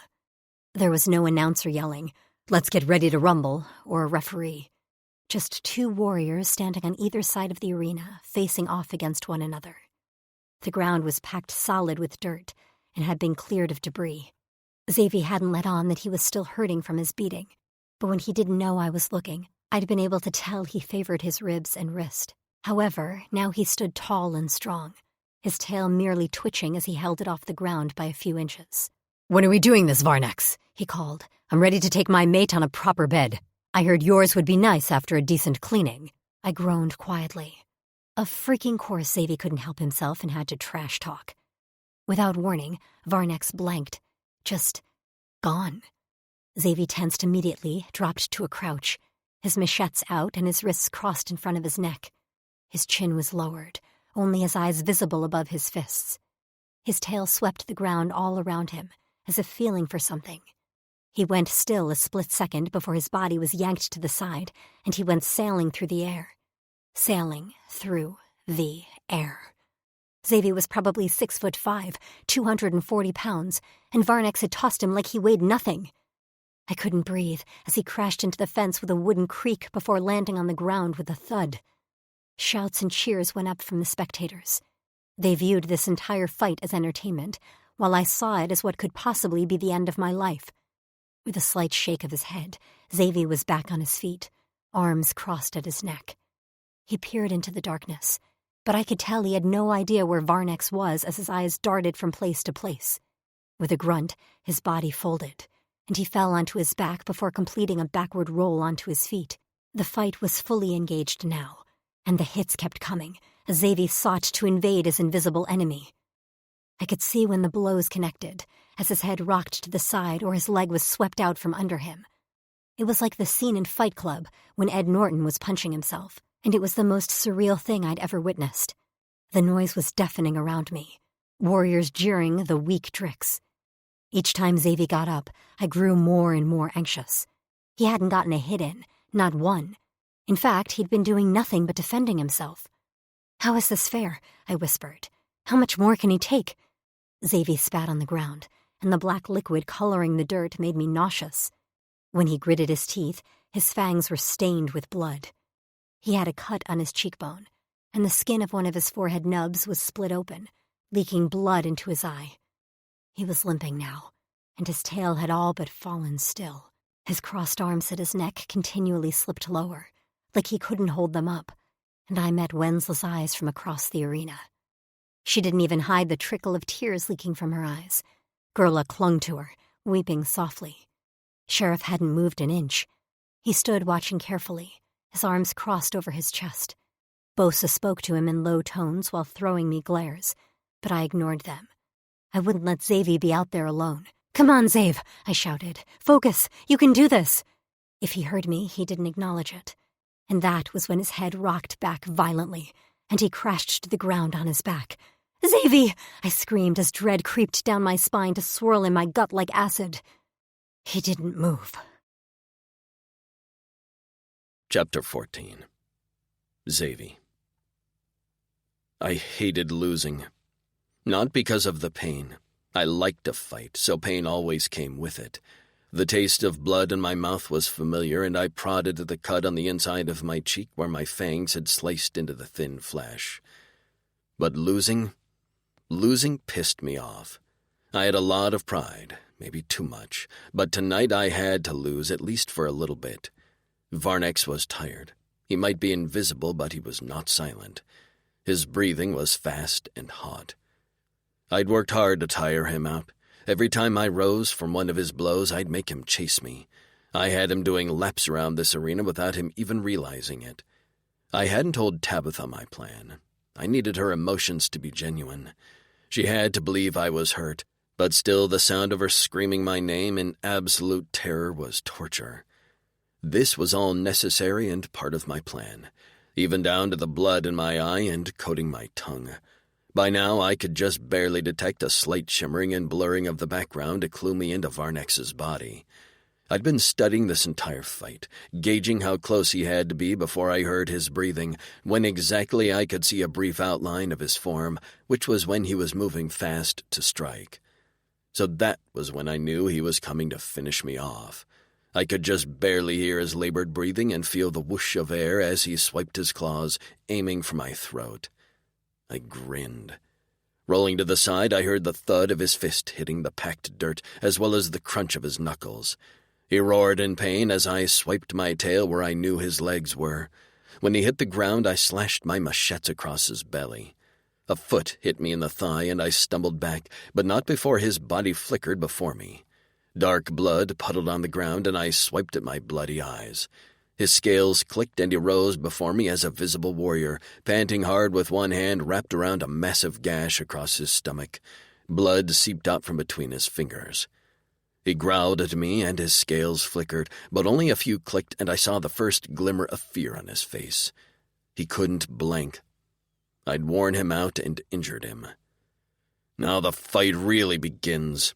I spat at him and crouched in a fighting stance, my wrists crossed in front of my neck.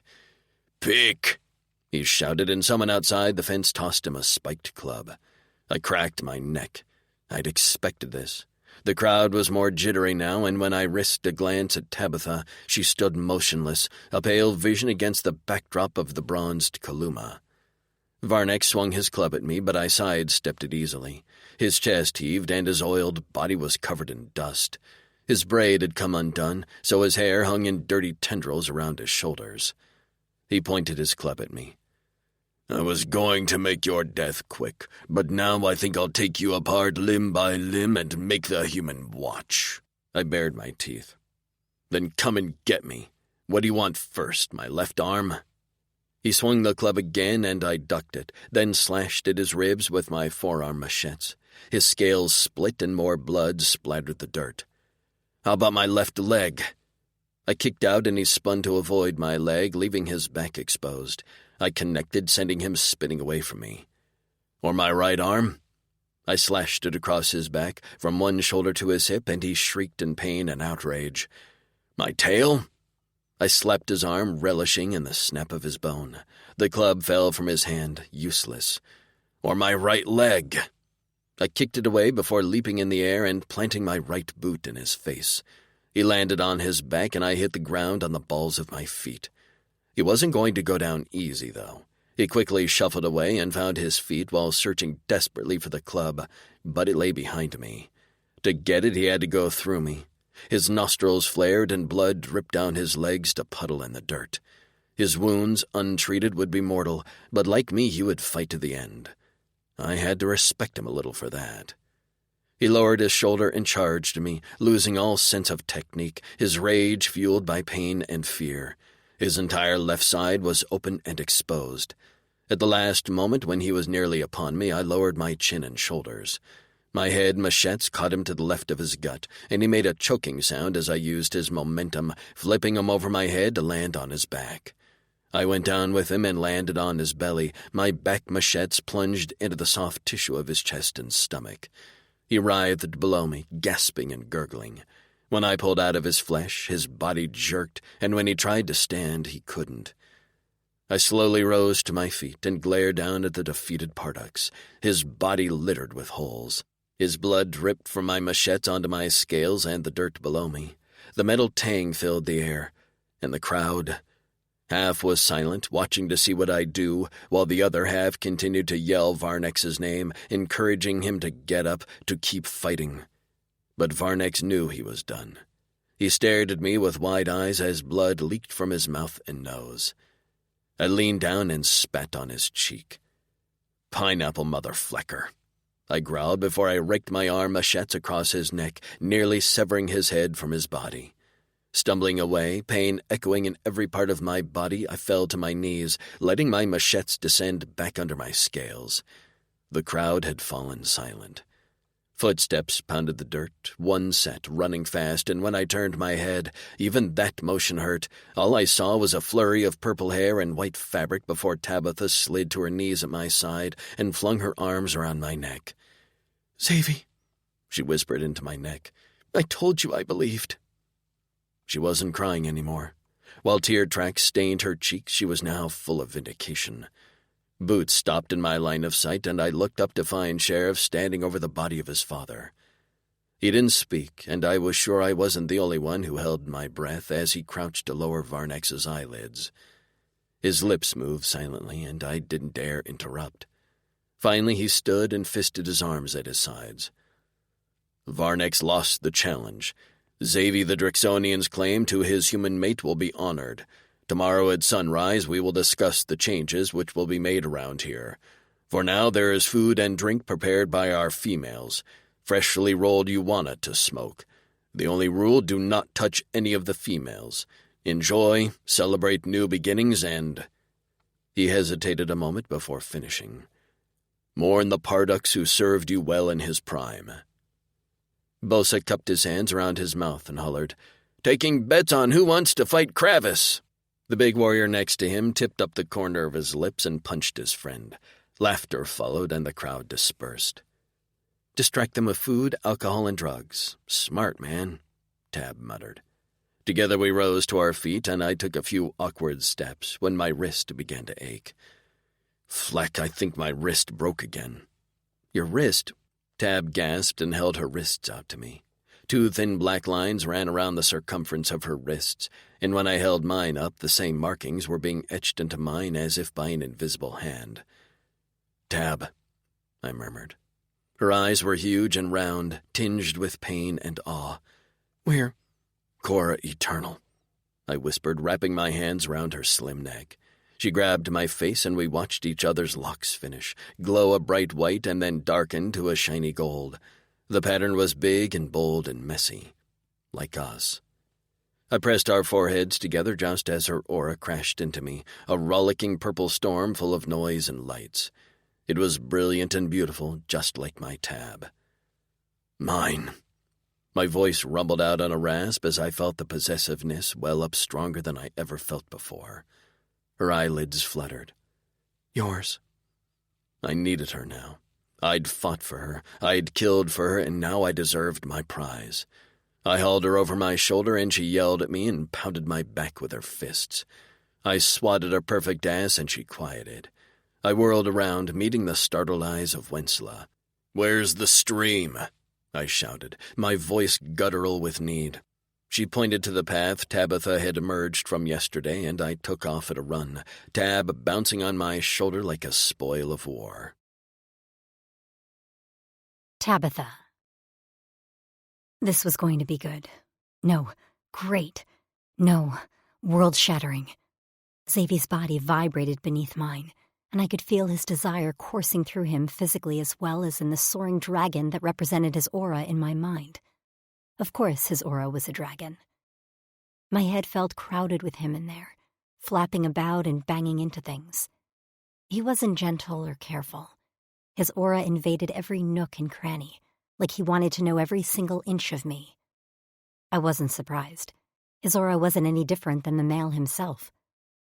We reached the stream, and I expected Xavier to stop and put me down, but he raced into the bubbling Kwa, wading out to a deep center before diving both of us under the surface. Luckily, I was able to take a breath before my head plunged into the cold Kwa. Lips pressed to mine, and I opened my eyes underwater as Xavier wrapped me in his arms. With a powerful thrust of his legs, he brought us to the surface where we bobbed, kissing and necking like a pair of love-starved teenagers. I watched the blood wash from Xavier's scales and pressed my sodden dress to his cuts. They were already clotting with that magical Drixonian healing ability. "How are you able to swim and hold me?" I nuzzled against his neck as he ran his hand through his hair to clean it. "You have to be hurt." "I am. Or I was.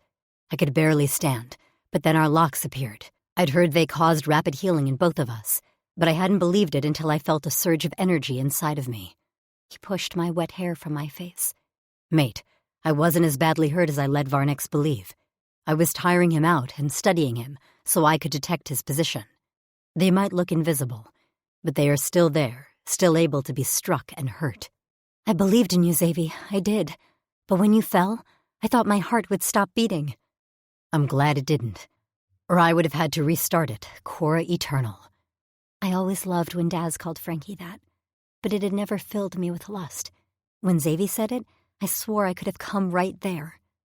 I rolled my hips against the hard ridges of his stomach, and his grin turned feral. "Now let me enjoy my mate's cunt. You can't tell me I didn't earn it this time." "Oh, you earned it." With a growl that made my inner walls clench, he surged toward the shore. On the way, he tore off my wet dress, and when we reached a low-hanging branch along the shallow bank, he hung it there with a wet slap. "Grip the branch," he rumbled in my ear as he spun me around to face the shore. I wasn't coordinated, dizzy from his kisses and weak from arousal. "What?" My toes gained purchase in the muddy bank as Xavier's hands directed me to wrap mine around the branch, my dress fabric protecting my hands from the rough bark. "Keep them there." "Why?" I whispered, craning my neck to look over my shoulder. Splashing sounded from behind me, and then strong hands spread my legs. I cried out as my feet left the ground. For a second, I hung by my arms right before Xavier's massive shoulders slid under me. Purple eyes bore into mine, just as he placed my weight on his face and sucked my clit into his mouth. I screamed, and the only reason I kept hold of the branch was because all my muscles locked with the pleasure swirling through my core. He pushed below me, the Kwa's surface vibrating with the sound as he speared his tongue inside of me. "Xavier!" I cried, unable to stop the bucking of my hips as I ground down, chasing the orgasm I could feel building. A wet finger, slicked with my juices, pressed at my back entrance, and this time I was ready. I relaxed the muscles and he slid in up to the knuckle. And that was all it took. My body locked around him in my ass and pussy as I threw my head back and came with a wordless cry.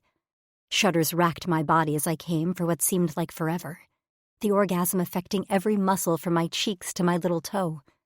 I registered I was falling, but I shouldn't have worried, because Xavier caught me in his arms. "That's my Cora Eternal," he cooed in my ear on a whisper. "Now you'll take my cock."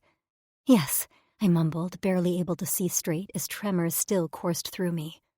We left the water behind, and I held him tight as he took a few steps into the jungle area before laying me down on the soft, sponge-like ground. I ran my fingers over it to find it was one of those mushroom platforms the Kaluma built their homes on. This one rested on the ground, like it had fallen from its place on the tree. Either way, it was soft, and I smiled dopily at Xavier as he wedged his hips between my thighs.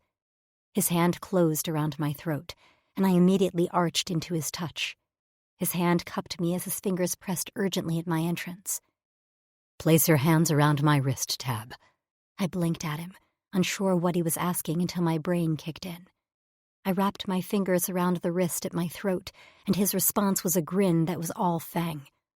I want to see our matching locks while I take you, my mate. You're mine, body and Cora, understand? And you are mine, I whispered. He slammed inside of me on a growl, and my eyes rolled back into my head. He ground into me, his balls tickling my ass as I wrapped my legs around his waist to hold on for the ride. He reared his hips back and slammed forward before starting a punishing pace that was all hard cock and powerful thighs. Flesh slapped, and my entire body vibrated with his prushing and growls. That's it. Perfect, Tabby, he rasped, his fingers digging into my neck so hard I knew I'd bruise. And I fucking loved it, gushing around his cock with every squeeze. Take me in that tight cunt of yours. Get used to it. I won't have my fill of you for a good long time. You'll fall asleep with my cock inside you, and wake with my tongue between your legs, and you'll beg me for it each time. Yes, mate, I gasped, unable to take a full breath. My lungs burned, and that only caused the fiery embers of my next orgasm to catch fire, like a dry piece of kindling. His subcock, that glorious piece of Drixonian anatomy I'd heard so much about, latched onto my clit and sucked. I exploded. Nothing but orange and red bursts behind my eyes as Xavier's fire-breathing dragons spewed flames. I screamed as my inner walls clenched around him, and on triumphant roar he came, his cock pulsing inside of me as he filled me to bursting. He pumped into me over and over again, extending my orgasm until I was one giant ball of nerves, every inch of me singed by his fire. I welcomed the flames with open arms. Chapter 15. Xavier. By the time I carried Tabitha back to the settlement with the remains of her dress draped over her nude body, she was nearly comatose, a small smile on her lips while she snuggled into my chest. I couldn't stop staring at our locks. I wanted to beat my chest with pride and then fall down on my knees, thanking Fatas for blessing me with such a perfect mate. She was everything I could have wanted, full of life and laughter and a perfect fit for me, in and out of the furs. 2 warriors barred my entrance into the settlement, and I stopped short, peering at their faces in the flickering torchlight. Sheriff stood beside the large warrior I'd come to know as Kravis, a massive Kuluma who was mostly silent, but whose keen eyes seemed to miss nothing. Tabitha didn't stir in my arms. I held my chin up, ready to take on whatever they threw at me, but cautious of Tab in my arms. "Drix," Sheriff nodded. "Pardix," I answered, granting him his new title. He inclined his head. "For now." "Is there a reason for this?" I shifted my weight. "I'd like to find a place for my mate and I to sleep that's not on the ground chained to a tree." "I admit I doubted you." He crossed his arms over his chest. "Some warriors are calling for your head even though you won the challenge fairly. And are you going to make them step in line?" I cocked my head. He huffed a short laugh. "You let me worry about that. I'm going to be a little anxious when it's my head on the line." He sobered quickly. "As long as I'm alive, you won't be harmed here again. Your earlier beating wasn't my call either." "Figured that." He jerked his head behind him. "Wensla prepared a vinous for you." I lifted my brow. "Is there anything that female doesn't do around here?" Sheriff's lips tightened. "Her role, as well as the rest of the females, will change around here." "Sure hope so." He turned to walk toward the harka tree, and I fell in line behind him. We approached a low fungus, only a few feet off the ground around the back of the settlement, far away from the revelry of the celebration, which I could hear in the distance. Wensla stood on the platform with her hands clasped in front of her. Gerla stood at her side, nearly vibrating with excitement. "We worked on this all day," Gerla blurted as soon as we were close. "Of course we couldn't tell—" Her gaze slid to Sheriff before she murmured lower. The Pardix. But we wanted a place for you two to rest if—" She shrugged, losing her words. I gave her a smile. "Thank you. I shouldered through the hanging vines to find a small vinus had been prepared for us. A leafy bed covered in furs rested on the ground, while a tray with food and drink sat on a table along with a lit lantern. The smell of roasted meat made my stomach rumble. I needed to eat before I slept. As I placed Tab among the furs, I heard steps behind me and turned to see Wensela standing just inside. Her gaze drifted to Tab. "Does she need anything?" Drawing the furs up to her chin, I shook my head. "She's fine. I appreciate the food. She will likely wake up hungry." "Right." She nodded definitively. "I'll place another tray right outside at sunup for her." "You don't have to." "I want to." She held my gaze, and her blue eyes swam with tears before she blinked them away. "Thank you, Xavi the Drixonian. I know you fought for her, but you saved us all." "I fought for all of you," I said. "She is all." Her lashes fluttered, and she inhaled sharply before nodding. "Enjoy your food." She stepped out, and I didn't bother with manners. I grabbed a handful of the steaming meat and shoved it in my mouth. Fighting always made me ravenous, and tonight was no different. I left a small pile for Tab in case she woke hungry, but ate my fill knowing Wensela would provide anything we needed. I tore into some tubers that had been mashed with salt and tore off a hunk of bread slathered with a sweet cream. Next, I downed an entire jug of qua myself, spilling some down my chest. Finally sated, I sank down on the edge of the furs. Tabitha mumbled something in her sleep, and I crawled to the head of the bed to sit where she could curl into my lap, which she did. I couldn't sleep yet, still high on the adrenaline from fighting and filling Tab. She smelled like me, like Gus, and I tangled our fingers together, marveling at the matching locks. The vines opened, and I expected Wensela, but instead Sheriff stepped inside. He held the neck of a bottle in one hand and a dark liquid sloshed inside. He placed it on the table near my head before taking a seat in the only chair in the place, which creaked under his weight. He gestured toward the bottle. "For you. Figured you maybe wanted to do some celebrating of your own." I picked up the bottle and didn't bother to sniff the contents. I held his gaze as I took a swig, relishing the sweet burn of the fermented drink as it slid down my throat to heat my belly. "Not bad. Wish I had my own to share. I make the spirits for our Clavis." He braced his elbows on his knees. His white hair hung loose around his shoulders, the lantern light causing it to glow. His light eyes held mine. "Maybe one day I'll get to try it. I'd like that. So," he rubbed his palms together, "tell me why you're here. Why would you come all this way risking death, and with a female nonetheless?" Tabitha joining me was not planned. She was on the cruiser without me realizing, and I was turning around to take her home when Kaluma decided I should meet some porch crullers. His lips tilted up.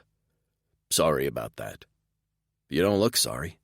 Well, you're alive, so it couldn't have been too bad."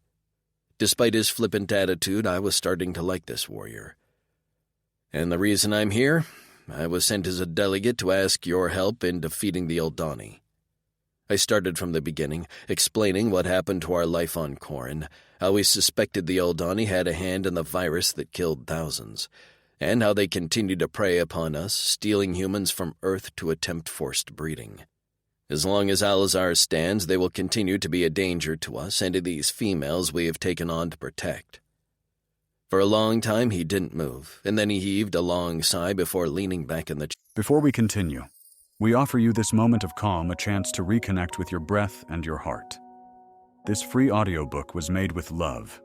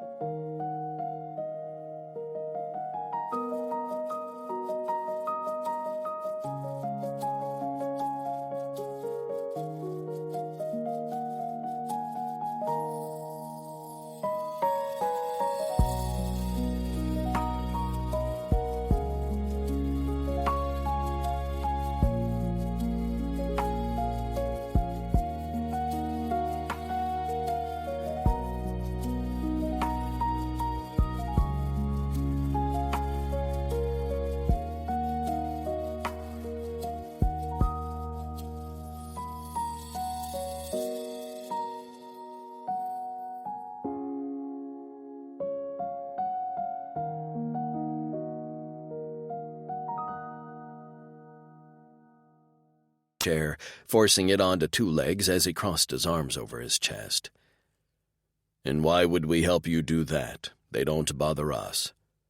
We have stolen data from them recently and have found they sold many of our warriors to the Plakans." That got a response of him. He cursed low under his breath. "Heard about how they run Vixlison. Slaves in mines, gladiators, prisons." "Right, and there was one name that didn't seem familiar to us, with a mark beside their name that made us believe he wasn't a Drixonian. Does the name Kazel mean anything to you?" The front legs of his chair crashed down, and he lunged forward until our noses almost touched. "How do you know that name?" he hissed, his eyes lightening to near blinding white. "I just told you." I bared my teeth, refusing to back down from his anger. "He was stolen from this planet and sold to the Plakans." He rose to his feet and whirled around, showing me his back, as he fisted the hair at the top of his head. His shoulders hitched, and I could hear his panting breaths in the dim light. When he spoke again, his voice was low and deadly. "If you're lying to me, I will rip out all of your machetes one by one and then peel your skin from your body while you scream." "Descriptive," I muttered. "And I'm not lying. I know you care about honor, and so do I. So do we." I took another swig of the spirits. "Who is he?" Sheriff dropped his hands to his side and slowly turned to sink down in his chair once again. "He's my brother, my blood brother." A pang of sympathy in my gut made me wince. "I can't promise Kazel is alive. I can't even promise he's still on that planet. But I can promise you he was once sold there. If you help us, we will do everything in our power to find him when we search for our own stolen brothers." He held my gaze silently for a long time.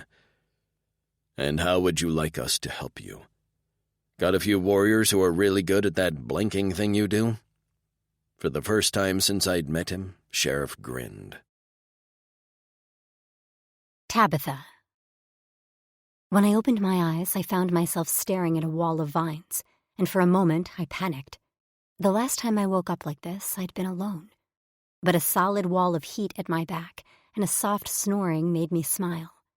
I rolled over to find Xavier fast asleep on his back, arms and legs spread out like a starfish.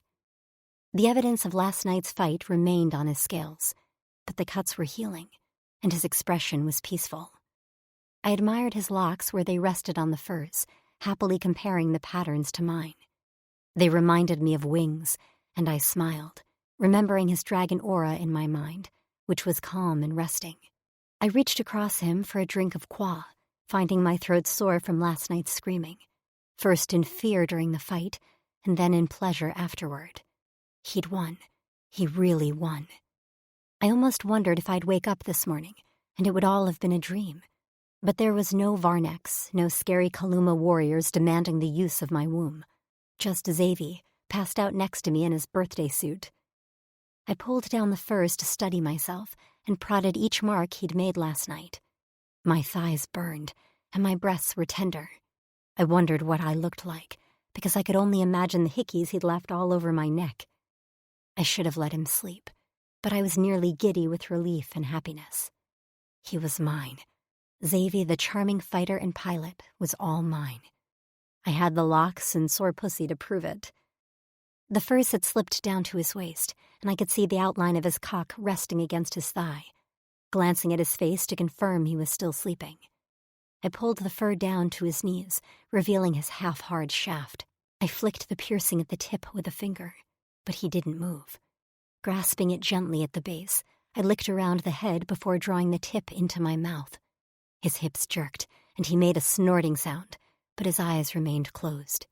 I smiled and sucked while rolling his balls in my other palm. A long, low moan left his lips before his eyes popped open. They immediately dropped, alert to meet mine. "Tab," he whispered. "You can keep sleeping," I murmured as I licked down the row of piercings on the underside of his shaft. "I'm just taking care of this for you, mate." I grinned and took him into my mouth, sucking hard. He groaned and folded one arm behind his head. "Like I'm going to sleep through this."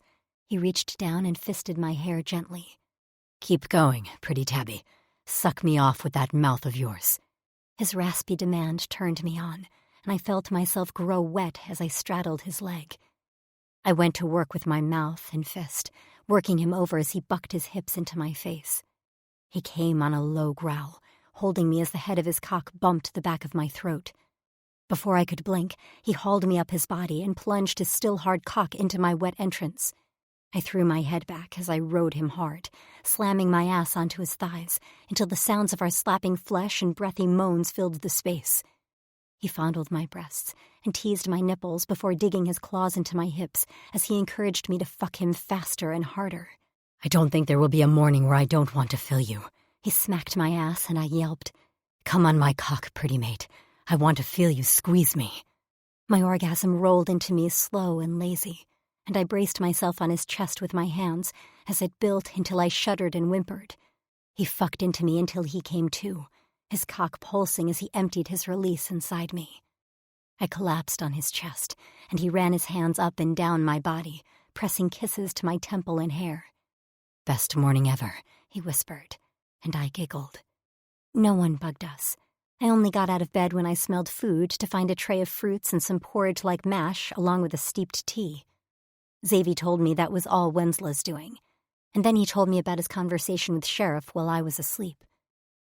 "So he said yes?" I spooned a bit of the porridge into my mouth. It was sweet and nutty. "He said he would gather a council today. They have to vote him in as Pardux, but he said he doesn't foresee that being a problem.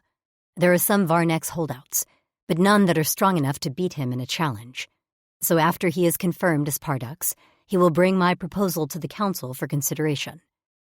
I can't believe that about his brother. Wensla said he disappeared one day, and that was the catalyst for everything.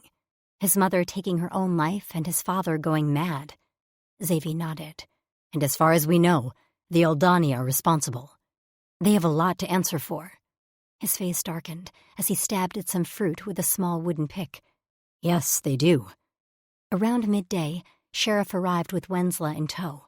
Xavier left with him, and I watched them go anxiously, hoping the council had agreed to help us. As usual, Sheriff's expression gave nothing away. Wensla no longer wore her heavy necklace. In fact, she wore nothing but a band across her breasts and a pair of loose pants with sandals. She handed me a similar outfit, and I got dressed while she prepared our lunch. I wasn't quite hungry yet. Xavier and I hadn't done much since breakfast but lay in the furs and clean ourselves with a basin of qua and a foamy soap. So I sat while she nibbled on a sandwich full of meat left over from the night before.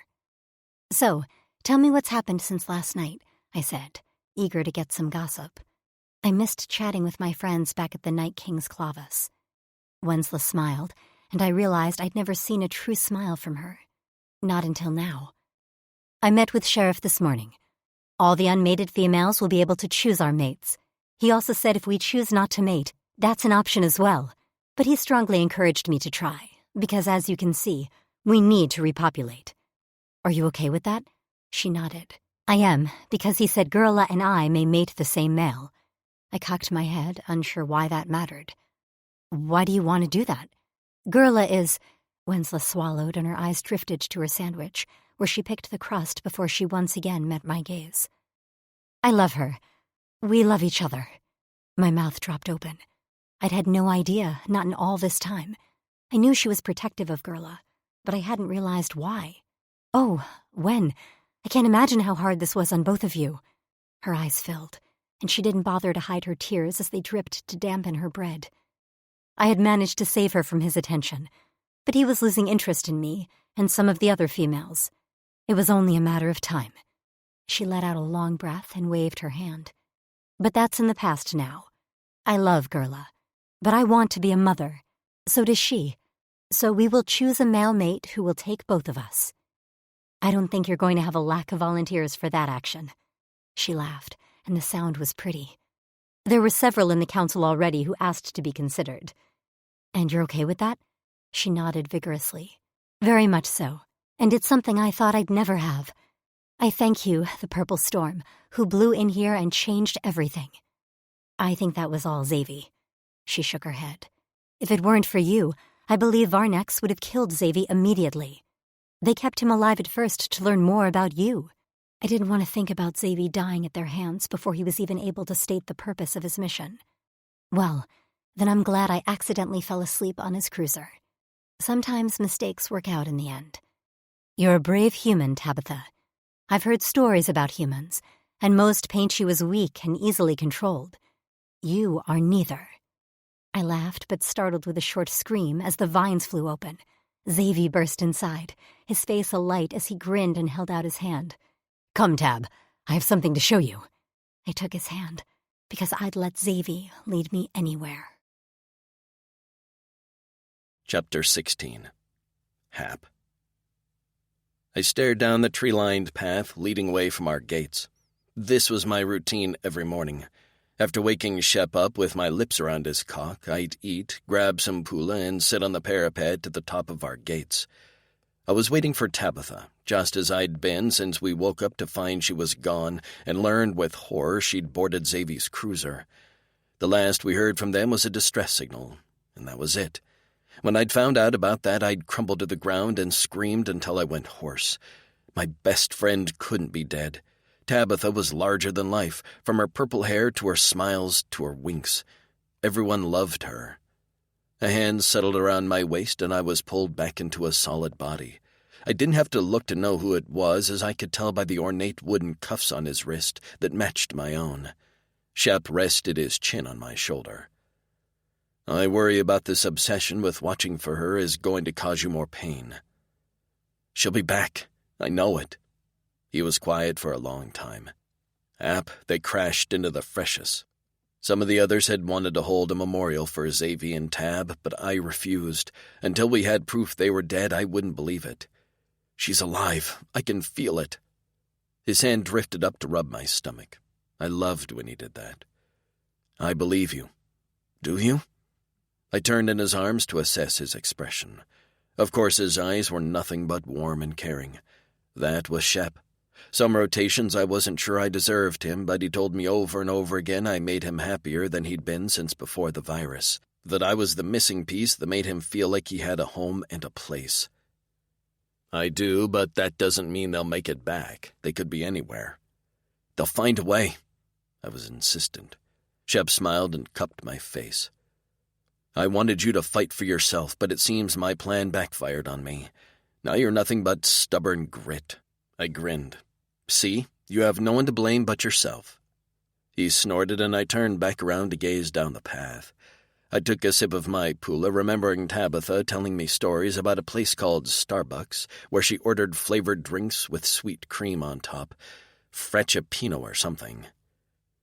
Do you know what a frappuccino is, Shep? A what? Never mind. Without Tab, I wasn't sure I ever would have had the courage to tell Shep how I felt, or even know what to do with my hand on a cock. Tabitha knew. She knew everything, it seemed. I hoped, wherever she was, that she'd finally convince Xavier to kiss her. I sighed. I should probably get to work. Frankie's crib isn't going to make itself.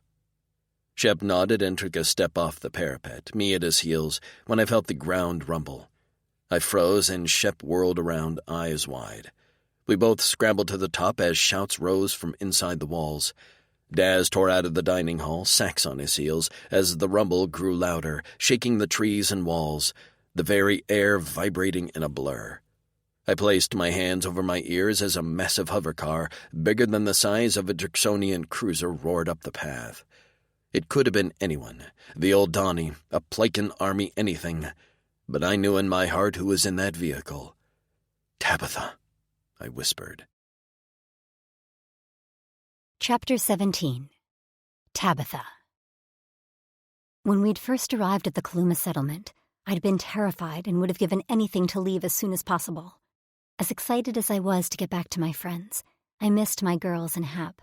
I couldn't stop crying at leaving Wensla. Her and Gurla showered me with gifts, things I didn't want to take, but couldn't refuse because I knew that would have been rude. They gave me white stone bracelets and a few pendants, extra clothes, and a whole package of a sweet bar of candy they called Geo. All the women hugged me, and some were already paired up with warriors they'd secretly crushed on for years while suffering, literally under Varnex. The once somber atmosphere was alive with hope, and I was so proud to be a part of it. There was still a faction of warriors who had distanced themselves, and Xavier told me those were the Varnex loyalists. Sheriff had shrugged and said, They'll either come around or they'll be in the ground. And that was that. I shivered at the coldest in his tone. He would be a strong Pardux. Now we rode in a tank-like hover car called a Roturo. It was like nothing I'd ever seen. It could travel over water for short distances, and luckily the Kaluma knew which routes to take to get us back to our continent safely. Sheriff didn't join us, as he couldn't leave his settlement during a major adjustment. His friend Kravis stayed behind too. Leading our small contingent of 20 Kaluma warriors was Bosa. He and Xavi had made nice after Bosa clubbed him in the head. I didn't see how that was something one could get over. I kept my distance from the big Kaluma, but he didn't seem to like me either. I remembered Wensla saying he didn't like outsiders. When I'd expressed worry to Xavi about him joining us, he'd told me that while Bosa hated outsiders, he liked the Aldani the least. He was eager to fight, as Kazel, Sheriff's brother, had been a good friend of his. I slept for most of the journey near the back of the Roturo, while the rest of the warriors sat in a line on identical chairs lining the sides. They didn't speak much, and many of them dozed as well during the smooth ride. Xavi woke me up with a touch to my shoulder. I blinked my eyes open to see him crouched in front of me. We're almost home, Tab. Home. The word filled me with warmth and excitement. Shaking off the last bit of sleep, I hopped up and rushed to the center of the Roturo. Like a submarine, the only way to see out of the car was through a telescope. The warrior responsible for the post stepped aside for a moment to let me peek outside. I caught a glimpse of the familiar tree-lined path and nearly squealed at the sight of the gates. "Home," I whispered. Xavi wrapped his arm around me as we walked to the side of the Roturo, where the hatch would open. We wanted to be the first ones off the vehicle, so Daz would know this was a friendly visit from the normally secluded Kaluma. I shifted my weight from foot to foot, vibrating with excitement. As soon as the Roturo rumbled to a stop and settled on the ground, a hiss echoed through the cabin, and then the hatch opened. As soon as there was a crack large enough for me to slip through, I darted out of Xavi's hold and bolted outside. Tab, I heard him call, but I knew this was safe. This was home. Rounding the front of the Roturo, I heard the creak of the gates begin to open. "I'm home," I called, laughter bubbling up from my throat as I nearly tripped over my own feet. I heard the pounding footsteps of Xavi behind me just as a blue figure burst through a small crack in the gates. Hap raced toward me, his hair flopping. Tabitha, his voice cracked, and we hit each other at maximum speed. The breath left my lungs in a rush as he crushed me to his chest, picking me off the ground while he chanted in my ear. I knew it, I knew it, I knew it, I knew. "I missed you so much," I gasped. "Now let me down before you crack a rib." He dropped me, and I felt Xavi at my back. Hap reached over me and clasped Xavi's head, briefly touching their foreheads. Thanks for bringing her back to me. I guess I'm glad you're alive, too. Xavi laughed. Well, you'll have to share her now. He held up our clasped hands. Hap's eyes went wide, and he slapped a hand on his chest, staggering back. "I knew that, too," he cried. He whirled around to where Shep had made his way toward us. "I told you, didn't I, Shep? They were meant to be." "You did, Hap." He clasped a hand on his mate's shoulder. His eyes crinkled as he smiled. "Welcome home, you two." Squeals and screams erupted from inside the walls, and a second later a group of female bodies flung themselves down the path. Of course, a few were slower than normal with their big bellies, but Miranda and Justine led the pack along with Reba's whelp, Luna. Basil was there too, Tark and Anna's daughter, barreling toward me with her little arms pumping. Everyone hit me at once, and Xavi was smart enough to move out of the way as we hit the ground in a pile of limbs, hair, and tears. We all talked at once, and there were I miss yous and I love yous and I hate yous, Justine, until Xavi reached into the pile and pulled me out by my neck. "Quit smothering my mate," he hollered, a smile on his face as he proudly displayed our wrists. The squeals renewed and he rolled his eyes. A loud voice boomed over the din. "Our prodigal son has returned." Daz strode toward us, a large grin on his face while Sax bounded out from behind him. I expected Sax to greet his best friend in the typical forehead-touching Drixonian way, but instead he threw his arm around his shoulders and curled it into a headlock. With gritted teeth, he began to slap at Xavi's head. "If you ever pull that shit on us again, I will kill you myself." He ended his tirade with a volley of blows. "Sax!" Val scolded, and finally the Drix released his hold on a shove. Xavi stumbled away, and when he lifted his head, he was grinning, his hair wild. Aw, was someone cranky without his Zavy wavy? Yes, Val called out with her hand cupped around her mouth. He was insufferable. Payback sucks, Zavy pointed at his friend. How do you think I felt when your ass was locked in Aldani jail? Sax sniffed, and with a roll of his shoulders clasped his hand on the back of Zavy's neck. Their foreheads touched, and their lips moved. I let them have their privacy, my heart swelling at the friends once again reunited. I cleared my throat. So we have 3 announcements. 1, Zavy and I got our locks. 2, I'm never drinking spirits again. Laughter met my words. Okay, so maybe that's a lie. I grinned. And 3, we brought friends. I waved my hand in a flourish to the Roturo behind us. I waited for the excitement when everyone caught sight of the Kaluma. But silence met my words. I turned around to find nothing but the Roturo. Had they not emerged from the Roturo yet?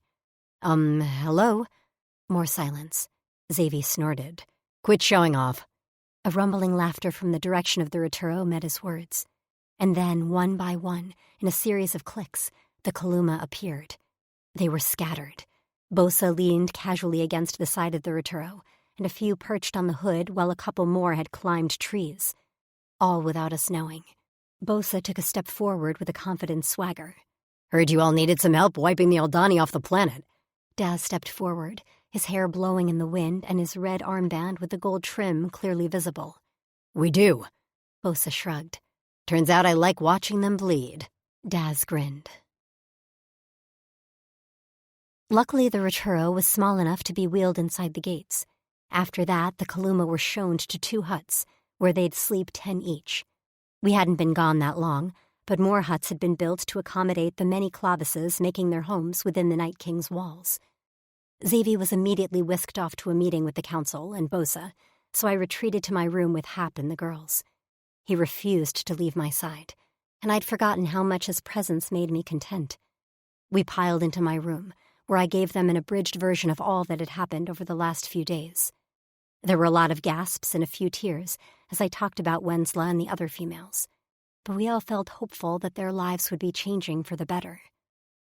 Bosa is kind of intimidating, Naomi laid on her stomach, her feet kicked up behind her. Frankie played with her hair while Miranda, Justine, and Reba lounged on some pillows in the corner.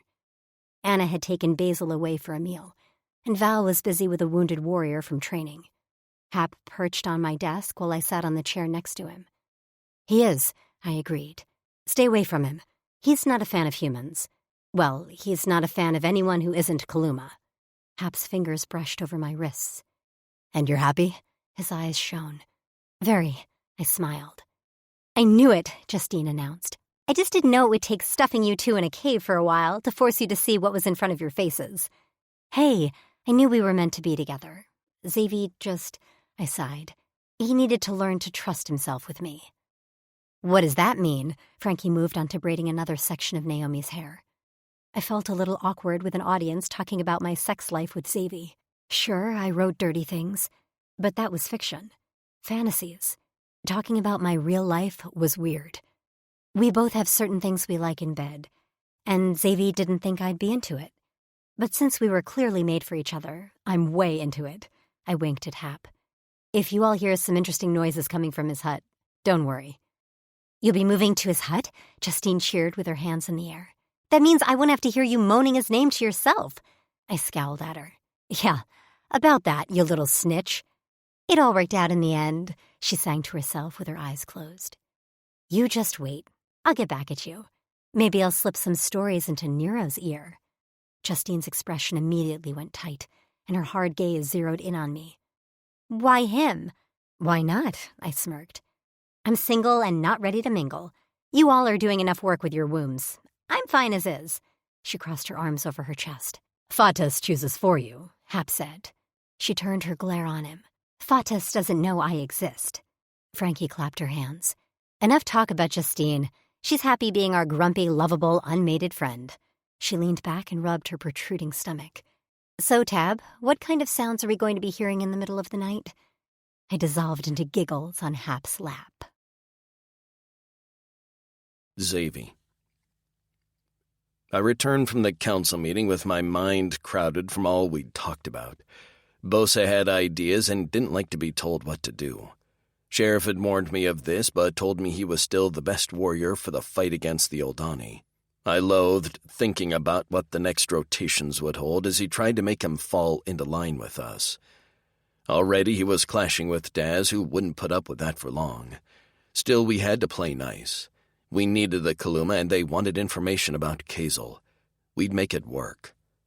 I stepped into my hut, planning on a quick cleansing before searching the grounds for my mate. As soon as I stepped into my door, I stopped short. Tabitha knelt on my furs, completely naked, wearing only a necklace and a smile. I moved closer, and at first my muscles locked when I saw the necklace was made of the same material as the Kaluma female collars, until I looked closer. First of all, it wasn't a thick, high band that wrapped around her neck like Varnex's females had worn. This one was thinner, laying over her chest and dipping down to the tops of her breasts. And the pattern was the same as our locks. "How?" I began. "One of the females, Eupley, she worked on it all night for me." Tabitha's small fingers touched the necklace with reverence. I swallowed, my eyes drawn to the pattern so boldly marking her as mine. "But it doesn't remind you of bad things?" She shook her head and her tits wobbled. "No, because I chose to put this on. I'm choosing to wear it and be yours, Xavi. That's the difference." "I'll wear one too," I blurted. Her smile grew. "We can share." The shining iridescent surface of the stone gleamed in the dim light of the hut.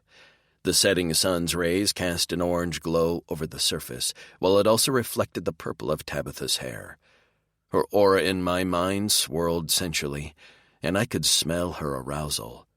I released the clasp of my pants and stepped out of my boots before striding to our furs naked. She reached for me as I drew closer. "I told the girls to ignore any and all noises from this hut."